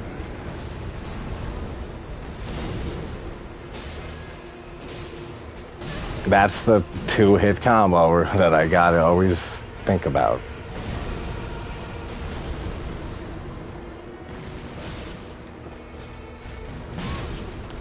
Ah, fuck. Alright, those ones I still gotta learn the no roll strafes for.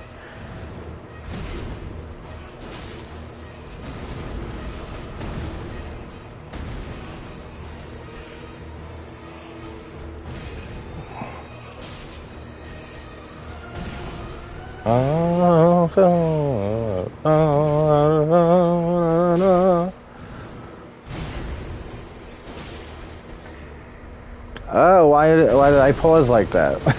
Alright, good. Oh, shit. Oh, I would have had that. I got stuck on his dick again, in between his legs.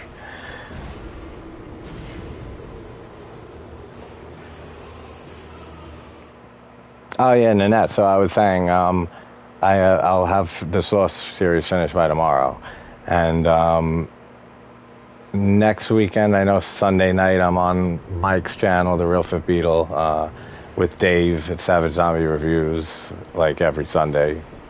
And maybe one night next week, like like a week from now, that next week, then we can do the stream and talk about the whole Saw franchise.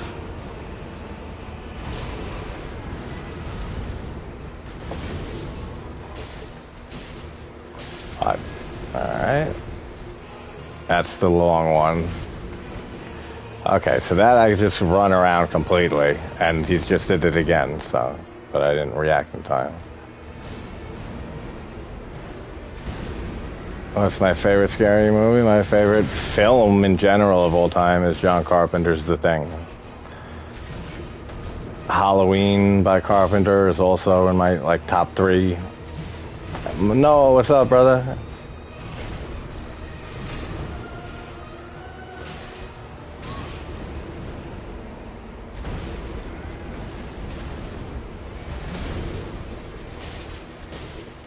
How about you? What scary movies do you like, Mars? No, don't do that. I was too late to go in. Oh, come on. Seriously? Yeah. Yeah, you might not like my opinions on that one. I am not a Scream fan. At all. I mean, the first one does have some good stuff in it that I do like, but you know, you talk to anyone on my channel and stuff that follows me enough, they know how I feel about Scream. And slasher films are my favorite genre of horror. Oh, nice, Noel. What did you think of Tourist Trap?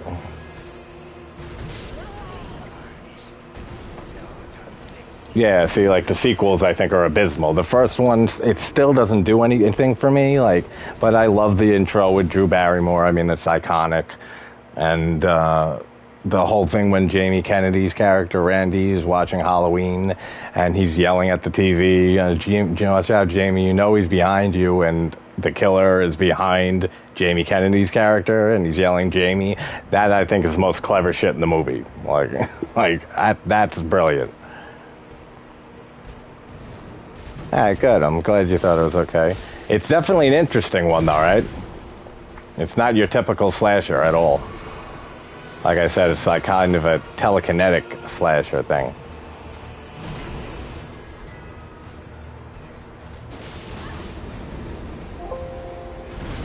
It's definitely, Noel, a very unique movie and unique premise.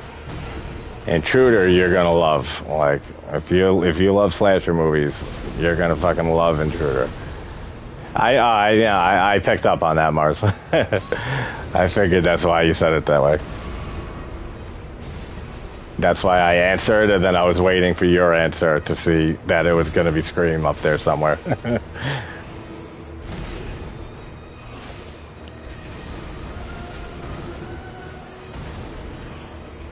Alright, that's the third follow-up. You can do another, right? Yeah, but he didn't. Shit, this move. Yeah, I ran out of stamina.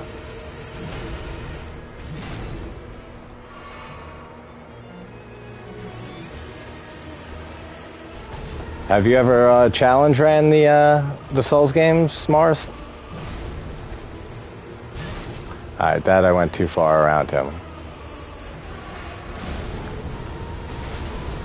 Nah, no doubt. Have you, did you start playing with Elden Ring, or did you, have you been playing the Souls games for a while? What was your first game in the series? I forgot, you can do that other follow-up there. Yeah, no, Mars is new around here. He just subbed, so we got a new good guy here. Well, guy or gal, I don't know who, I don't know. DS1 when you're 8, no doubt. DS1 is my favorite game of all time, and in the series. Oops, I wasn't paying attention. Yep, exactly, Mars. It's my favorite game of all time. Like, literally my favorite. I've done insane runs with that game. I've done, I started months and months ago a Soul Level 1, New Game Plus, flawless, no damage taken on any bosses, +0 on upgraded weapon, no sprinting, or running or sprinting, no rolling, no blocking, no parrying, no rings, no resins, no buffs. And it's basically an impossible run to do because the DLC, besides Sanctuary Guardian, is impossible without with no sprinting for so long that a +0 kill takes. So I would have to switch and just do them +0, no roll. But I'm at Ornstein and Smo, and it's honestly the hardest challenge kill I've ever tried and ever attempted in my life, and I don't think I'll ever get it. Like, it's so insanely difficult. Like, ONS on regular no roll and stuff is a breeze. Wait, what do you mean? No. That is.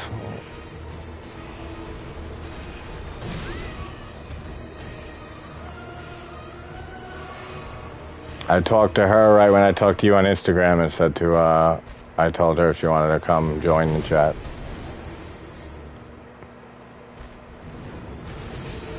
She has 2 things.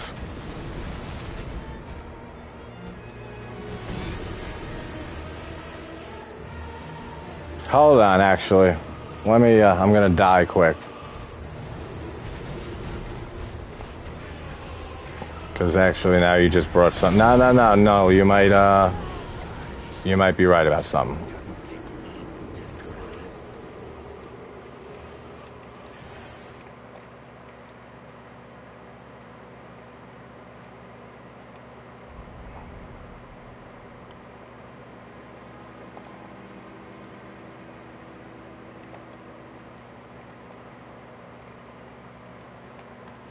Alright, I had to message someone quick.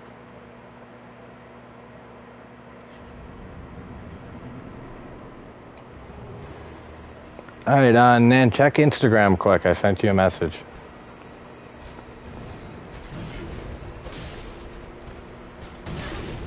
See, I really gotta learn that real fast follow-up, that 2-kick combo he does. And not get hit by wind.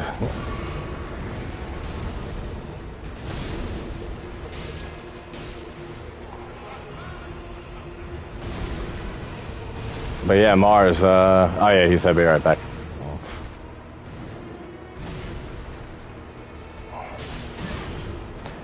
Okay, Nan, I was making sure because I know you're not talking to him right now, but Echo told me that she reared her face around the other night and got ignored and then left.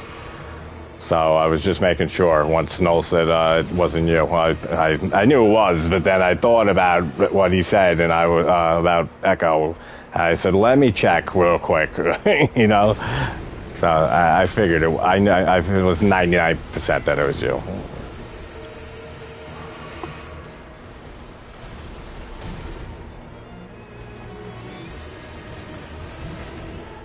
That's the last thing we need is that bitch back around.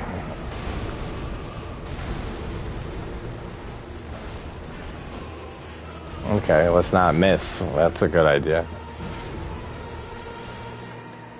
Come on.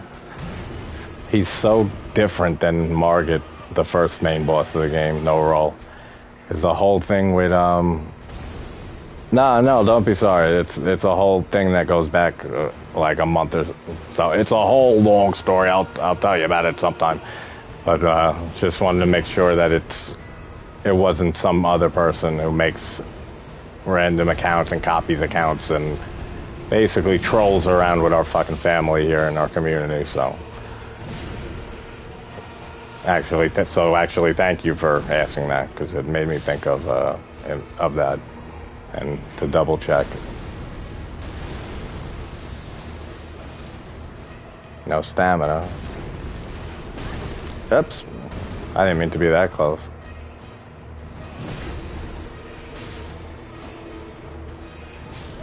Wind.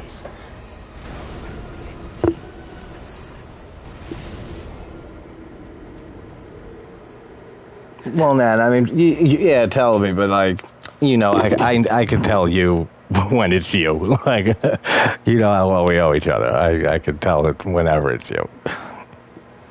All I got to do is say, like, Lost Boys is not the best movie of all time. And then if you don't defend the shit out of it, then I know it's not you.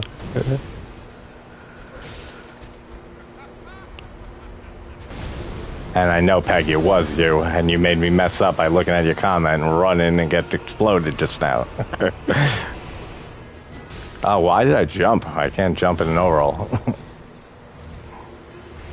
That was stupid. 3, you can do a 5th one, I think, follow-up. Yeah. Wind, goddamn. The wind is going to be the thing that takes me forever to get this kill, I guarantee it. And I didn't even circle around him because I'm looking at chat. It was a packaging all along.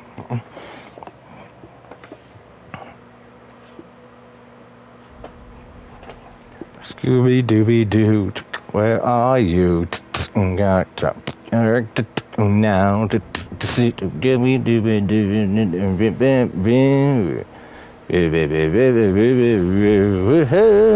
too close.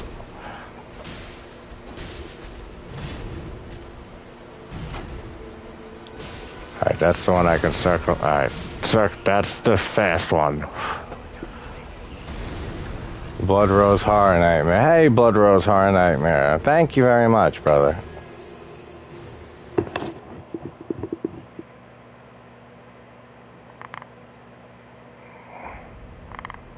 Good to see another new face, and good to have you here. How'd you find the channel? Was it through just Elden Ring, or do you like horror also? I'm guessing with horror in your name.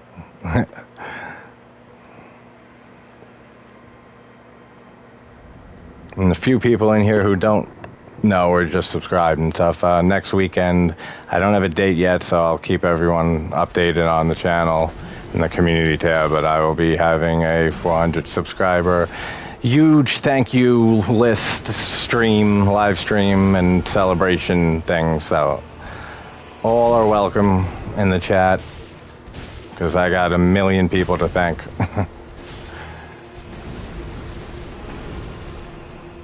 And pretty much anyone that we know well is welcome to just hop on with me also. Nan will be on. I know Mike will be on. That's why I'm doing it like early in the afternoon-ish. So my Brit friends can be awake.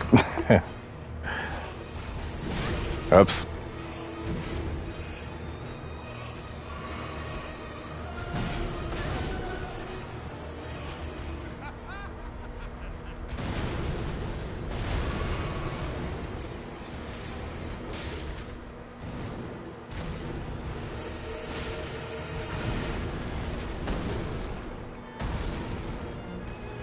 Oh, no. I don't have enough room here to dodge this. Oh, I did. Okay, good. Thought I was too close. I knew he was gonna fucking do that.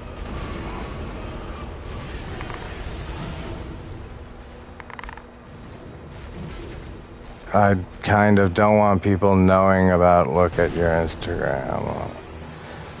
I'm not sure what you meant just by the way you typed that, and by I can't pay attention right now because I'm trying not to die, but I'm glad you already know me.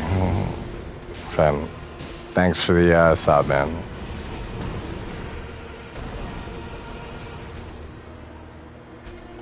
Too far around. Okay, too far around.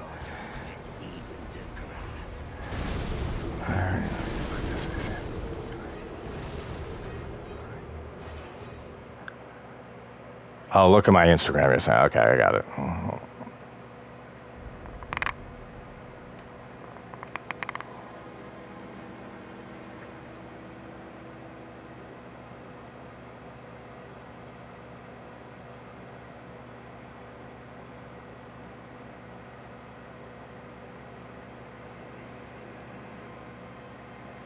Okay, got it. And no, you don't. I don't suck. You know, I was kidding. Love you. Who I'm playing as? No, I mean, I don't know why I called you. No, Blood Rose. No, I'm just. She has a bra and fucking underwear on. There's like hundreds of pieces of armor and stuff in the game, but the restrictions I put on myself and stuff, like, and how much I've played all these games and challenge run them, like I don't even really need armor. I kind of just always just naked with a weapon. Although like some pieces of armor and stuff will like increase some of your stats or like resistances, so that's why I'm wearing the hood, the headpiece I'm wearing actually. It increases your HP, your health a little bit, and your intelligence stat, which I don't really use at all. All right, Peggy. Good night, babe. Message me in the when you wake up. I'll talk to you tomorrow. Thanks for coming in, as always.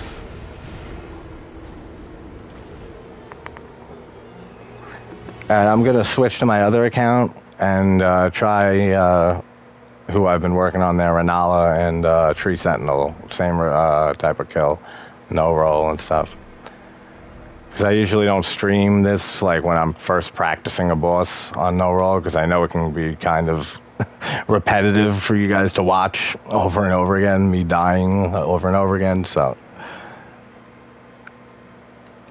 I'll switch it up and go to another boss that I've been working on a lot longer than him, so.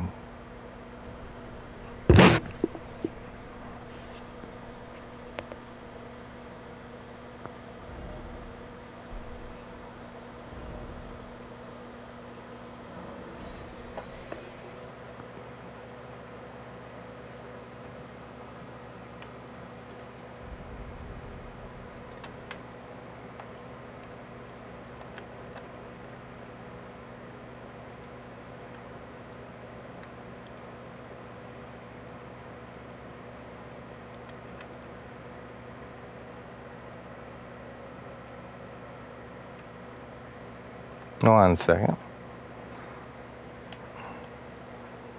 Alrighty then. I feel like Ace Ventura. Alrighty then. Alright, where am I? Renala? Alright, let's do Renala. Wait, I thought I saved when I was right outside her room on this account. Whatever, it doesn't fucking matter. Actually, I want to do Tree Sentinel first. This guy I've been working on for a few days, and I'm pretty close to getting him.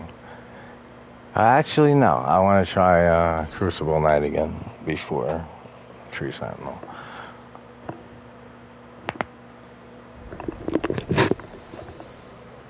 There should be a Ghostbusters Afterlife open world. Yeah, that would be awesome, actually.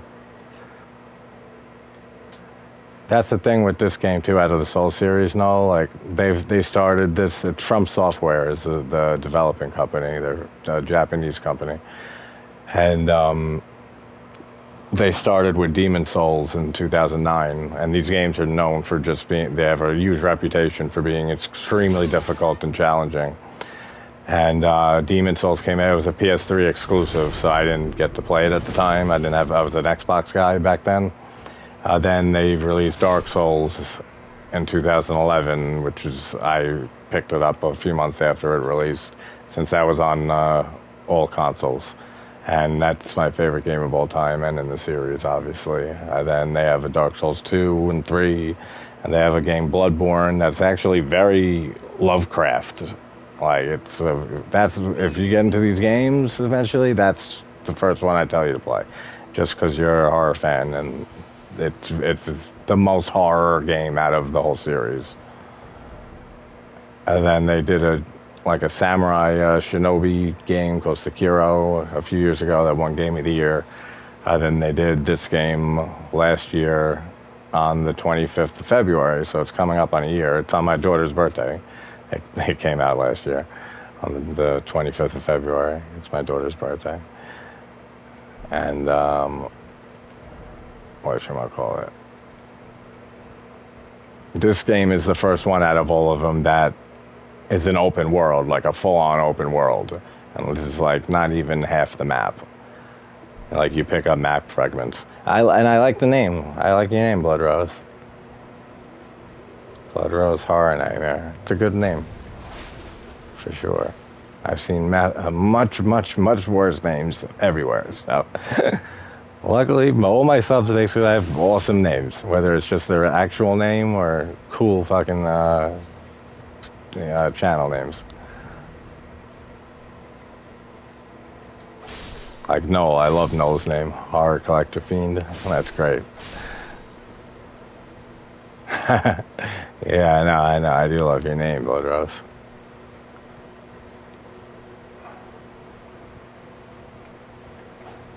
I love these little guys. Well, they're not little, but they're like little worm fucking things. And they don't even do anything. They don't hurt you unless you attack them. So I feel bad for attacking them now. Where am I? Oh, left. Well, that makes sense.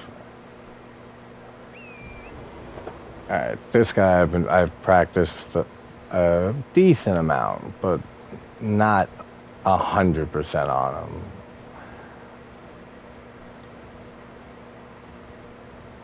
But definitely closer to getting the kill on him. Because it shows you like your stats here and stuff. Like on the top right, it says your level. So level 1.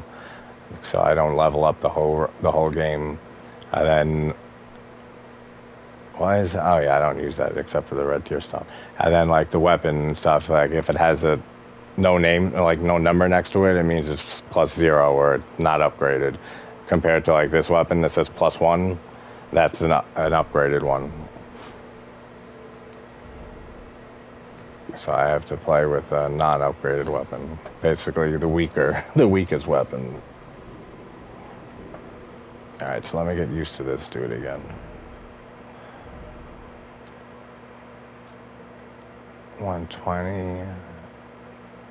Wait, hold on. Because that I need out. I need that out. And this doesn't really matter what I wear. Alright, so 138 to...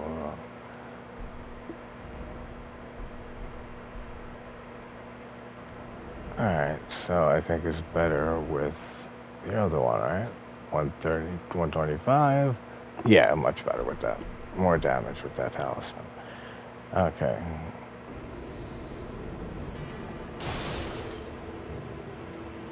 Oh, okay, I gotta start that better.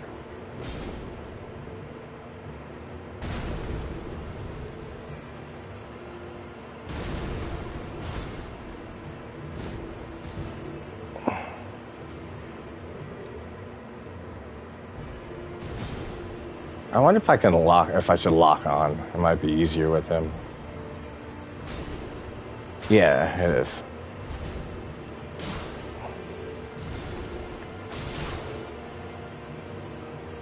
I can't fucking move. There's an invisible wall there. Well, actually, you can see it a little bit, so it's not invisible.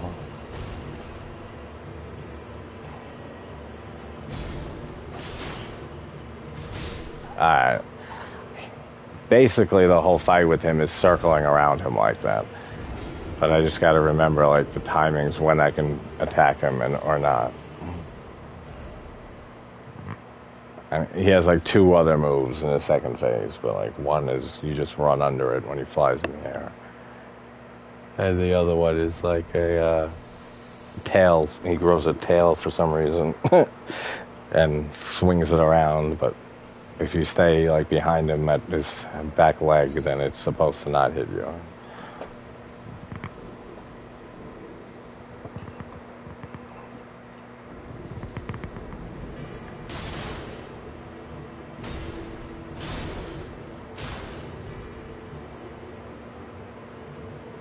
Come on, do something. See, that's why I got hit, because I'm moving back and forth. And that's from being level 1 and not leveling up in the game. That you basically die in 1 or 2 hits from everything. Like, I mean, not this early in the game. You can survive like 2. Yeah. That's what. Oh, yeah, that makes sense actually. Yep, that makes sense. Actually, I'm relieved then to hear that, because that means what's her name's not around. But I'm not happy to hear they weren't talking to you. But that would make sense. And I'm hoping just for that reason that it's not her around today. Fuck. Can I just strafe around?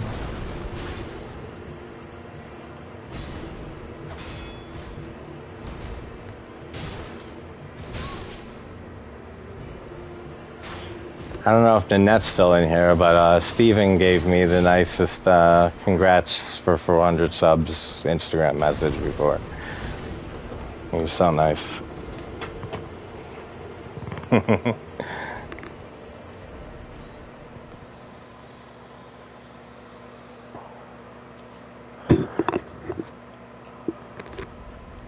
This boss is literally easier, no rolling like I'm trying, or parrying him to death than like fighting him regularly. And there's like 16 of this bosses in the game, like spread out all over the place, the Crucible Knights. Actually, if you guys like Game of Thrones, George R.R. Martin actually wrote the whole world's lore and story behind the game here. He collaborated with the development company. So it's actually from the same guy who wrote Tales of Ice and Fire and Game of Thrones.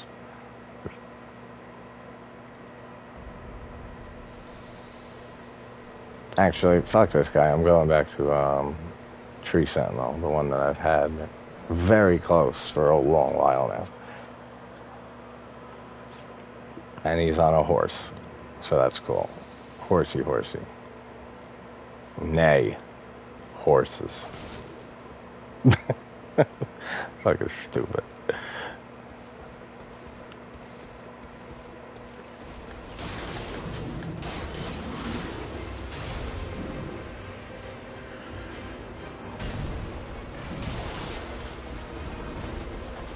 Oops.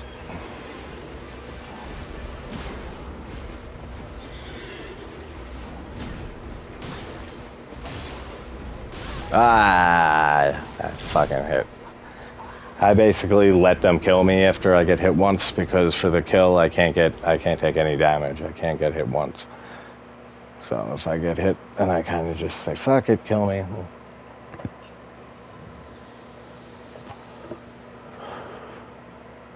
He's actually a lot easier than I expected him to be without rolling. Just his second phase is, you have to play very differently. Like the first phase, you can basically be up on it, behind the horse the whole time. In the second phase, like, he starts getting an AoE jump that you have to run very far away from him.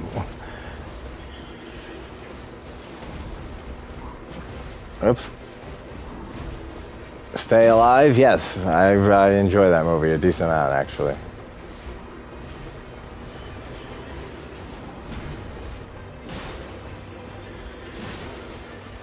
shit, that would have killed me. Wow, that had hit me? Really? That was so off. Like, really?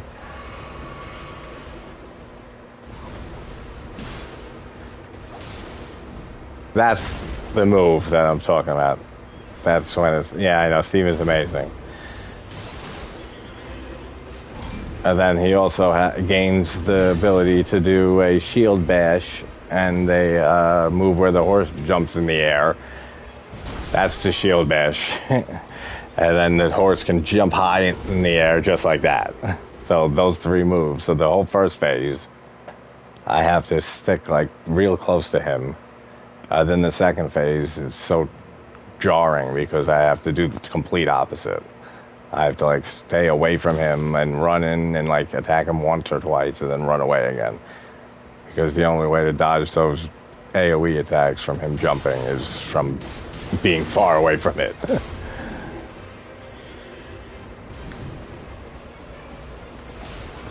I knew that was going to happen.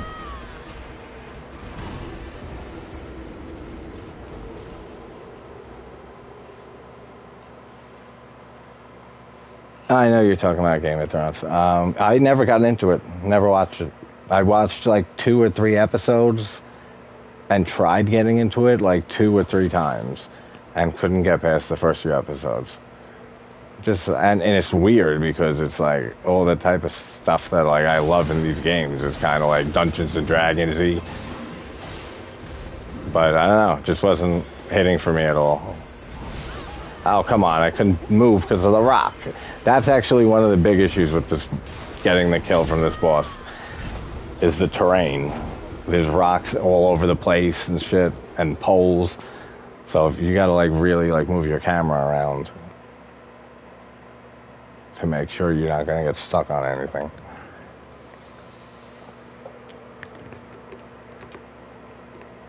Actually, let me do this because I have my thing saved, so.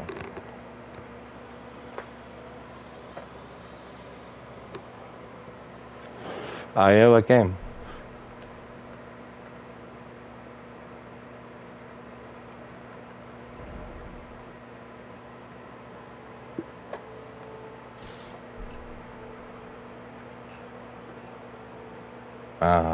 What mask?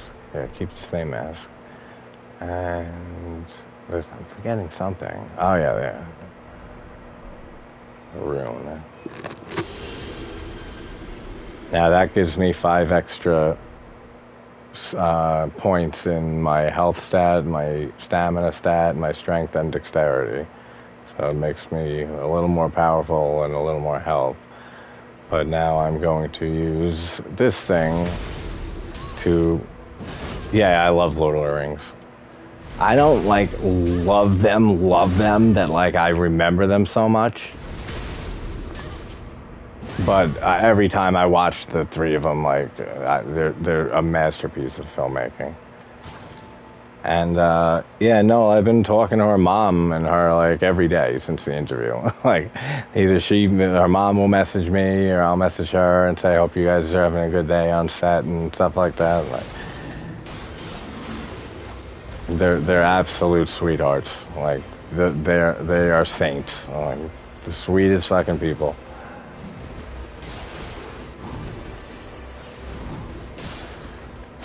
That's why what she said, when I said, you guys don't have to do this, but I was just wondering if maybe it would be cool if Amy did a little intro for my streams.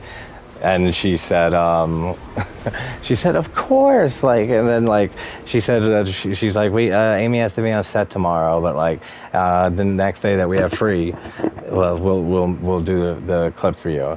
And then like she was like apologizing 2 days after that, saying like, sorry it's taking so long. I'm like, Rasheen, don't worry about it. I said, this is such a great time for you guys. Like I know she's on set and stuff like that. A few times a week and stuff, like don't worry about, you already did enough for me, like having the interview for an hour with her. I said, you know, you're doing above and beyond by making a nice little intro clip for me.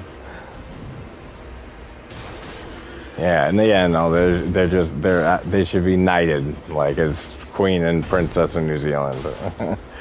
Like, they're absolutely amazing people.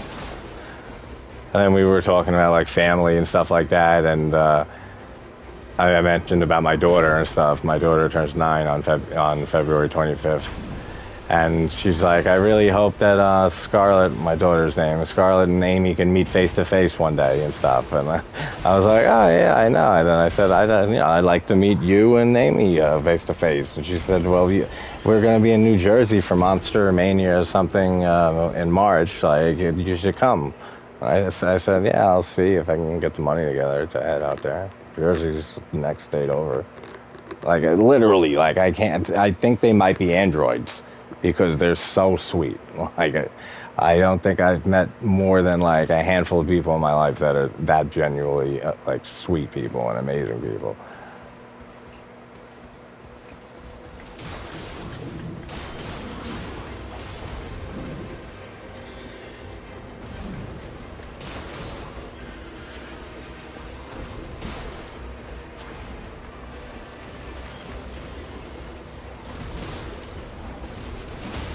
There you go.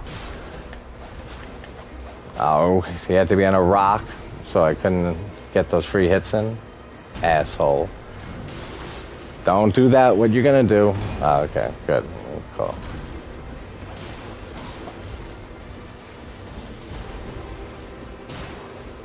Alright, time to run. This is the second phase thing. That AoE right there.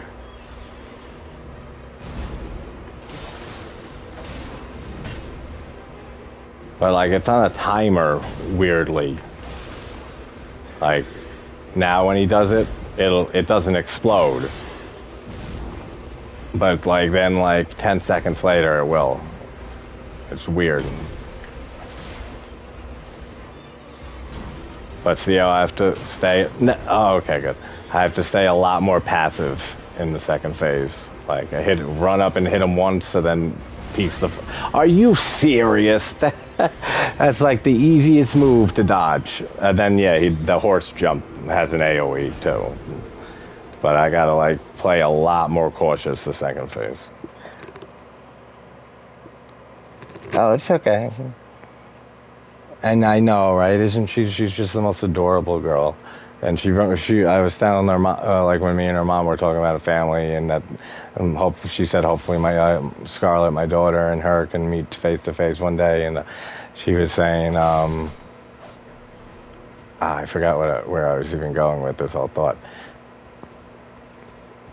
But yeah, I said because she sent me 2 clips of her doing the intro for the channel. And she said her mom sent it to me, the first one, and she's like, "Is this one? Did she do okay with this one?" Sorry, she got the giggles at the end. Like she started laughing a little. I was like, "No, the giggles are adorable." I said, and I said she reminds me of my daughter a little bit. Like my daughter's a few years younger, but she does. That's why I started that stream with saying that, like, on a serious note, before we get into having fun and talking about this movie, that there's mods in the chat, and I'm not tolerating any type of inappropriate comments or language, and you guys know me with language, so if I'm saying to make sure there's no bad words said on my channel, it's a rare occasion. But I said, like, none of that. I said, there's no second chances, 0 tolerance. You will be kicked from the stream. Like, no, that's it. Like, just no second chances. I said, I've been talking to them for a few weeks now, trying to set this up, and they deserve the utmost respect with how amazing they are. And thankfully, every person in chat was amazing, so. Good, I wanted them to hit me because I already got hit. There you go.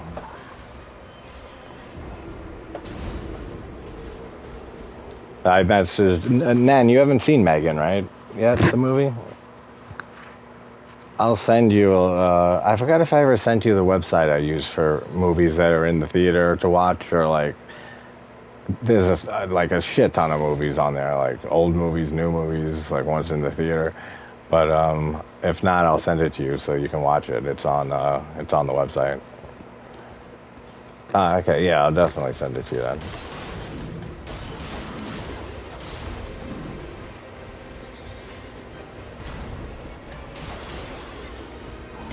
Oh, why did I roll by accident? Damn it.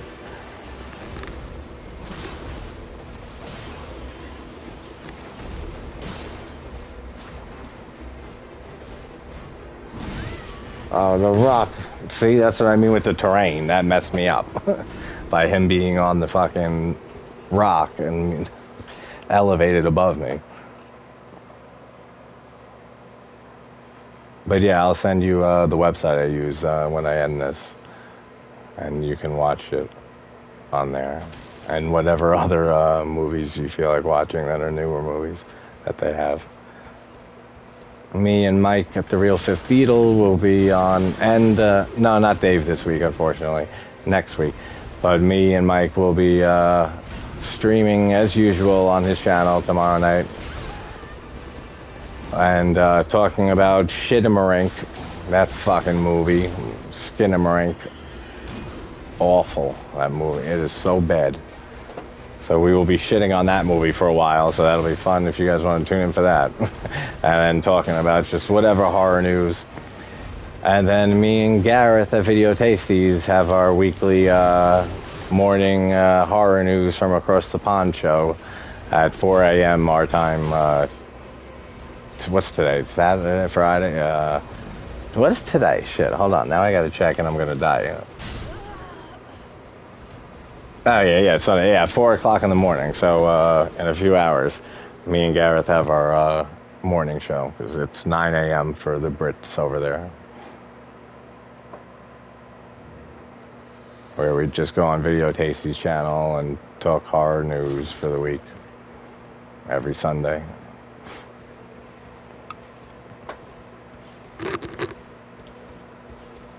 Which has been a lot of fun since we started like a month ago.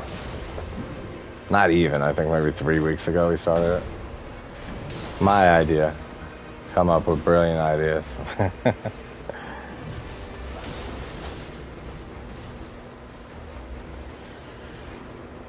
Yeah, I know, buddy. That's what you and me were talking about that one the other day. That's why I fucking love movies. That's why I watch horror movies every night.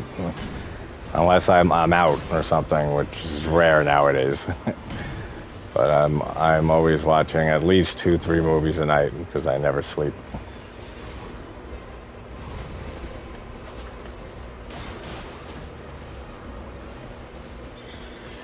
Oh, come on, rocks. Okay.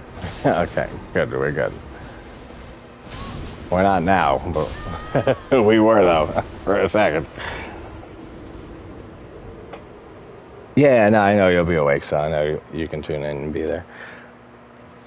It's on Gareth's channel, on Video Tasties. Well, I'm waiting to get my phone, like I was telling you last night, and I don't have my phone for weeks now, and I called the other day, and it's in transit. They said they tracked it. So I should have it soon, but we're trying to figure out how we can dual stream so that like he can use his phone to stream on his channel while I use my laptop to stream it on my channel. So it would be the same show, like the same stream, but on both channels, which is a cool idea. So I've been dying to get my phone to try that. Okay, Ann. I'll see you in a little bit. I'll be on for another like hour probably, doing this. Because I need to keep myself awake so I don't fall asleep on Gareth. Nope, don't hit me. I already got hit though, right? If someone was paying attention, let me know. I'm pretty sure I already got hit this attempt. And that was gonna kill me anyway.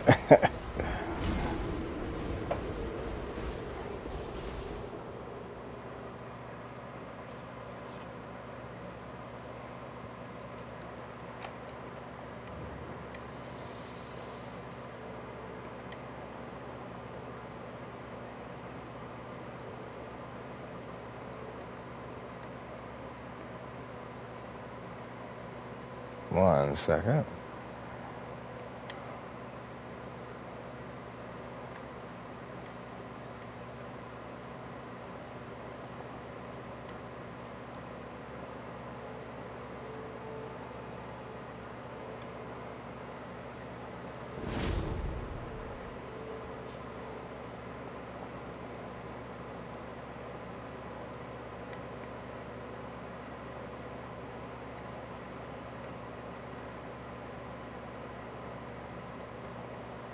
1 second, guys. I'm just talking on, answering a message on Instagram.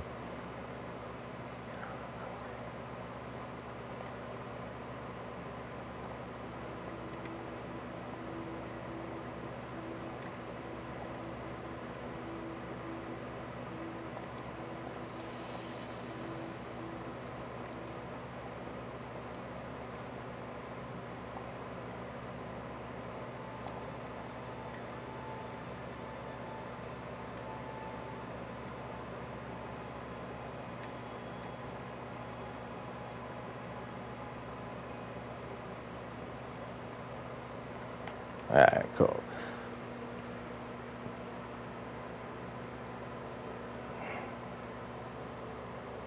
Hey, what's up, NDT? How you doing, brother?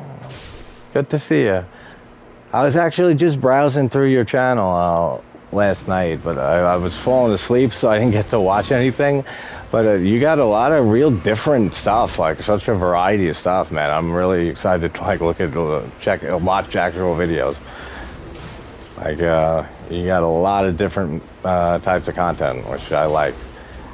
Like, my main thing is like long, hard discussions on films and stuff, but I'm a musician too, so I put up guitar covers and stuff like every few weeks, and then I'm a big challenge runner of the Soul series like this, so I'll game stream and stuff every now and then, pretty much like once or twice a week, at the least. Sometimes I'm more than that.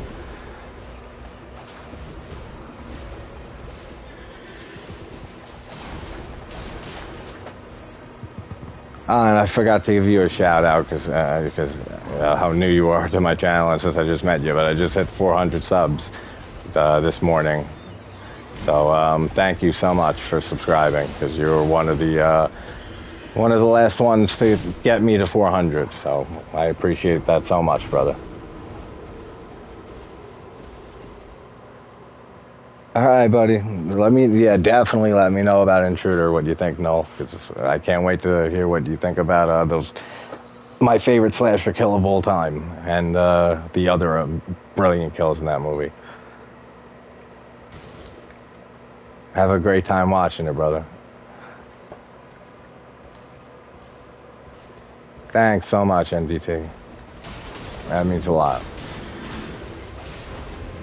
I started like 7 months ago, 8 months ago or so. We should do a little collaboration sometime. Do a stream together, and talk about movies or horror movie or whatever.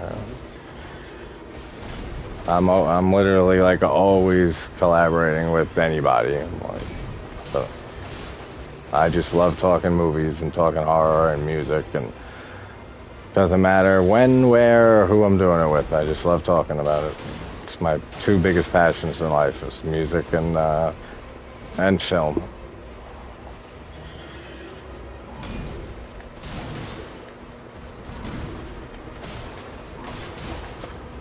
And stand-up comedy. That's like my third. I listen to stand-up like every day, if not almost every day, my whole life basically. Oh, come on, I missed that, really? Yeah, that hit me. I knew that was going to happen. See, again, with the damn terrain in this fight. Getting stuck on rocks. Oh, come on, that was so janky. He jumped and then he just, like, teleported above it. Jank. Complete jankiness. I don't like it. I'm gonna probably go to another boss after this. I'm just kind of, like I said earlier, I don't like, I try not to stream when I'm practicing really hard kills, just because it's not, I can imagine after a little bit it gets a little boring watching the same boss over and over again with me dying so much, but these are extremely hard kills that I've been trying. So I try to practice them offline, but like my PS5 is like basically set up to stream anytime I play. So like half the time I don't even realize I'm streaming until like I get the notification like on YouTube that I just went live. when I'm playing, so.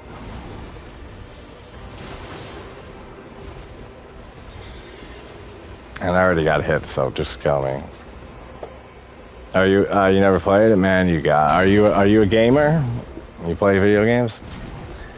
They're the same developers as if you've ever heard of Dark Souls, the Dark Souls series, Demon Souls, Bloodborne, and Sekiro. Yeah, you're right, man. I should. You know, it's you know how you and me talked about like that with me that like I'll go through phases of reading books like crazy for like a year or two, and then I won't read hardly any novels for like a year or two, and then back and forth and back and forth. And it's since I've started the channel, I haven't had any time really to read any books. But that's something I'll definitely talk more about in the future for sure. I'll even do like book reviews or book discussions and stuff like that. As I don't do trailer reactions, which is what people love seeing sometimes, because you know how I don't like being spoiled on movies at all, and love going into them blind as can be.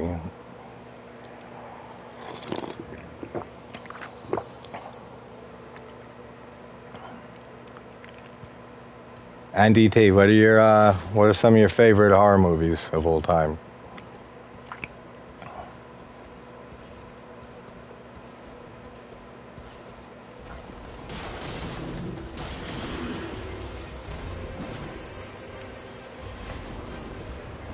Oh yeah, I love all the old systems and games I grew up with too, man. NES, SNES, Genesis, original PlayStation, the N64. I'll never forget when N64 came out, and I've got Mario 64 that came with it. That's still one of my favorite games of all time to this day. Is Mario 64. It's my favorite Mario game.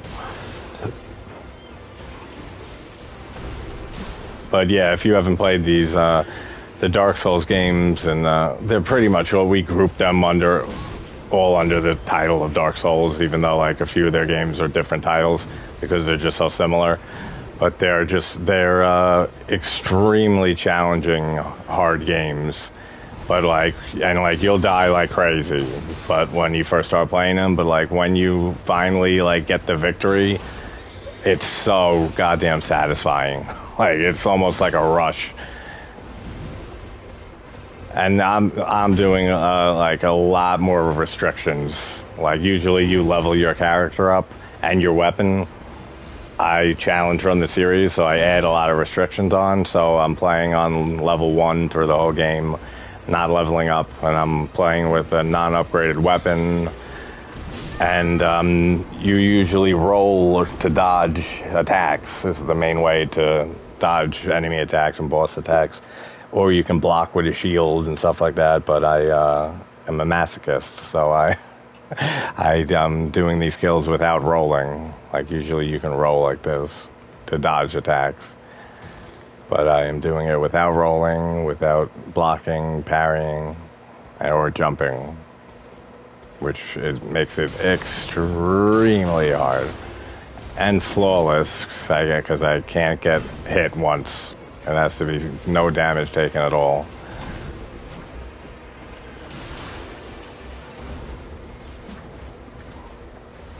You should definitely try one of the games though one day. Play Dark Souls. I'd suggest either Dark Souls 1 is my favorite game of all time, by the way, or Bloodborne, which is my second favorite game of all time. But Bloodborne is like the most horror game out of all of them. Like it's very Lovecraft actually. Like halfway through the game, it turns like from like a beast infection in like a town in like a Gothic Victorian town, and then it just starts getting weirder and weirder and more Lovecraft and Lovecraft. So see, like I got hit twice already, so it already is invalid. But now I'm dead. But I still go a little bit just to practice a little more and get some more practice in. And yeah, man, that's what we were talking about last night a little bit.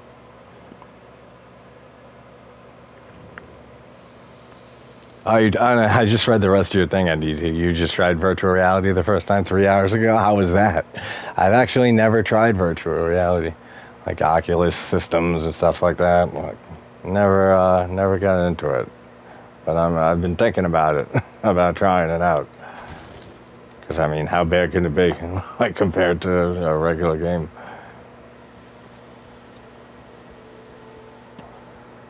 And this game, NDT, also won Game of the Year for last year. And their game from a few years before that, Sekiro, Shadows Die Twice, won Game of the Year for that year. So.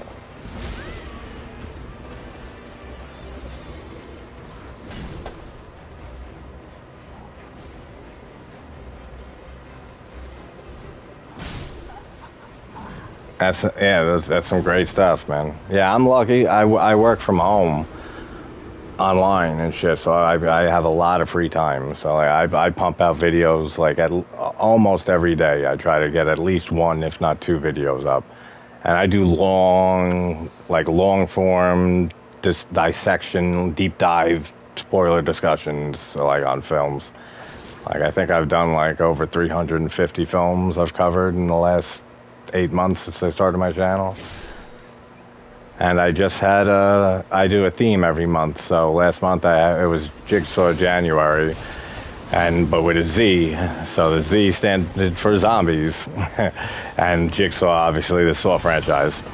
But which I'm still finishing up. I got 7 Jigsaw and Spiral left to finish, and I'll be done with that series. But I was doing some zombie movies throughout the month. I did Lucio Fulci's Zombie, which is a near masterpiece for me. And then I did Romero's Dead Trilogy, well, his first Dead Trilogy, Night of the Living Dead, Dawn of the Dead, Day of the Dead, in which Day of the Dead is my favorite. I am in the minority on that. I do not care. That is a masterpiece of a movie. So if you're a Romero fan and stuff, definitely try checking out some of those videos.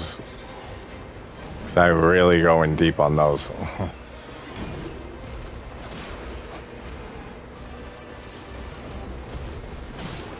But I love every genre of horror, so. And 80s are my favorite also. Like, by far. John Carpenter's The Thing is my favorite movie of all time. Not even horror movie. Just movie in general. The Thing is my favorite. I think it's the greatest film ever made. And the practical effects, which I'm a huge fan of practical effects. I don't care for CGI in horror. I mean, sometimes you can't avoid it. Sometimes there's things you need to try. Yeah, or like effects you want to get and stuff that you just can't do practically. I get that. Like but I feel like they should always try. Like, if anything, do practical and then touch it up with CGI if you need to. Or if it's just like an insane, like effect that you just can't get practically, then of course, by all means, like, go CGI. As long as it doesn't look terrible, but I also love and have nostalgia for so many films that are just bad and the CGI looks terrible, or like the acting's terrible and stuff. But I'm just so much nostalgia for them that I give it a pass, obviously.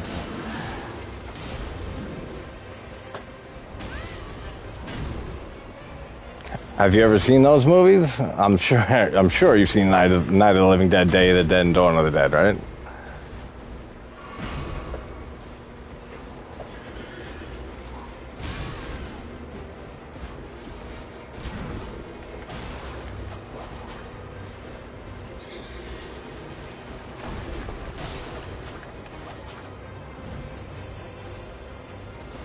And yeah, he does.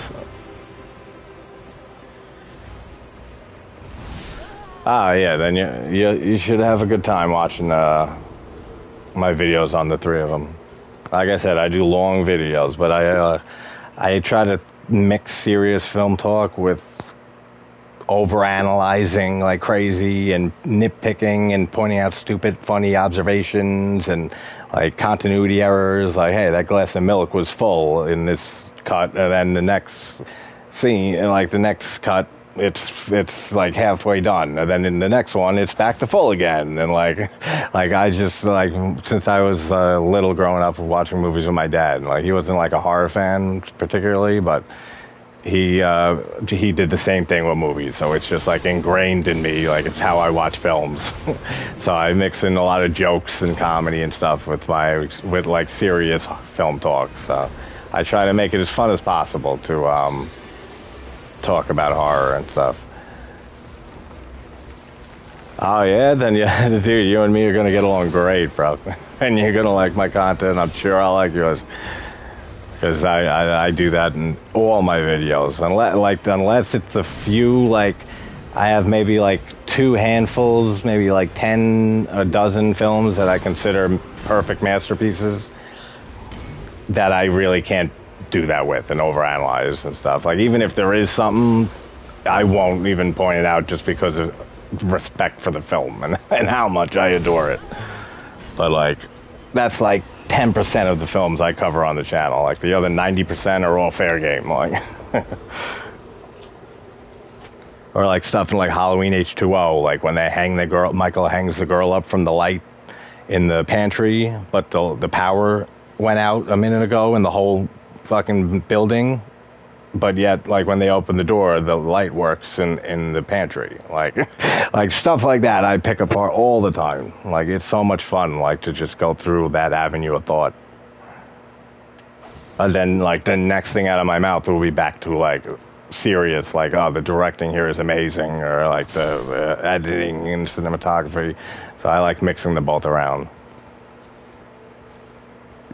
Yeah, right. You know, yeah, the power was out, and Michael killed the power. But yet, it was on there in the pantry. So they did, and that's what gets me, man. It's like I notice it, you notice stuff like that. No one on the set notices. Like no one. Like I don't get it. Like, I mean, I get it. I do. Like movies have deadlines. They got to be made. Especially like ones like from the '80s, '70s. They were in the slasher craze of the '80s, which slashers are my favorite genre of horror, especially '80s slashers. And they were pumping them out so fast and stuff. So I get it. But like, I'm just such a perfectionist and stuff that like it would bother the hell out of me. But it's like no one on set noticed that. The director, the writer, the cast members, like the DP, no one like really like it really like just it blows my mind sometimes. It's like it's not that no one thinks of this. I do, and now I know you do, and I know many others who do. So it's like really like nobody could have mentioned something and been like, no, you know, the Michael just knocked the power out, so like why would the light be on here? And they're, oh, you're right, like we should change that. And it would be like a 2-second change, and they'd figure something else out, and it would be more realistic, and it would make sense.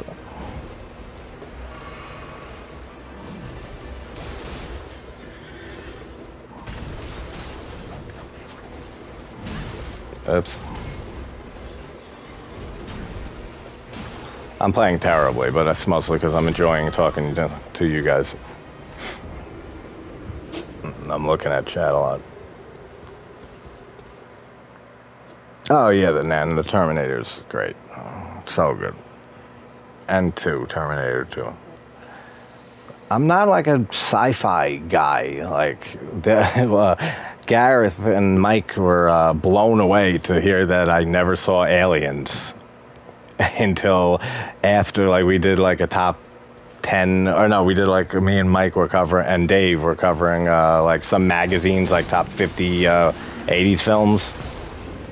And they're like 10 years at least, so like 10 years. They're in the 40s, and Gareth, I'm not even sure how old Gareth is. He keeps it a secret, but I'm guessing like late 40s too, or something like that. But they were blown away when I said that I've never seen Aliens. Like I've seen the first one, and it's a fucking classic.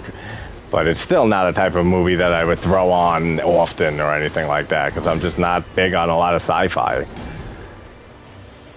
So when they heard I haven't seen Aliens, they're like, oh, are you serious? And then Gareth messaged me the next morning. He must have watched the replay.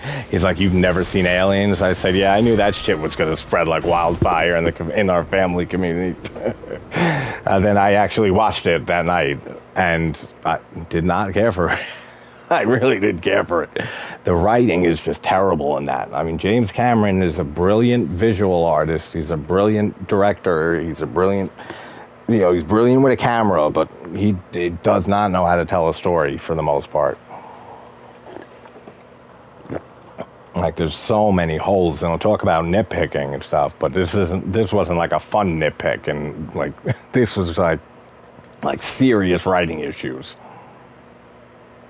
Yeah, Alien was 78, 79, I want to say 79 maybe.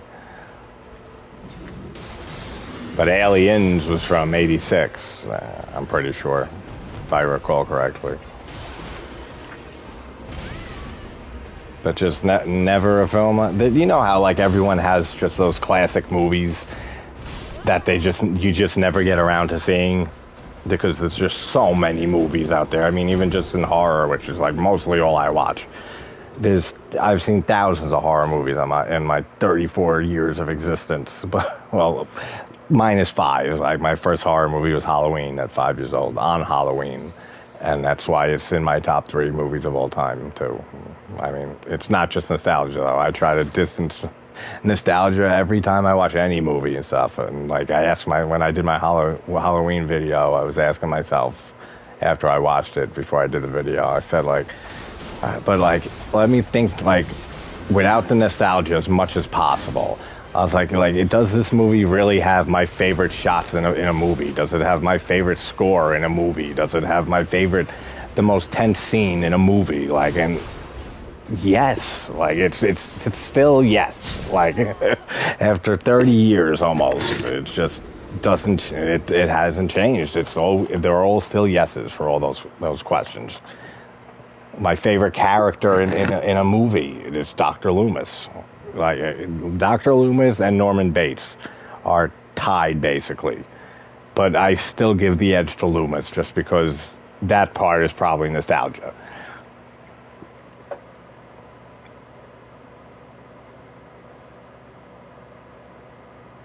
Bro, Basket Case, I've been meaning to start covering the Basket Case trilogy like a month and a half ago, and now one of my British friends, Dave, he has never seen them, so I'm saving them for me and him to do watch parties of. But I've been dying to talk about them because the sequels 2 and 3 are like some of the most batshit insane sequels in a horror franchise, and I adore the Basket Case movies. I can't wait to talk about those. Yeah, and then the first one's a classic, and it's much more serious. I mean, it's still ridiculous, like in every way, but like the sequels go way past ridiculous. Like just like there's crazy freaks everywhere that they're living with, and like they all look like the craziest looking designs, and like Belial like is fucking like.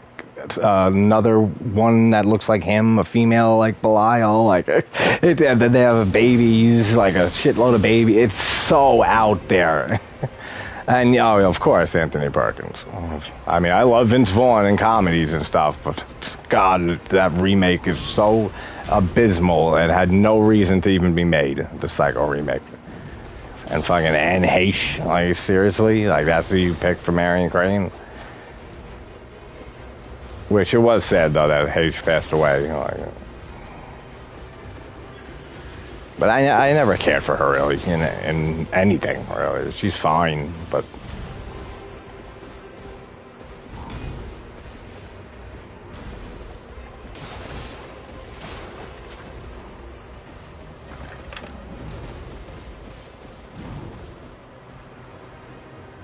so you saw all 3 of them, NDT?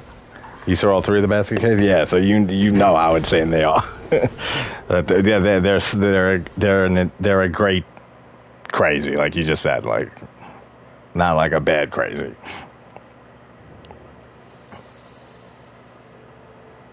Yeah, I'm not big on remakes either. I mean, my favorite one obviously is The Thing because it's my favorite film of all time. But I don't even consider it a remake, honestly, like, except for in name, like, because it's so different, and just the practical effects are, in my opinion, the greatest effects ever done in a movie, like, period. Like, and that movie has my favorite scene of all time, with the defibrillator scene and the North Spiderhead and everything is unbelievable what they did on that movie. What Rob Bottin was able to do at 22 years old blows my mind to this day. Like, every time I watch that movie. But, like, since the 2000s, like, there's like maybe 4 or 5 remakes that I think are amazing. And Texas Chainsaw 3 remake, I think, is the best slasher remake, like, major slasher franchises. That's the best remake right there. It's Texas Chainsaw 3. It's an excellent remake of the original. It's different enough, but it's still just, it feels like Texas Chainsaw, and it's brilliant. Then Maniac from 2012 with Elijah Wood. I don't know if you've seen the original with William Lustig's Maniac from the 80s, 1980, but the remake with Elijah Wood is a fucking work of art. It might be one of my favorite remakes of all time, not even horror. Like it's definitely in the top 5, like, if not top 3. Like, then Hills Have Eyes by Alexander Aja, or Aja, whatever you pronounce his name. That's a great remake. I actually kind of prefer the remake to the original, actually. And what are the other two? Suspiria is an amazing remake for how different it is from Argento's, which I'm a huge Italian horror and Argento fan.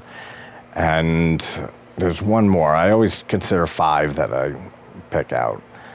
I'll think of the other one, but the Evil Dead 2013. Evil Dead remake was absolutely phenomenal. And I love everything in the Evil Dead franchise. It's been perfect for me. Like, Raimi has not done a film or the TV series and that wasn't perfect. Like, so I'm hoping Evil Dead Rise delivers, because if not, if it's terrible or just bad or not good, it's going to ruin a perfect streak that very few franchises have had in horror for me.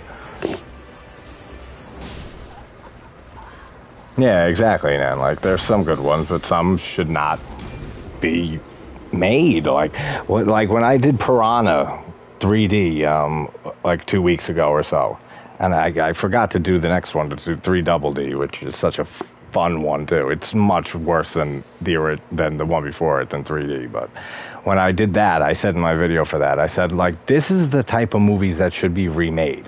Like, Joe Dante's Piranha is not that good of a movie. It's really not. Like, it's really boring. It's just a rip-off of Jaws, just replaced with Piranha. And you don't see the piranha or anything. Like, it's just not that great of a movie. That's the type of movie that I don't care about CGI at all. Like, go nuts with the CGI, like, in the movie like that. And they do, and it's it's amazing. Like, it's such a fun movie. And so is Double D. But it's like, those are the type of movies, that's what they should be doing. Like, if Hollywood really has no original ideas left, then friggin' just take movies that weren't that great, but had very good premises and ideas in them, and just either budget reasons or they're older movies or they just weren't executed well, and just remake those and turn them into better films. Do that. Don't keep remaking movies that are classics. And then, like, 90% of the time, the remakes suck. Like, it's, I don't know. That's how I feel about it. Like, there's so many movies out there that, in the past, that are just decent and not good. But they have great ideas in them, and they have a great premise. So it's like, just remake those ones. It's like, make them better. Like, that's what they should do, in my opinion. Let me read that. I live about 1 hour or so from the original cabin located from you. That's great, man. That's awesome. Where is that again? If you don't mind, what state are you in? If you don't mind me asking, I always forget where the cabin is, or that they use for Evil Dead. Isn't it like Tennessee or like something like that? I'm probably wrong on that, but I live in New York on Long Island. If you can't tell from my accent, I got a strong New York accent.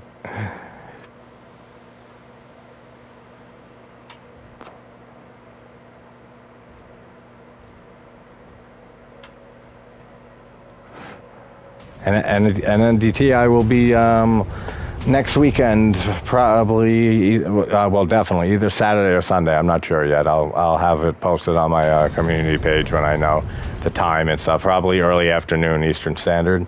I will be having a huge thank you to so many people in celebration live stream for hitting 400 subs. So hope to see you in the chat there. That'll be nice to see you stop by. Like, literally everybody is welcome. Morristown. Wait, so it is Tennessee? I was right? Damn. I did not expect that. I remembered that. Even though it's one of my favorite horror franchises. I live 10, 15 minutes from the Amityville house, which that's something a few people keep telling me I should do, is like do a video at the Amityville house. So I'll definitely do that sometime soon. I'll take a drive over to Amityville. I've been there a few times to the house. I mean, it looks very different because they like, especially because those famous like windows that look like eyes with the pig eyes in the movie and stuff. They redid those like decades ago. So like they don't look like they do in the movie, but it's still a cool looking house, and the whole just the whole DeFeo case and stuff is so interesting. Despite how bullshit the Amityville horror thing is with the Lutzes.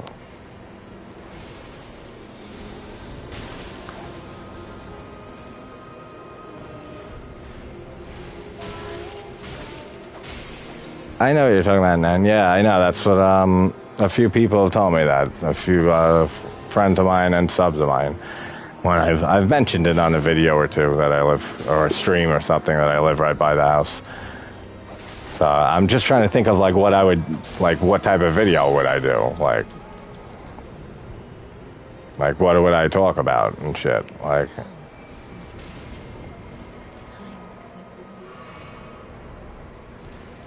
That's like the thing I'm trying to figure out.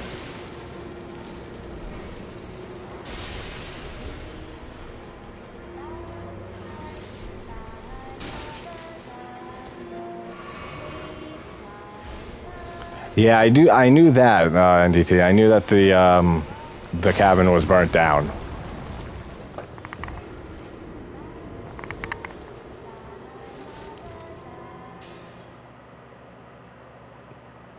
Yeah, I knew that it burnt down, which sucks. Let me ask you this, as I'm assuming you're a big Evil Dead fan also. Do you consider Evil Dead 2 a remake of the original or a sequel? Which I'm sure you know has been a debate for a long time, like since the movie came out, basically.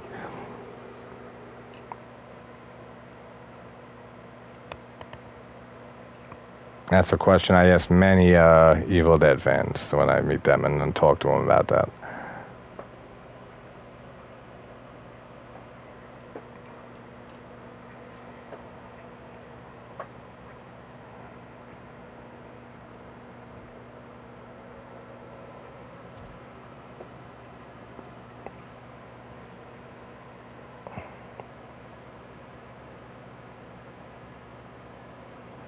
I know, right? That's why I asked. I mean, like I said, it's been a debate between fans since Evil Dead 2 came out. Like, and Raimi, I don't know if Raimi has, but Campbell's come out and tried giving an explanation, but I think it's bullshit. I don't believe it.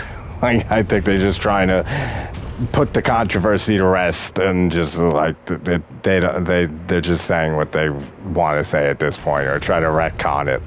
But for me, it's a remake. Like, full and full. Like, it's not a sequel. Like, because one, like, why the hell would Ash go back to that cabin after everything that happened? And why would, if it's a sequel and he knew in the first movie that playing the tape recorder is, and hearing the words chanted is what brought the Deadites out, and he went through that whole ordeal that night, then why the hell is he playing it again in Evil Dead 2 and messing with the book and stuff? Like, it makes no sense that it's a sequel. I know they couldn't use the intro, like for the intro, they couldn't use footage from the original Evil Dead because of the rights and stuff like that. I get that.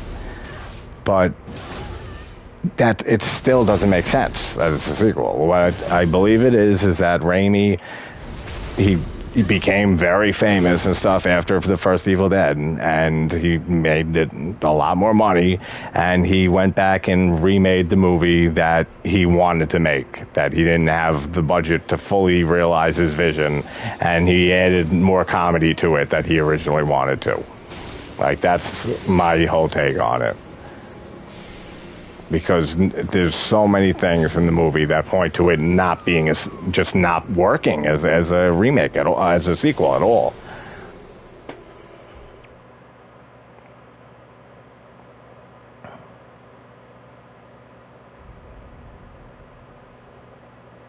Yeah, I just read your comment. Yeah, it's really not more of a straight sequel, more of a remake. Yeah, exactly. Yeah, exactly. And I love Ash vs. Evil Dead. Like I said, there's not a single entry in that whole franchise that isn't just perfection to me. So I'm really hoping, like I said, I don't watch trailers at all or read reviews or anything like that. Like, I avoid all of that for movies because I want to go in blind as possible and have no expectations and all that. But so I've seen like 2 or 3 pictures of the Deadites because, like, you can't obviously avoid everything about a movie ahead of time. But I tried as much as possible, and it sounds like, just the premise, it sounds like Demons 2, Lamberto Bava's Demons 2 from '86, just like in a high-rise building. Like, it sounds just like Demons 2. So I mean, it sounds like a remake of Demons 2, actually, which is an excellent movie. But I'm hoping that they just at least make a good to great film, at least, because I'll be happy with that. And I know it's the same people who were responsible for the remake of Evil Dead in 2013. So that gives me some good hope on it also, that it's the same ones involved. So that makes me feel a little more comfortable with my expectations for it.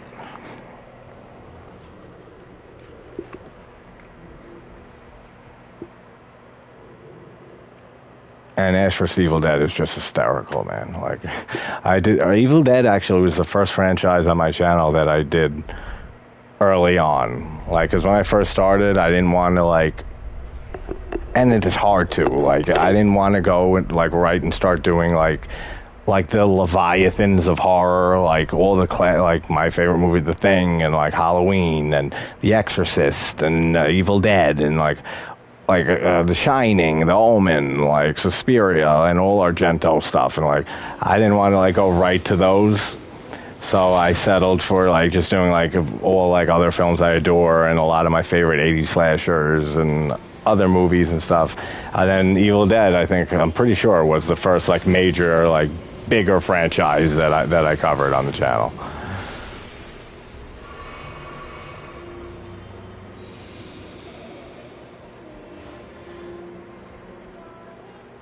And I love it. Have you ever seen behind the scenes of any of Evil Dead 1, 2, or Army of Darkness? Oh, it's been fun chatting. All right. Thanks so much for stopping by, man. It was great chatting with you. And Yeah, catch me on the next one, and I'm definitely going to be checking out your content, man, for sure. Because you have, like I said, a real diverse amount of stuff that you post about, and I think that's great. And yeah, I'd love to see you in my celebration 400 subs stream next weekend. So just check my community tab if there's a notification you get for it. I'll let everybody know what time and the day it's going to be on. But yeah, thanks for stopping by, man. Have a great day or night or wherever you're from. You're in Tennessee. Well, yeah, you're in Tennessee, so it's nighttime.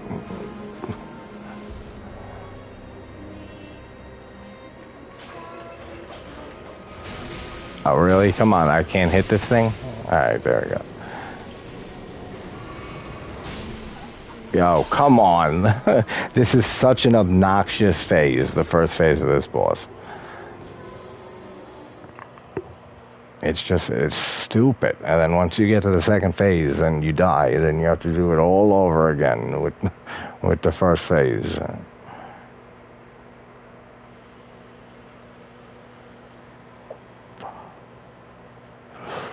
Hold on, I'm going to message Stevie real quick and see what he's doing.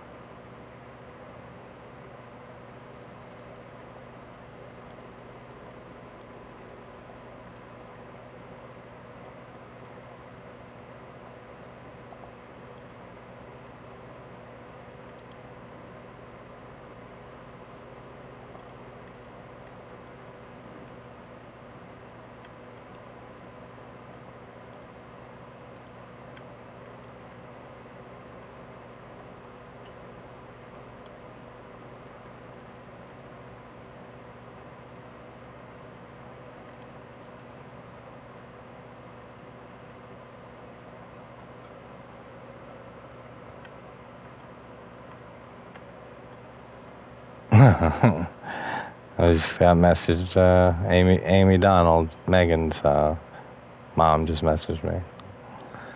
Like I said, we've been talking like every day since since the interview. Like they're just the nicest people.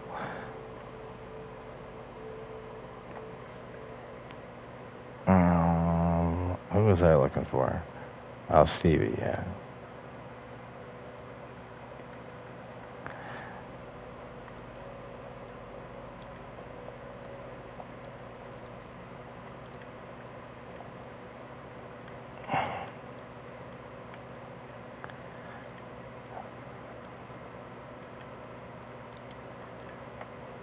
All right, I'm back. Yeah, what's your question, man?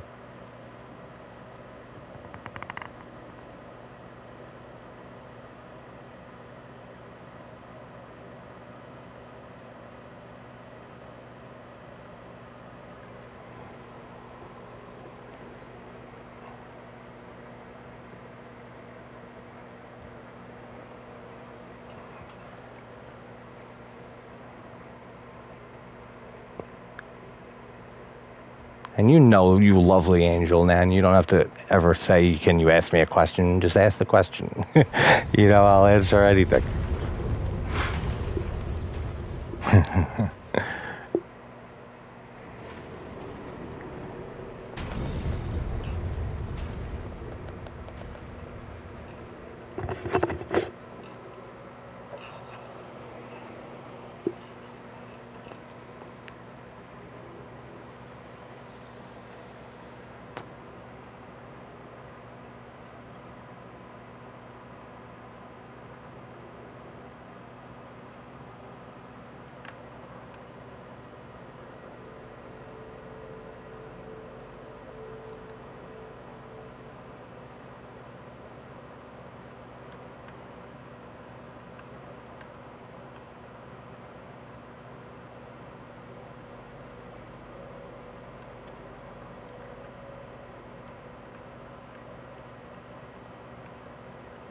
Okay. I keep getting messages on Instagram of congrats on 400 and all that shit. Oh, man, I'm gonna have to write like a notebook of thank yous. Like, I know I'm never gonna be able to remember everybody. I got to definitely write. Like, I can probably fill 2 or 3 pages with everyone. So I gotta definitely do that. You think you can each... Hold on, I reloaded my YouTube page, so I'm just checking. I'm waiting for the chat to load. Because my TV shows my comments also, but in chat, but it doesn't show the whole thing if it's a little long. Professor, my man, he's back. What's up, brother? Always so great to see your name pop up, man. And thank you so much. I can't say enough. I know I said thank you a million times already, but you'll be hearing that forever. Thanks so much for everything, man. You're an amazing dude. I'm happy that so happy that you subscribed, and so happy that we're becoming friends and shit. You're a great guy.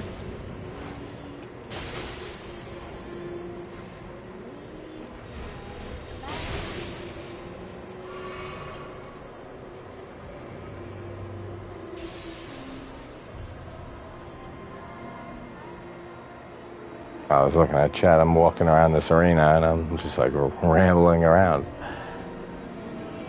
Oh, well, she was down the whole time? That's bullshit. I thought there was one more of these things, because there's 3 of these little ones that glow yellow, and you have to hit them once to break the little yellow bubble around them, and then she comes down and you can attack her. So I thought that I forgot I'd killed the 3 of them already, or hit the 3 of them. I thought I had 1 left. I was waiting to see where the hell it was. And the whole time she was down there where I could have hit her.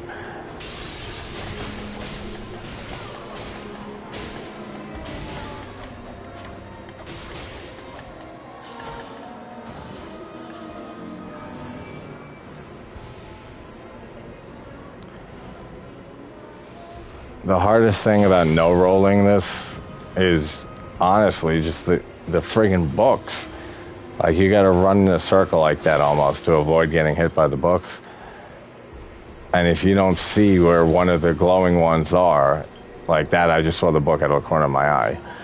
But if you don't see where it is, then you're just gonna get hit with a book, and it does like no real damage. But since all the kills I do have to be flawless with no hits taken, it's like, god damn it, like this freaking book came out of nowhere. Dude, she just fell down again. I killed 3 of them. Why does it feel like I'm only killing 2? I don't get it. I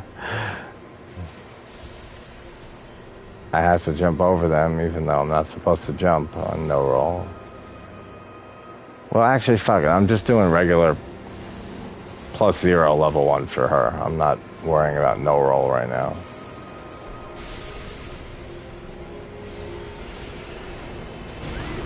And I knew that was coming. That is such a hard move to dodge. Even with rolling. Yeah. Jack, stop being mean to Nan. Don't be mean to my Nan. Even though you're my Jack. So, don't be mean. Jack Nan. Jack Nan. That sounded wrong.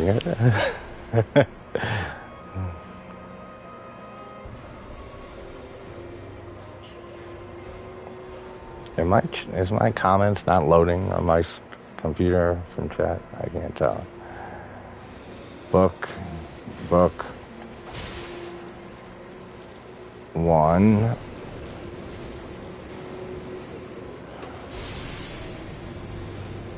There's another book thrower. See, goddamn you books. Damn it. Oh, goddamn that move, man. That move comes out of nowhere.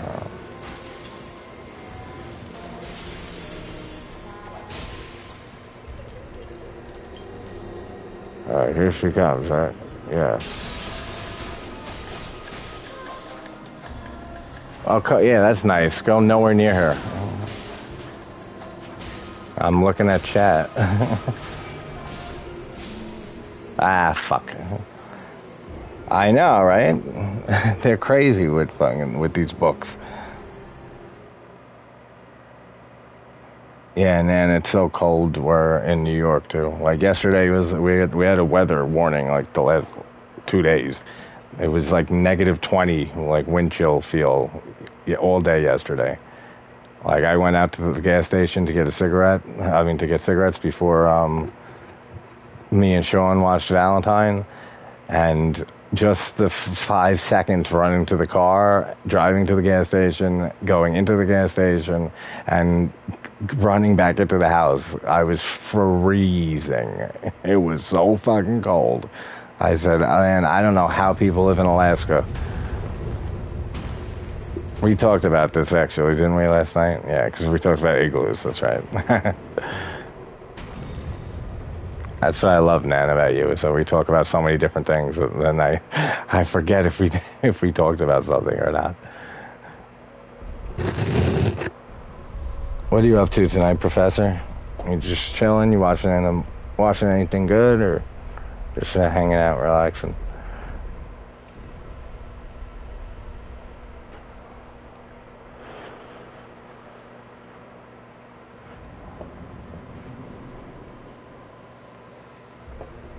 And all right, good. I'm back at 400 subs.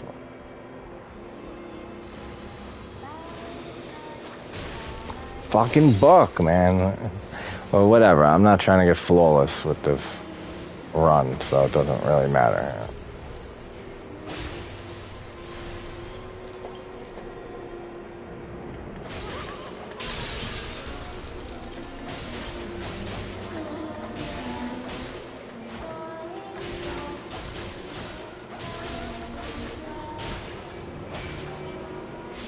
Oh, come on. I should have been out of range.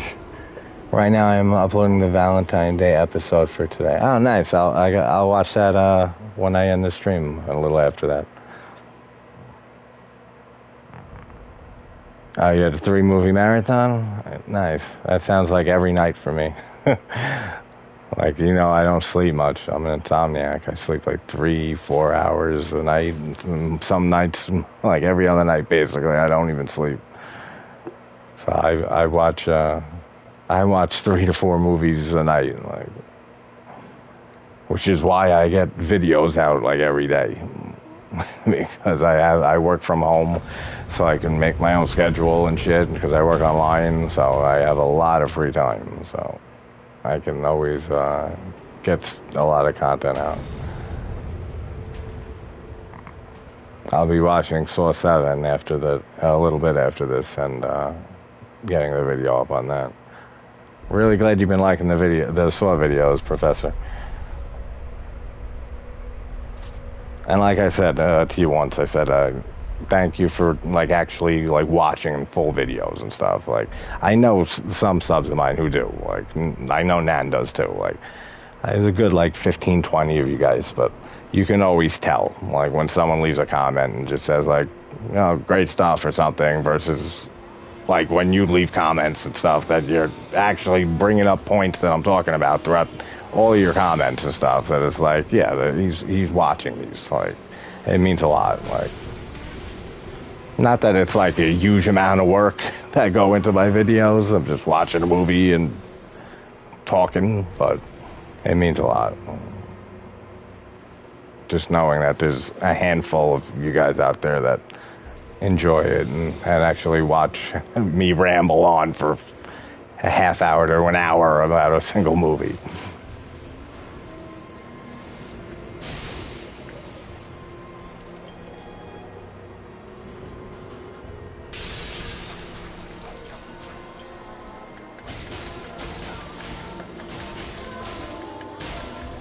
And you're welcome, man. That's all I've ever wanted to do on YouTube here.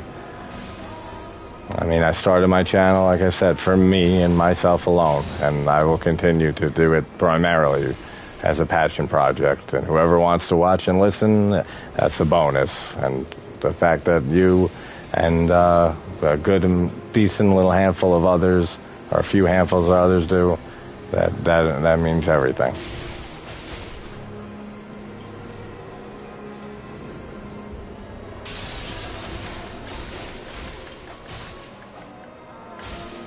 Alright, hit her, not the other stupid thing. Look at this bitch falling from the sky like that.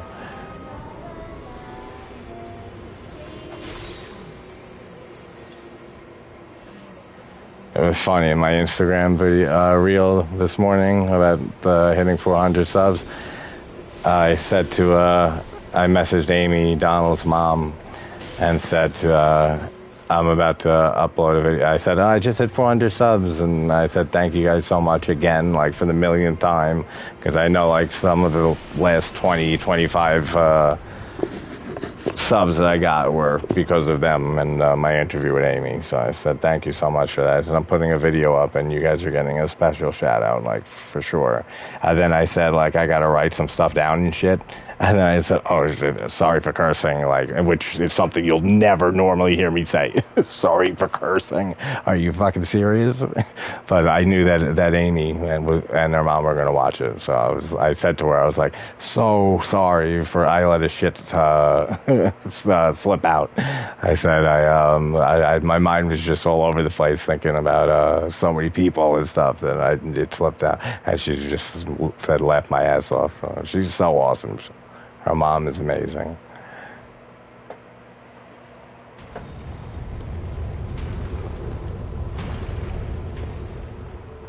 And yeah, Prof, like that's those are all my videos. Like everything you hear in the Saw ones, that's how all my videos are.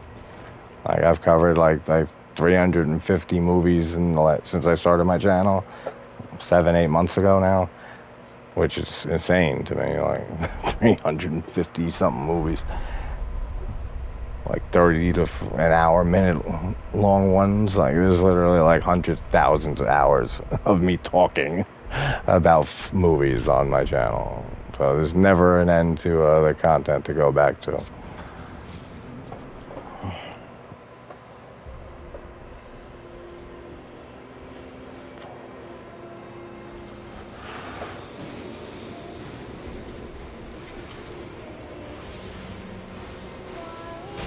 Oh, come on. That's a stupid book.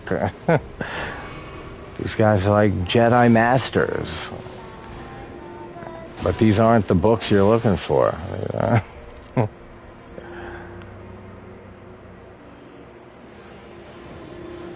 Man, you would love this, boss, because you love books so much.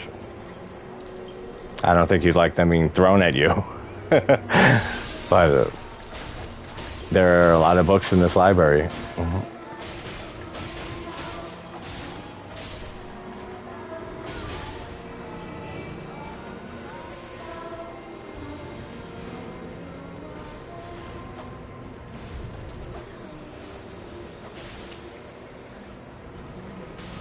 Ow. God damn it.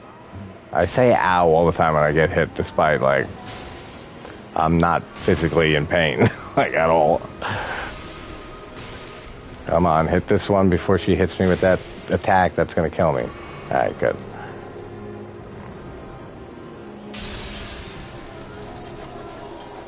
And thanks again, man. I mean, I know you've said it many times already, and you don't have to, but you're that type of guy. You're such a great guy. So thank you again. And I can't thank you enough for sharing out my channel and telling people to help me get to 400 and well, everything. Just thank you so much. It means more to me than you know.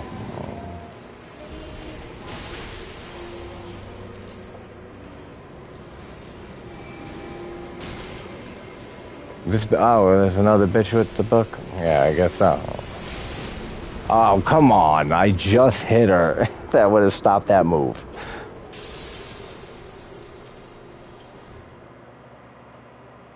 And then, what do you say? I'm going to do videos. I'm going to have to do some back-to-back. It's going to be on my I Like that I think are connected to Valentine's Day. I will send you links to the movies. Yeah, okay. That sounds awesome.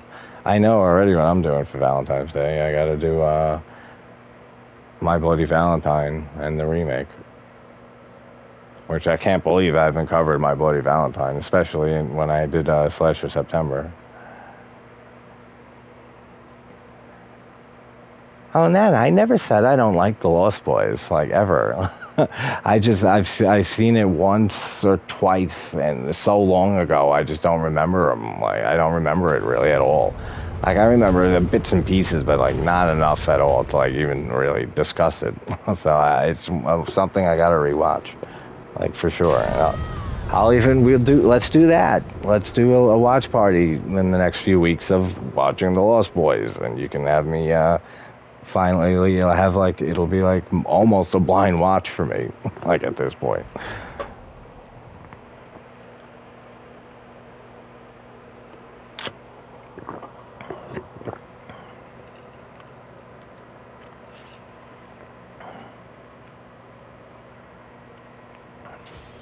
Yeah, don't ever think I don't like The Lost Boys. Like,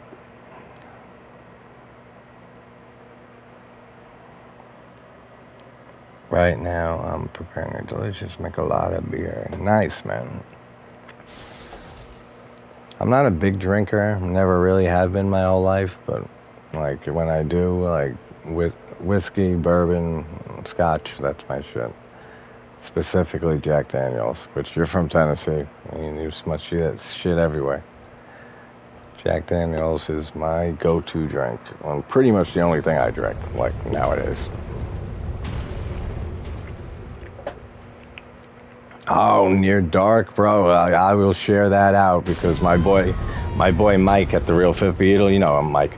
That's his favorite. That's one of his favorite movies, and his favorite vampire movie, or whatchamacallit. Not whatever. You know what I'm talking about. It's like 3 a.m, but it's what he loves that movie. So I will share it right to him, so he can see that. Like 100%. I still got to do my favorite zombie movie of all time, which I didn't get around to doing last month, even though I was doing old fucking zombie movies. Didn't get to my favorite one ever. I got my second favorite with Day of the Dead.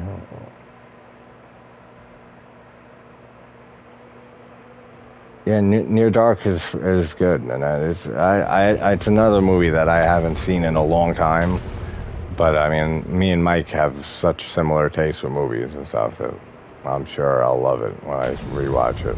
And that's why I'm sure if we do a watch party of The Lost Boys, I'm sure I'll close to love that too, because I trust your judgment with movies, like, more than you know too.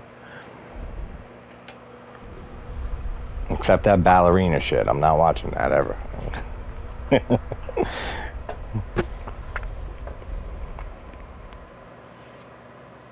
My first favorite zombie movie. I will give you a hint. It is directed by who we were just talking about the trilogy earlier of Lord of the Rings.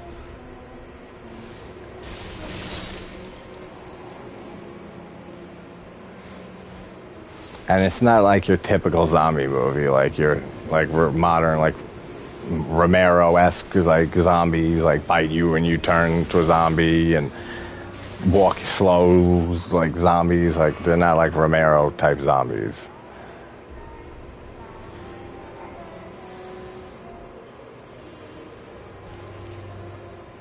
I know you did that. I'm joking, but I'm not watching it though, ever. Who knows? Maybe I'll watch it with you one night on a stream. That I would watch it for.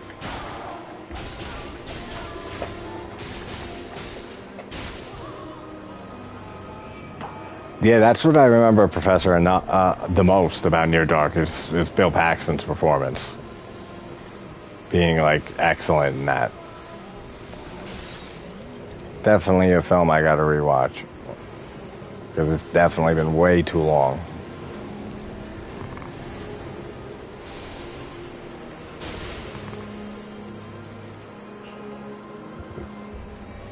Did this bitch fall down? Oh, no, it's another book.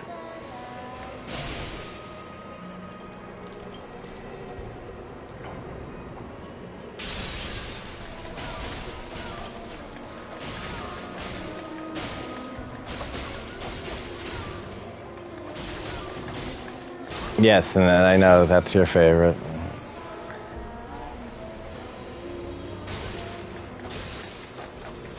Did you guys figure out my favorite?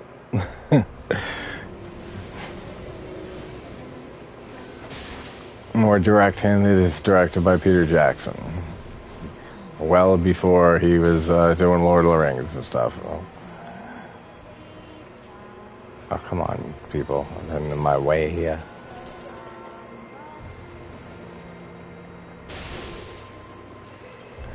Don't hit me with that stupid move, lady. Okay, good. Dead alive, Professor. You are correct. AKA brain dead.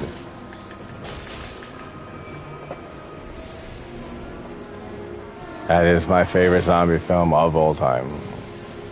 And like I was saying, like it's not like your typical Romero zombie, because, you know, Romero basically invented the modern zombie. Like, before Romero's Night of the Living Dead, like, zombies were all, like, the results of voodoo and tied with voodoo curses and, like, raising from the dead, like, through, like, bad science gone wrong and stuff like that. Like, that was just, like, how it was. And then Romero came around with Night of the Living Dead, and it changed everything about zombies. Like, just created a whole new subgenre. With the whole shoot him in the head. Well, that was around a little before that, but like with the whole, you know, get bit and you turn, and that you can die in any way and you'll still turn. Like, just dying makes you turn into a zombie, and how they move and all of that. Like, that was all Romero. But Brain Dead is just, or Dead Alive is just completely, like, it's so out there. It's such an insane movie. The practical effects are insane.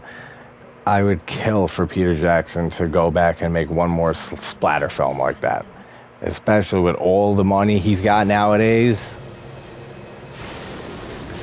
and the experience that he has. Like, come on, like, oh my God, he would make the greatest fucking splatter film of all time if he actually did that.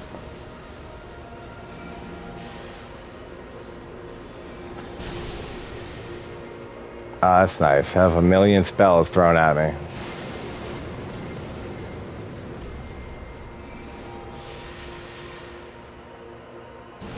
Oh, I didn't know those were floating around. And that's what sucks about this. This is phase 2 here, and then now I got to repeat that whole shit with the books throwing stupid people.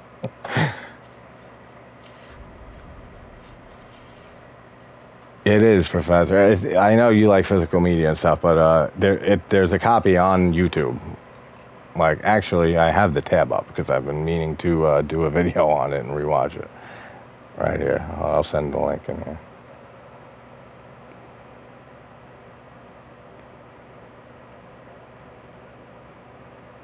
But, oh, God, the amount of practical effects they did, and, like, the way that he shoots it, like, there's just so many just weird camera angles. Like, you know those angles he does that are, like, they're not, I can't even consider them Dutch angles. Like, they're just, like, and, like, whatever camera lens he used, like, it's, like, a weird, like, wide-angle lens that, like, it's, like, it's, I don't know even how to describe it, but you know what I mean, like, from knowing the movie.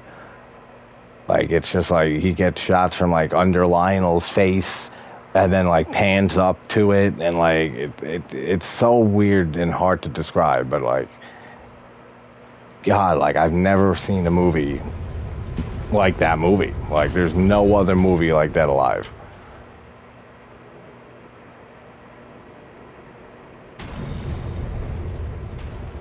And it's still in one of those movies, too, that even though it's my favorite zombie movie, I don't rewatch it that often. Like, I'll watch it every few years again. And just because of how insane it is, like, I don't remember, like, a lot of things, like, every time I rewatch it. But every time I watch it, when it's over, I say, God damn, that's still my favorite zombie movie.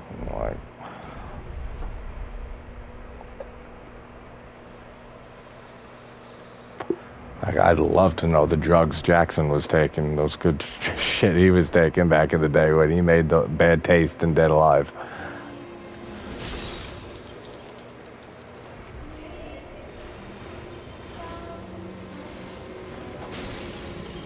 No book.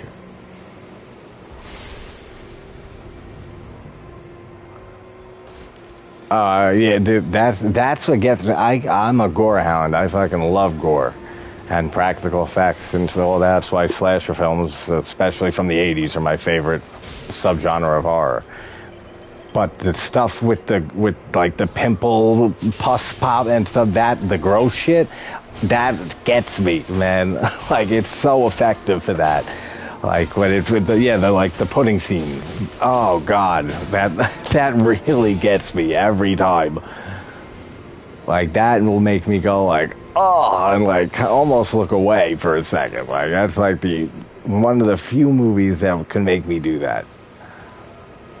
It's so goddamn effective that way.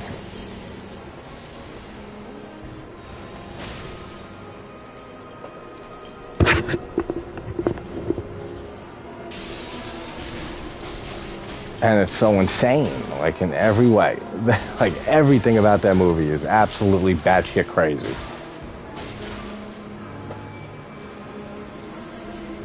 And I adore it because of that.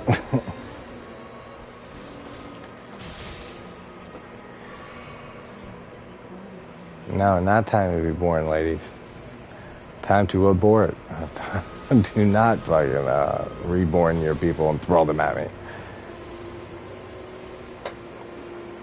We need abortion doctor on line 4. For what? This Queen of the Moon bitch trying to make her baby fucking kill me with books. Throw them at me. No, that ain't right. Not right at all, Randy. We'll take care of it. All right, cool. I'm so crazy. What's wrong with me?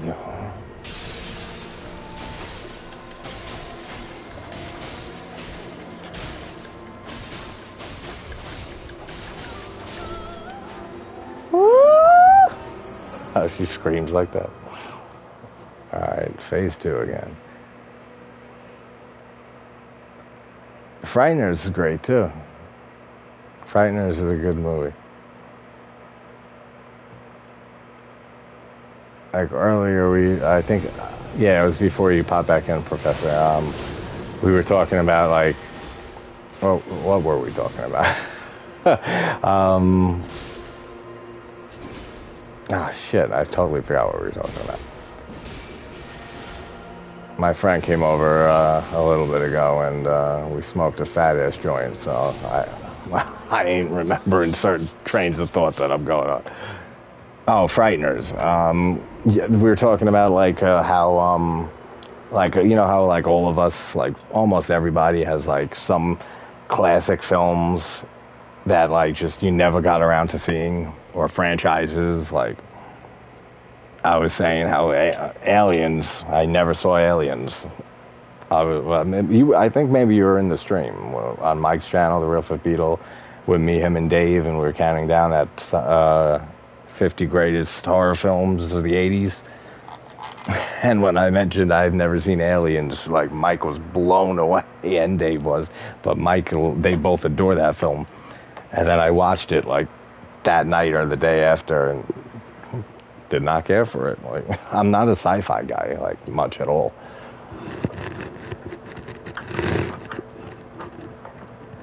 Which is kind of strange that The Thing is my favorite movie of all time, but I really consider it more of a horror movie than a sci-fi film.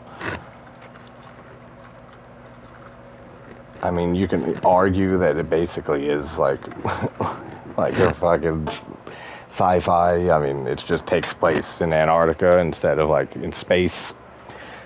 But it's Carpenter, and it's more of a horror film to me than a sci-fi movie. But I like some sci-fi, but I would never get like the Alien franchise after the first one. Yeah, exactly, man. You've heard me enough in my videos. I say it all the time. Everybody's entitled to their opinion, everyone has different likes and dislikes, and that's the greatest part about discussing movies with people, is that you get different opinions and you get to hear thoughts and stuff that you would never thought of, and make oh wow, you make sense, like, etc.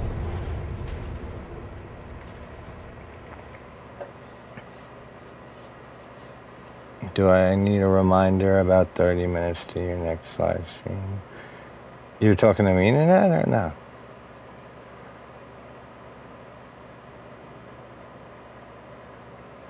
If so, which live stream? The next one I'm doing, I think, is tomorrow, not tomorrow, Monday, with Stevie and Sean.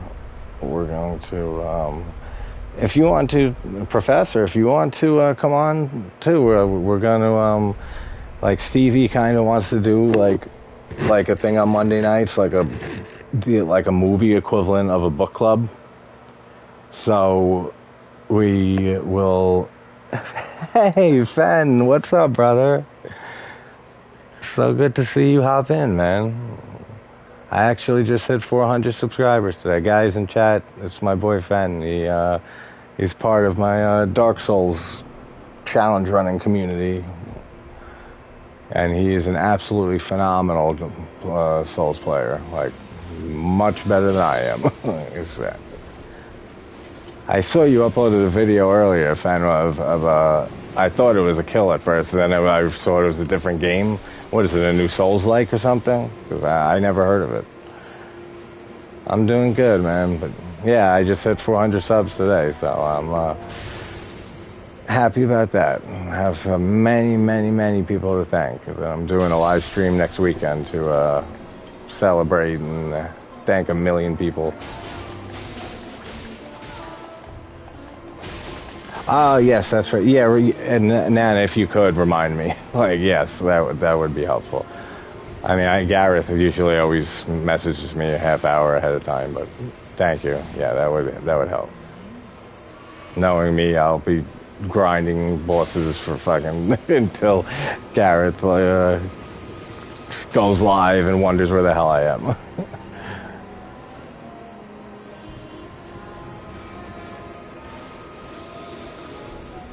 Man, the first phase fan of her, it's so obnoxious, this first phase. Like, it really is. Yeah, I miss her completely. That sounds good. And I'm so close with Tree Sentinel, +0, no roll too. Oh, that's nice. Good hit.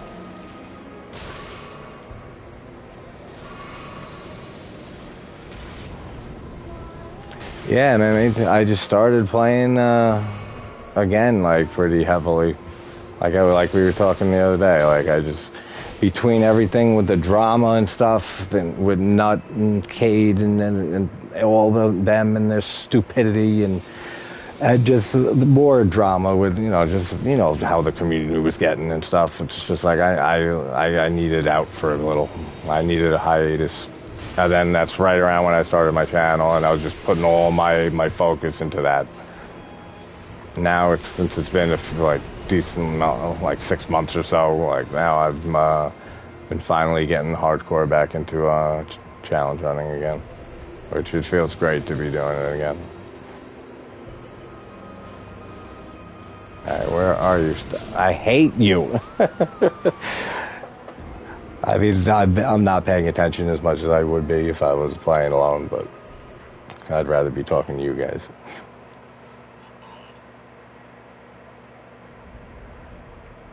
Oh, Fen, watch me with Tree Sentinel. Let me know if you got any tips, because I'm almost got him. He's just I keep making a stupid mistake in the first phase. Like, every time. Like, just one hit that throws me off flawless. and then I just let him kill me, and then I start again. It's a kind of jarring how you have to go from, like, really you can be on him, like, the whole first phase, like, behind his horse, basically, and everything. Then the second phase, because of the AoE jumps and stuff, and the horse jump, and you have to like play a lot more passively and cautiously. Oh, the one I was co-oping with earlier? No, he's a friend of mine, my boy Rob from, I met him years and years ago through my favorite band, the Disco Biscuits.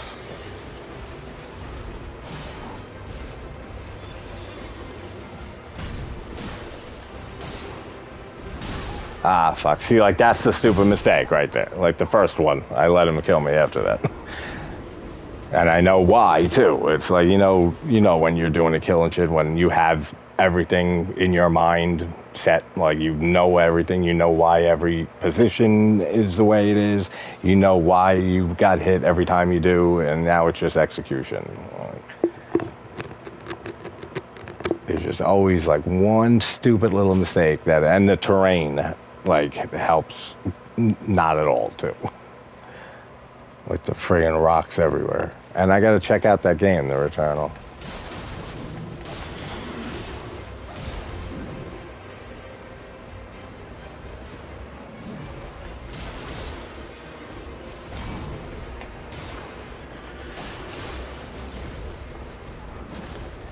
Oh, also, Fen, how do you know when his horse, when he leans back and shit? Sometimes you can be right under the horse and not take damage, and sometimes you get crushed. Is it that when he stays longer in the air or on his hind legs before he lands, is that when you're going to get damage from it? And the short times is when, like, you're fine under him? Because that's what I'm guessing. Oh, I never get hit by that.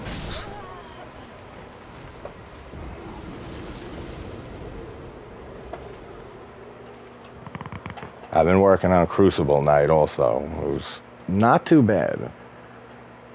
I just got to get used to, like, circling him and strafing around him, like, the right way to, like, get openings every time. I've gotten to a second phase a few times. This flying wing attack, you just run under. That's easy as shit. And I haven't seen him do the tail yet because I didn't get him down that low. I'm assuming it's not that hard because I think it has a hitbox.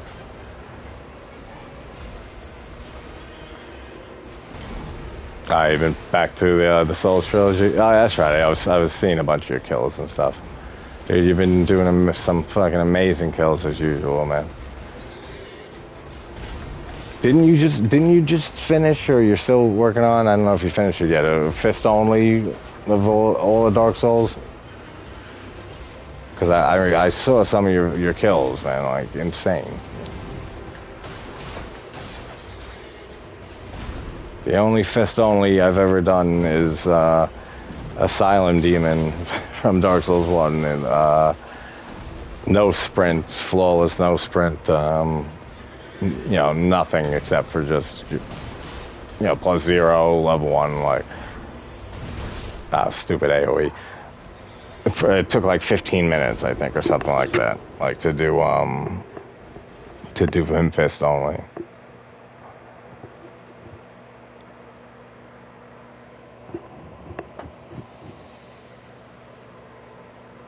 Did you finish that that fist only run? I think you might. I don't remember getting notifications of, like, Artorias and Calamite and stuff. Yeah, okay, that's what I figured. The impossible run I started before I took the hiatus, right? With that's not even possible with the DLC. Soul level 1, new game +0 weapon, new no sprint, roll, block, parry, rings, resins buffs. I'm up to Ornstein and Smoke for like months and months, and I don't think I'll ever get that kill. Like, it's the hardest kill I've ever tried, like, by a mile, like, miles. Like, I was wanting Zelda for a while before I took a break from Discord and shit, like, to stream for me, or watch me stream and stuff, but he was busy a lot of the times. But he's like one of like 3 other people or 2 other people that ever like did that kill, and like on Max New Game.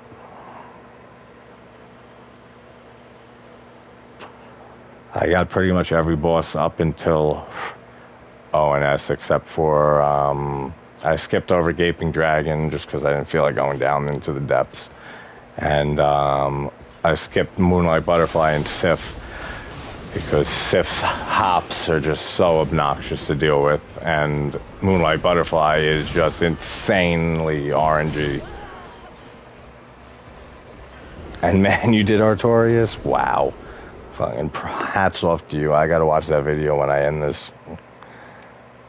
Artorias just only. How long was the kill? Was it like 20 minutes, 25 minutes? I'm trying to remember my +0 Artorias, and that's +0, not Fizz. I think that was like 10 minutes or 11 minutes +0 Artorias. Maybe a little less. Oh, I shouldn't have attacked again like that. Kill me. I'm gonna go to Crucible Night. And I forget, is it?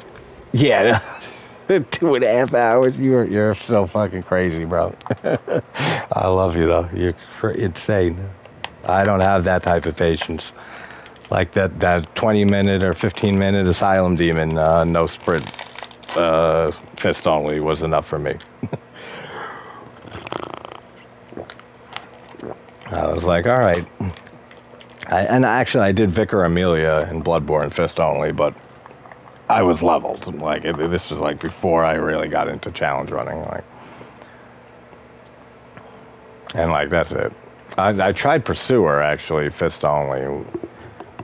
Like not really tried him, but like tried it for like maybe 10 attempts or so. I can see me getting that kill actually because I got Pursuer down like very well. Like when I did my New Game Plus no sprint and, +0 kill of him. One of my many world's firsts left. World's first.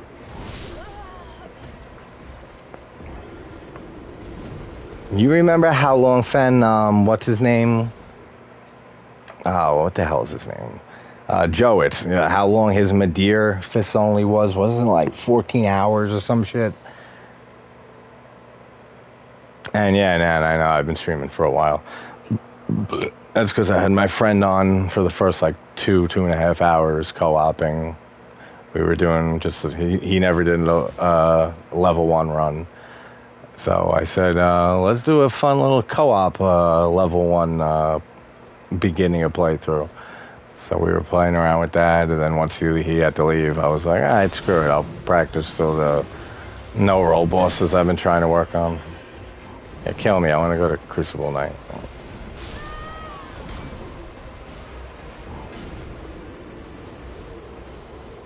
Man, I can't imagine Artorias for 2.5 hours. That's huge props, brother.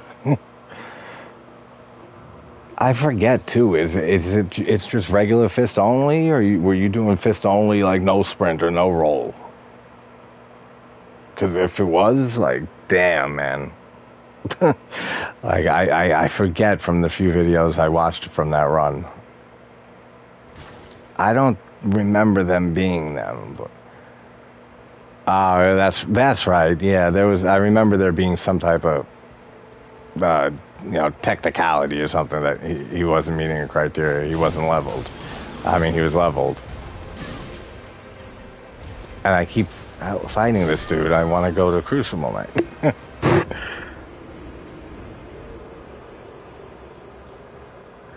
Have you talked to him at all? How's he doing, if you have? He's a good dude.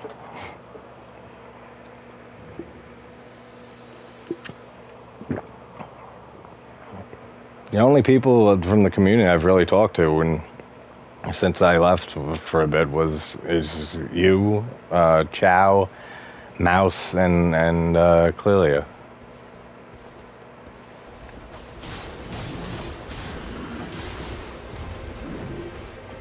And yet again, I'm fighting this fucker. That's right. Yeah, all right. Because I remember, I was pretty sure there was no roll to it. It wasn't just fist only. But yeah, I can't imagine doing no roll fist only for 2.5 hours. That's insane. But I'm sure you can do it too, bro. I know you can if you really wanted to and put that effort in.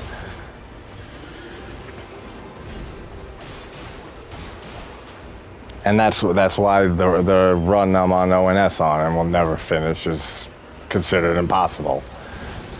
Because plus zero, no sprint, Artorias, Calamite, and Manas has just never been done. Like, fuck. Well, see, like that's a stupid mistake, and that's just like the one mistake that screws the whole attempt up for me. Because now we'll do his AOE jump.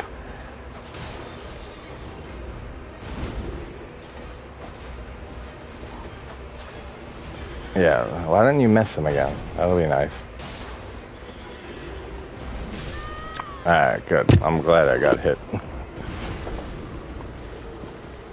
Yeah, I figured you're not going to try. But I'm sure that you can probably do it, dude, if you really tried. Like, enough. Like, I'm sure you can do it. But yeah, I can 100% see not wanting to even try. Yeah, alright, Crucible Night before I forget and go back outside into friggin' Tree Sentinel again. Oh, Professor, you have no idea, man. When I was, you can ask Fen. Like, that's how the Dark Souls challenge run community is. Like, we'll be at practicing kills and shit for hours and hours and hours. Like, just because that's how insanely hard a lot of the kills that we do and try to do are.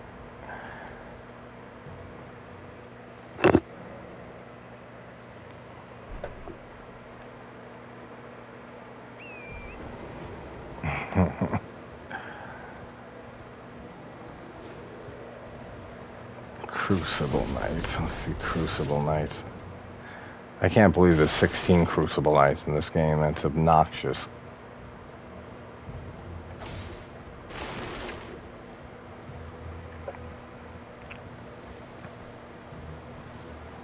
Oh yeah, and I've had days that I've played like 18, 20 hours, like straight.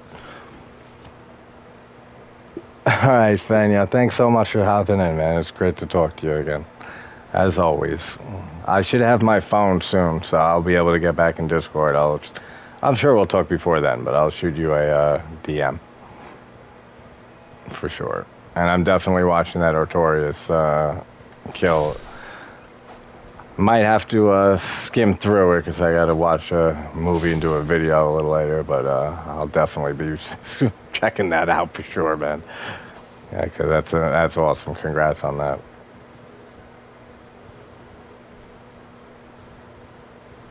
Take care, man. Have a good night or day, wherever you're from. I forget where you're from.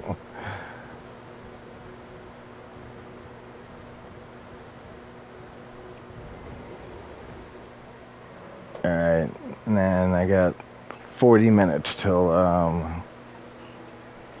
horror news from across the pond with Gareth. I'll be right back. I'm just running to the bathroom.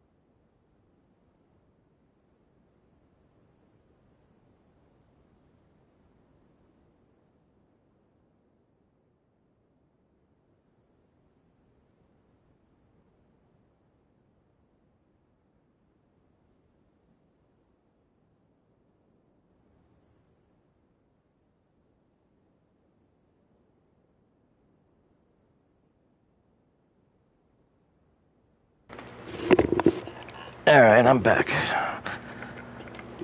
I forgot my friend stopped by earlier tonight and with a nice big fat joint. And I forgot that he gave me the roach to keep, so I'm smoking that right now fast.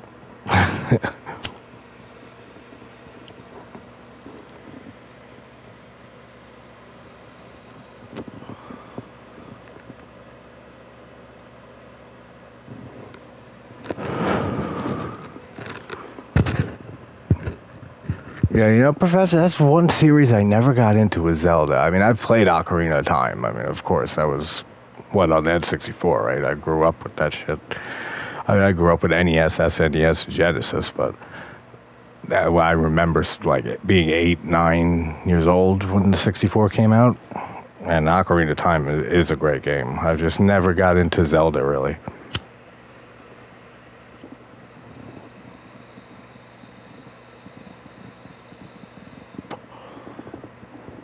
But these games, like the Souls games, are like the only games that I've marathoned for as long as I have.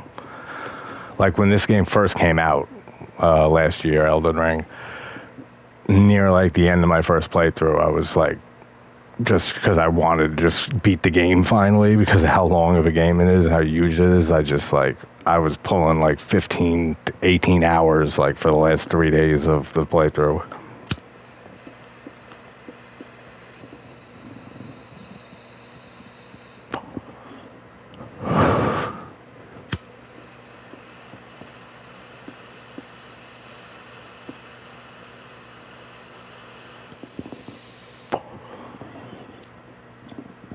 Alright, let's try this boss again now.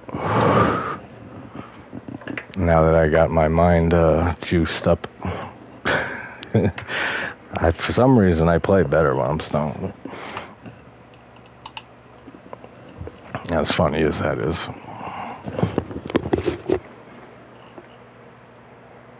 Watch, I get killed in the first hit. One.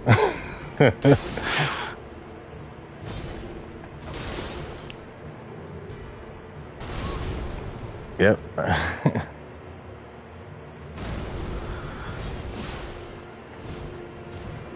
Alright, those two I gotta distance out.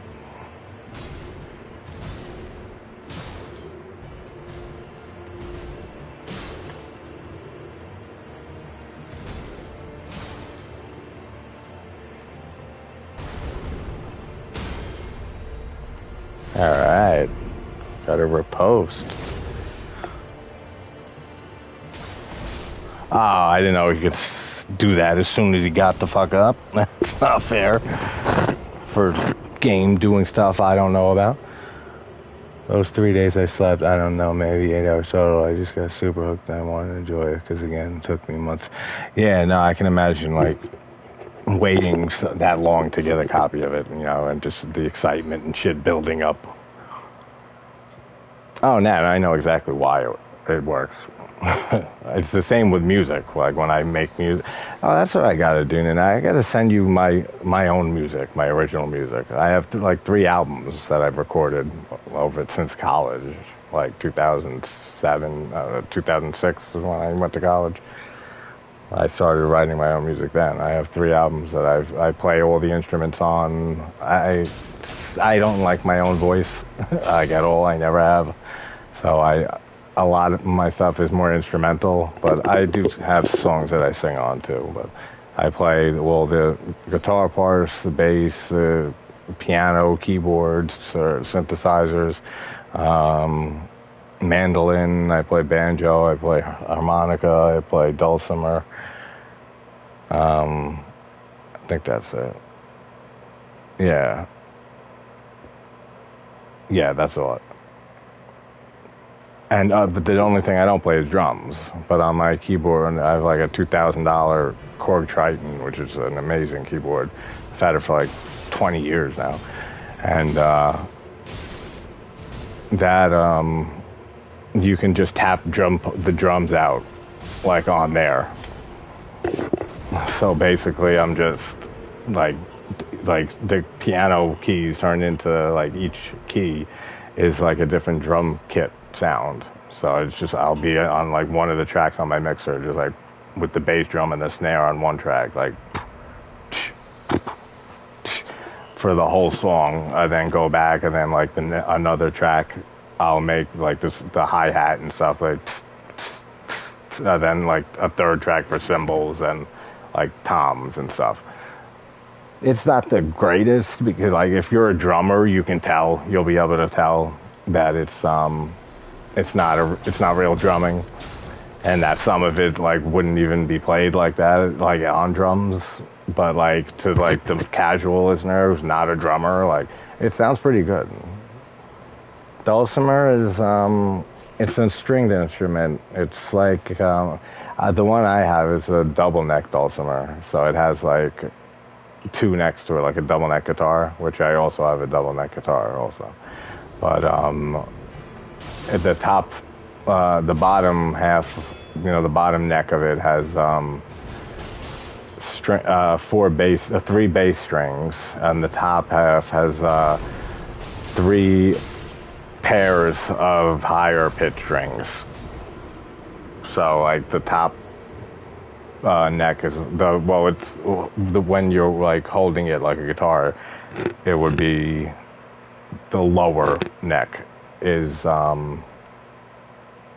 higher pairs of three strings. So then the one closer to your face is the three bass strings. But like a lot of dulcimers are just single neck ones, and it's just the like the bottom part of it, the double one I have. It's the higher pitch, like two things. It's just like a mandolin kind of, but with one less pair. Because a mandolin has four pairs of strings, 8 strings altogether. But it sounds completely different than a mandolin. Like, I know I'm getting hit because I'm not. That way I went too far around him. Yeah, I know. He sends me the link on Instagram. I'm checking it now. Yeah, he didn't send it to me yet. So when he does, I know he's ready. Or not ready, but reminding me. Usually he messages me like and like a half hour, probably any like time in the next 10 minutes now he will. Because he usually emails, and he'll see him live streaming actually, so he'll probably hop in this chat. I almost guarantee it. I'll be surprised if he doesn't. But if not, he messages me on Instagram and and gives me the StreamYard link. Alright, I want to try a different board. Hold on, I can't read your whole thing, Professor, on my TV. I gotta switch back to YouTube, obviously. I was starting to laugh. Those three, and yeah, oh dude, one time I saw The Shining while drunk. Oh dude, that was one freaking weird trip. Yeah, man, I've seen a decent amount of movies, like really stoned. Or actually, you want a funny story? My first year of college in 2006, I went to SUNY Potsdam, like 7 hours upstate from where I am, 7 hours upstate New York, like from where I am in Long Island, like way upstate, like almost near Canada. And it was the first time away from home and shit like that, and total freedom and stuff. So like, I stopped going to half my classes, like. Within like by the second month, like by October maybe, or Halloween time. And then like I had a girlfriend there that we met like right away, and we would just hang out all the time. And then the group of friends of ours would just smoke pot all day and fucking get high and do other shit and fucking play music and listen to music and watch movies and shit. And then we ended up like, this is like maybe 2 weeks into like being at college for the first time, like first semester. And we ended up knowing these 3 awesome girlfriends of mine that lived right off campus. It was like their second or third year there. And they all shared a house, the three of them, on Spring Street. So we would go over there and hang out with them and smoke with them and chill with them. So House of a Thousand Corpses just came out like a year before that, or 2 years before that, something like that. And I still didn't see it, because every time I heard, because I love Rob Zombie's, I love White Zombie's music, and I love a lot of Rob Zombie's earlier music. Like, not so much anything after his first few albums, but I love, like, Hellbilly Deluxe is an amazing album, and so is Sinister Urge. But so they had a copy of House of a Thousand Corpses. So I was like every time I heard of it, I was like, oh yeah, Zombie's got that his first movie coming out and stuff. And then oh yeah, it's coming out soon. And then I totally just forgot about it. And then I remembered, oh, that's right, it came out. I need to see that, and I need to see that. I keep forgetting I need to see that. And then I just never saw it yet. So they ended up having a copy, and we happened to, like, we were all tripping on acid the first night.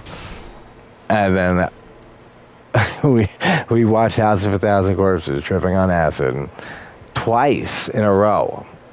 And we had no idea what was happening in the movie.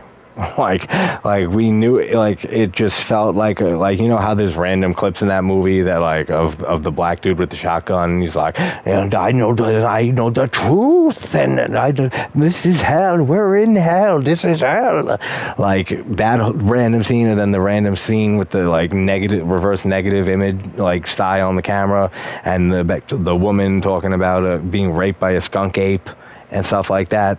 Like, it seemed like a episode of Robot Chicken the first time, 2 times in that night while we were watching it. Like, we had no idea what was going on. And, like, then there was all just insanity with the Firefly family in between. So we're like, have no clue. We watched it twice. We loved it, but we had no idea what was happening.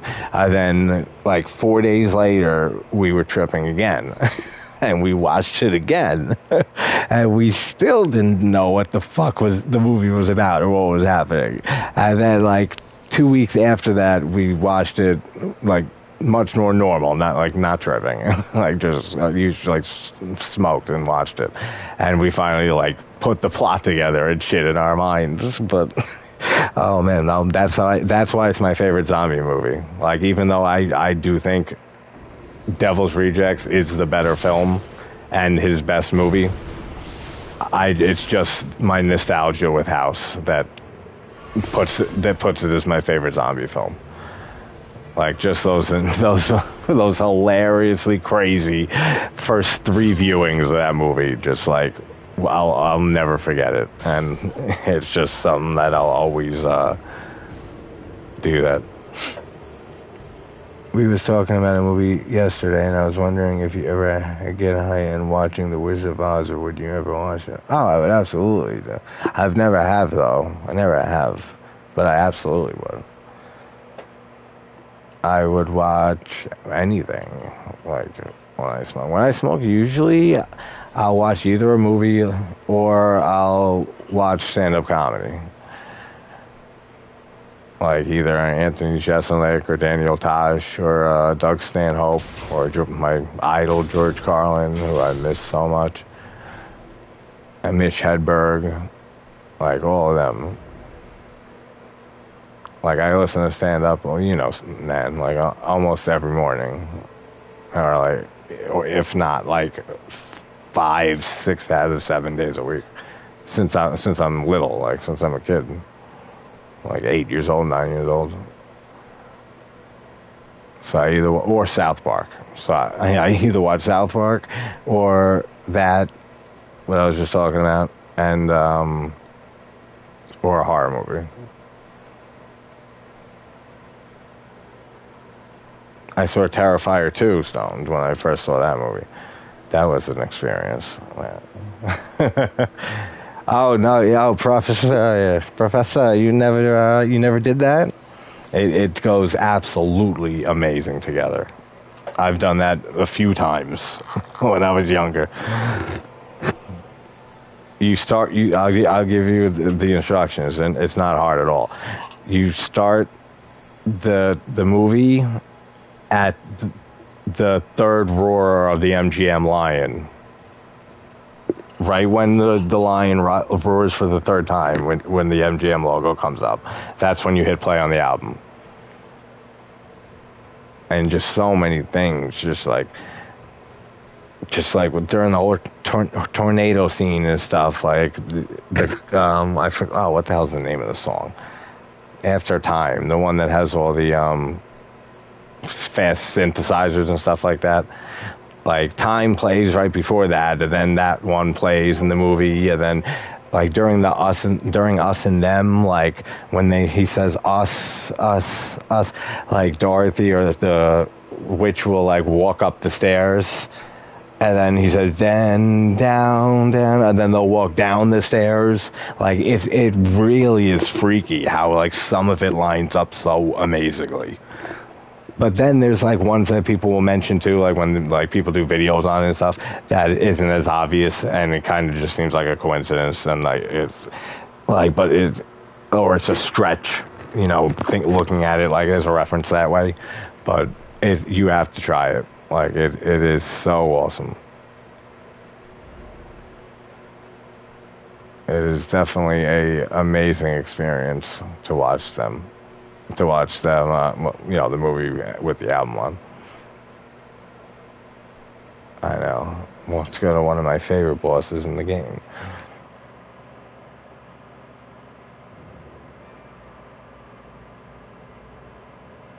Reddit. I don't know why I keep getting emails from Reddit about Souls, Dark Souls, the trading Reddit, where you can trade items and stuff. Like, I haven't posted on there in forever, so I don't know why it's, like, acting like I'm actively talking in there. What did I say, guys? Am I good or what? Do I know my fucking friend or not?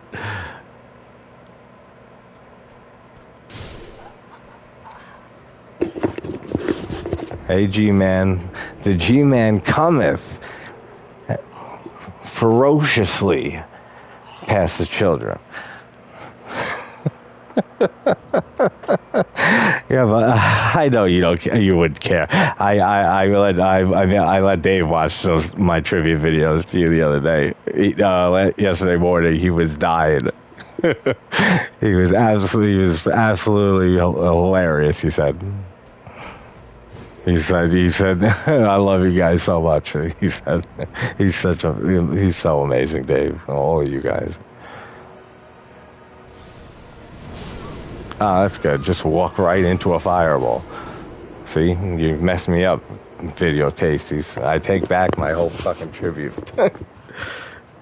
I've canceled the show. It's over. No, this is not indeed news research. I'll be honest with you, I just smoked like a little roach of a joint that my boy brought over earlier, so like I'm like immersed in this game. So I'm just gonna go with your idea and talk about my channel for my news, and then you just we'll talk about whatever you brought up. I had a little celebration for my 400 subs day.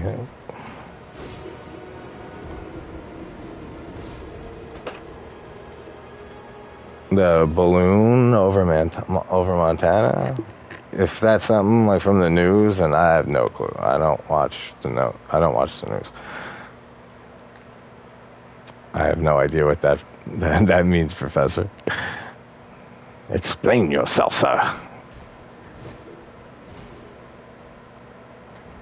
All right, has anyone in here seen, out of the three of you, has any of you watched any of my Goosebump videos, particularly any of the Living Dummy ones? I do a damn good Slappy impression, his voice. Like, I kept, as I'm watching it, the episodes, and talking about it and stuff, and I'm saying like, and Slappy says, and then I talk in his voice from the show, and like I keep saying on the video, like, I gotta stop doing that, but I can't stop. Like, it just comes out that way. I'm like, I'm gonna hurt my throat or some shit.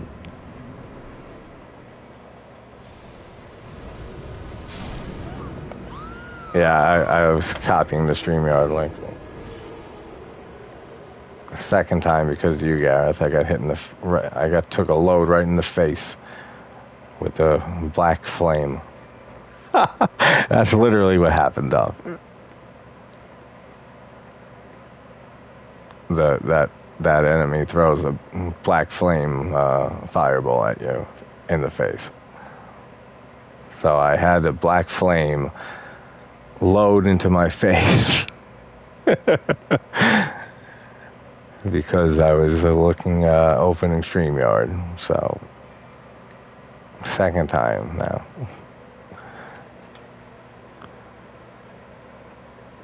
Kill me a third time, and it's over. Hey, Noah, welcome back, buddy. How you doing? What do you think of Intruder? Oh yeah, Professor. I made sure I worded that exactly how it sounded. But that literally is what you could literally describe it that way in the game. Like, it makes sense. The enemy there's fire in the game, like, and there's lightning, there's fire, and what else? Poison and bleed and shit like that. Scarlet Rot, which is like a really fast poison that drains your health bar like within like a minute and you die. But then they have a black flame. So the guy threw a black flame and it hit me in the face. I took a load of it right in the face. And my character. Right? No? You liked it, huh? Let's see how well you know me. Which kill is my favorite slasher kill of all time? The one in the movie. And remember, I said there's two kills that are amazing in that, but I said one of them is my favorite in a slasher film. Which one is it? I know you'll know the two options. It's just picking the right one. But I'll give a hint. The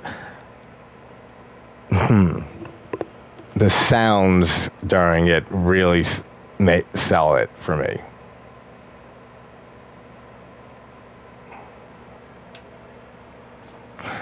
All right. What were your two favorite kills in the movie?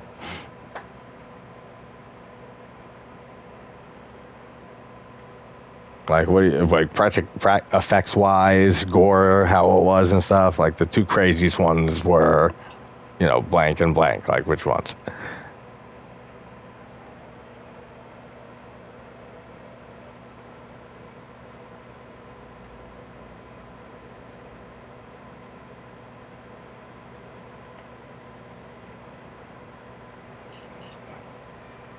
Hold on a sec.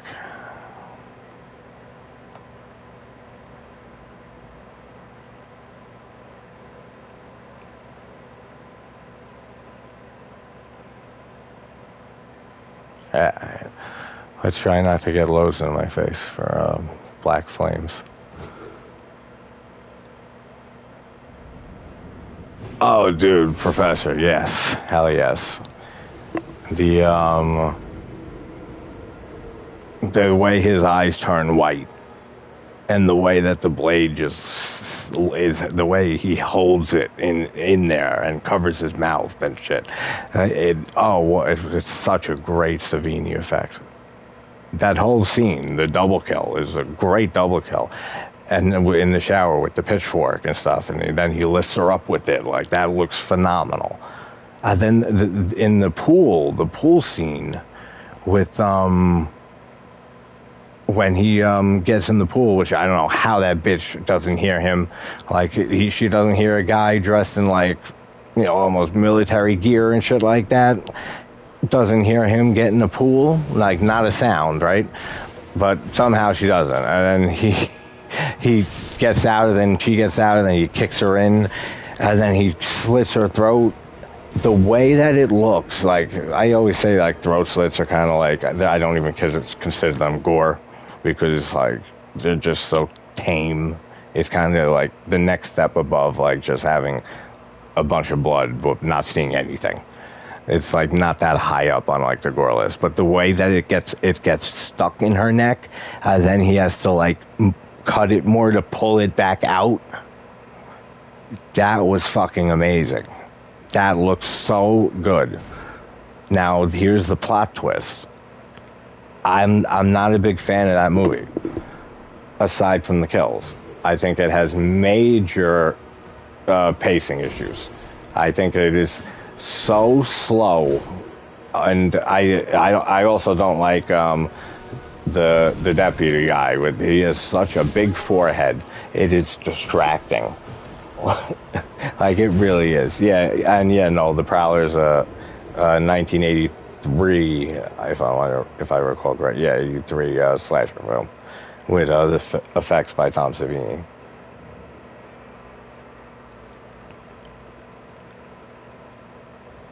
It is, but yeah, Professor, like I can see the love for it from people, like for sure, and it has amazing Savini work. But it's just so slow. Like after that double kill, nothing happens for like 40 minutes. Like I timed it. Like you can watch my video on the Prowler. I did it early on. It's maybe in the first month or two of my videos, and I timed it whatever time it was. It was like 35, 40, 45 minutes, something like that, before the next kill that we get in the pool. And then, like, again, it slogs down and before the finale and stuff, which has a great head explosion in that. The guy being split in two and bone tomahawk. Oh, no, I was asking Noel, because he just watched Tourist Trap from 79 and Intruder from 89. If you've ever, I hope you've seen Intruder, Professor. Those are the two slasher films. But I told him that Intruder has it has amazing kills in it, and it has two amazing kills in it, and one is my favorite kill in a slasher film, like of all time. I know, I'm watching the time, thanks to that. I have StreamYard up in the background. No, yeah, when I asked Noel, I said, like, what's my favorite kill and stuff, like, because I was telling him that it has my favorite slasher kill in it.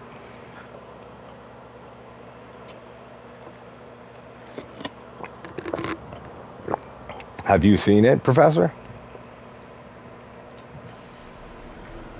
It's an amazing slasher movie, but it's not. It's a lesser known one for sure.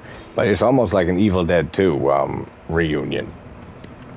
Like it's directed by Scott Spiegel, who co-wrote it, Evil Dead 2 with Raimi. Sam Raimi and Ted Raimi are both supporting characters in it. Like not huge roles, but they both get death scenes and stuff.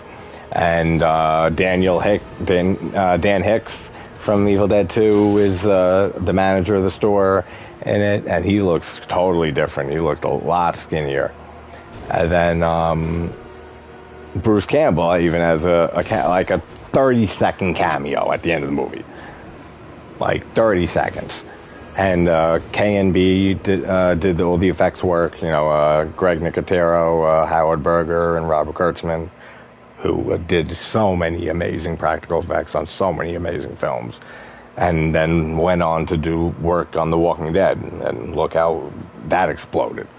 Like the effects work they do on that is fantastic. And they worked under Savini on Dawn of the Dead, Day of the Dead. They make amazing effects. But yeah, if you haven't seen it, bro, hop on Tubi like immediately. Like leave the stream here. Like it's ending soon. Go watch it right now. Like that's how it. I will say this: it is the first half hour or so can be a little slow. Like for some people, I don't mind it at all because the two actresses are pretty good looking, and Renee Estevez is one of them. She's not in it for that long, but she in that, and her as Molly in Sleepaway Camp 2, which is another favorite 80s slasher of mine. I had such a big crush on her when I was a kid. Like when I was young, I loved Renee Estevez. Like I wanted to marry that woman. Like, like unbelievable how adorable she was back then, and yeah, I just fucking loved her from both of those movies. So like just seeing her every time, like for the first half hour and stuff, like that alone is worth watching it. But like once the kills start and stuff, the kills are just excellent. Except for one, which is hers, Renee Estevez's, which is weird. It's almost like they maybe an effect didn't work or something, and so they couldn't use it because it's off screen. Everything else is like unbelievable. Like it doesn't look hyper realistic, you know, like the French Extremity filmed Martyrs and like Inside and High Tension and other like really like realistic looking shit. It's 80s. You can tell it's 80s practical effects, but it looks so good for for practical effects of the 80s. Same with like the Mutilator. I hope you've seen the Mutilator. Another 80s slasher, 83 I want to say, or 84. We're supposed to get a Mutilator 2 actually this this year, which is insane. To get a Mutilator 2. I know, Nan. Thanks so much. You're such a doll. I have StreamYard open on my laptop, so I'll see when Gareth and hear when Gareth gets on. I'm waiting for him to be in the screen.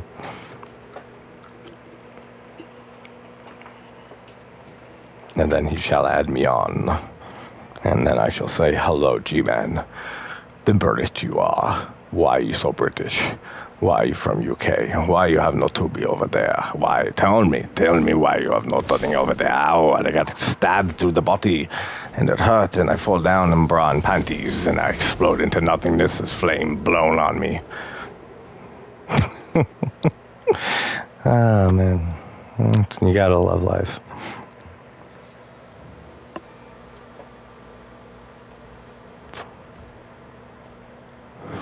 And I got one hand in my pocket, the other one is giving a high five. No, and that you never saw Intruder either? Damn, you gotta see, you guys gotta all watch fucking her.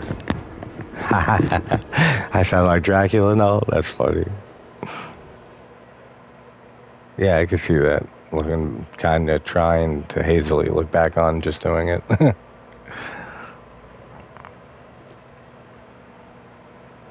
Actually, they stream at 2 different times. I'm streaming through my PlayStation. I might just keep like streaming this like while I'm doing the show with Garrett. Like I won't be playing obviously, but like much. Maybe I'll sneak in like an attempt here and there. That's why I'm waiting for my phone, my new phone, to get delivered because my phone's been broke for like over a month. Like it doesn't catch a charge yet anymore. It was getting bad for like months and months, and until it just like didn't charge anymore. Then it now it doesn't even turn on for like over a month now. And they're mailing it, and it's been like 4 weeks since they said that they were mailing it. And I just called up the other day, and she said that she she checked the tracking number, and that it's in transit. So at least I heard that it's in transit. So then I was like, all right, at least you know, it's on its way. Like maybe they didn't send it right away. Maybe they sent it really 2 weeks ago or something. I have no idea. Hey, G-Man, what's up? What is up? Can I? I don't know if I can hear you. I'm plugging my headphones in.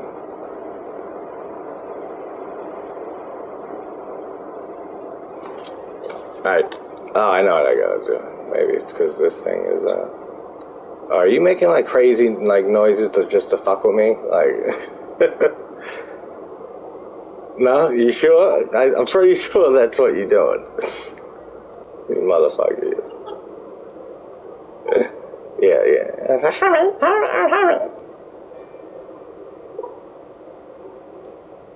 Yeah, so like, what the fuck is that, huh?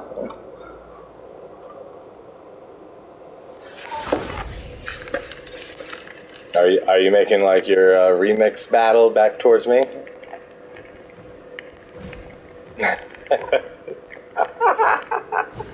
Oh, you're too funny, man. I love you. That's some funny shit. I'm multi-streaming. Oh yeah, I know. Yeah, you're watching it right now, probably. I probably heard everything I just said. That was fun. Did you happen to watch? Take that shit off so I can hear, talk. You can answer now. Did you see Shitamarink yet? No, you haven't seen Shitamarink. I don't know. Because Dave put his review out on it, and Mike said he was watching it last night, so we could talk about it on our stream tonight. Oh God, it's so bad. It's just fucking atrocious.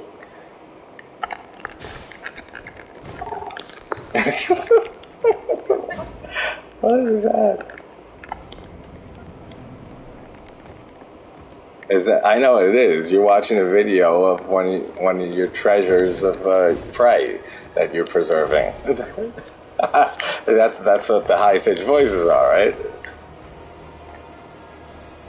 Yeah. No, I don't think they're not. I got another black load in the face. God damn it, man. Another load of black in my face.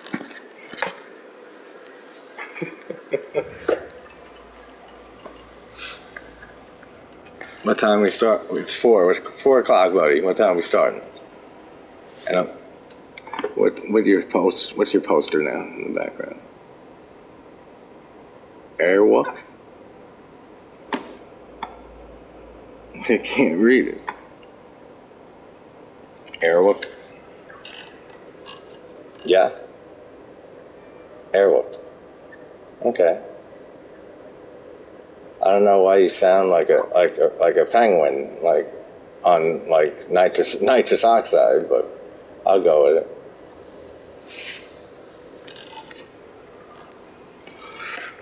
I know, Internet. Thank you.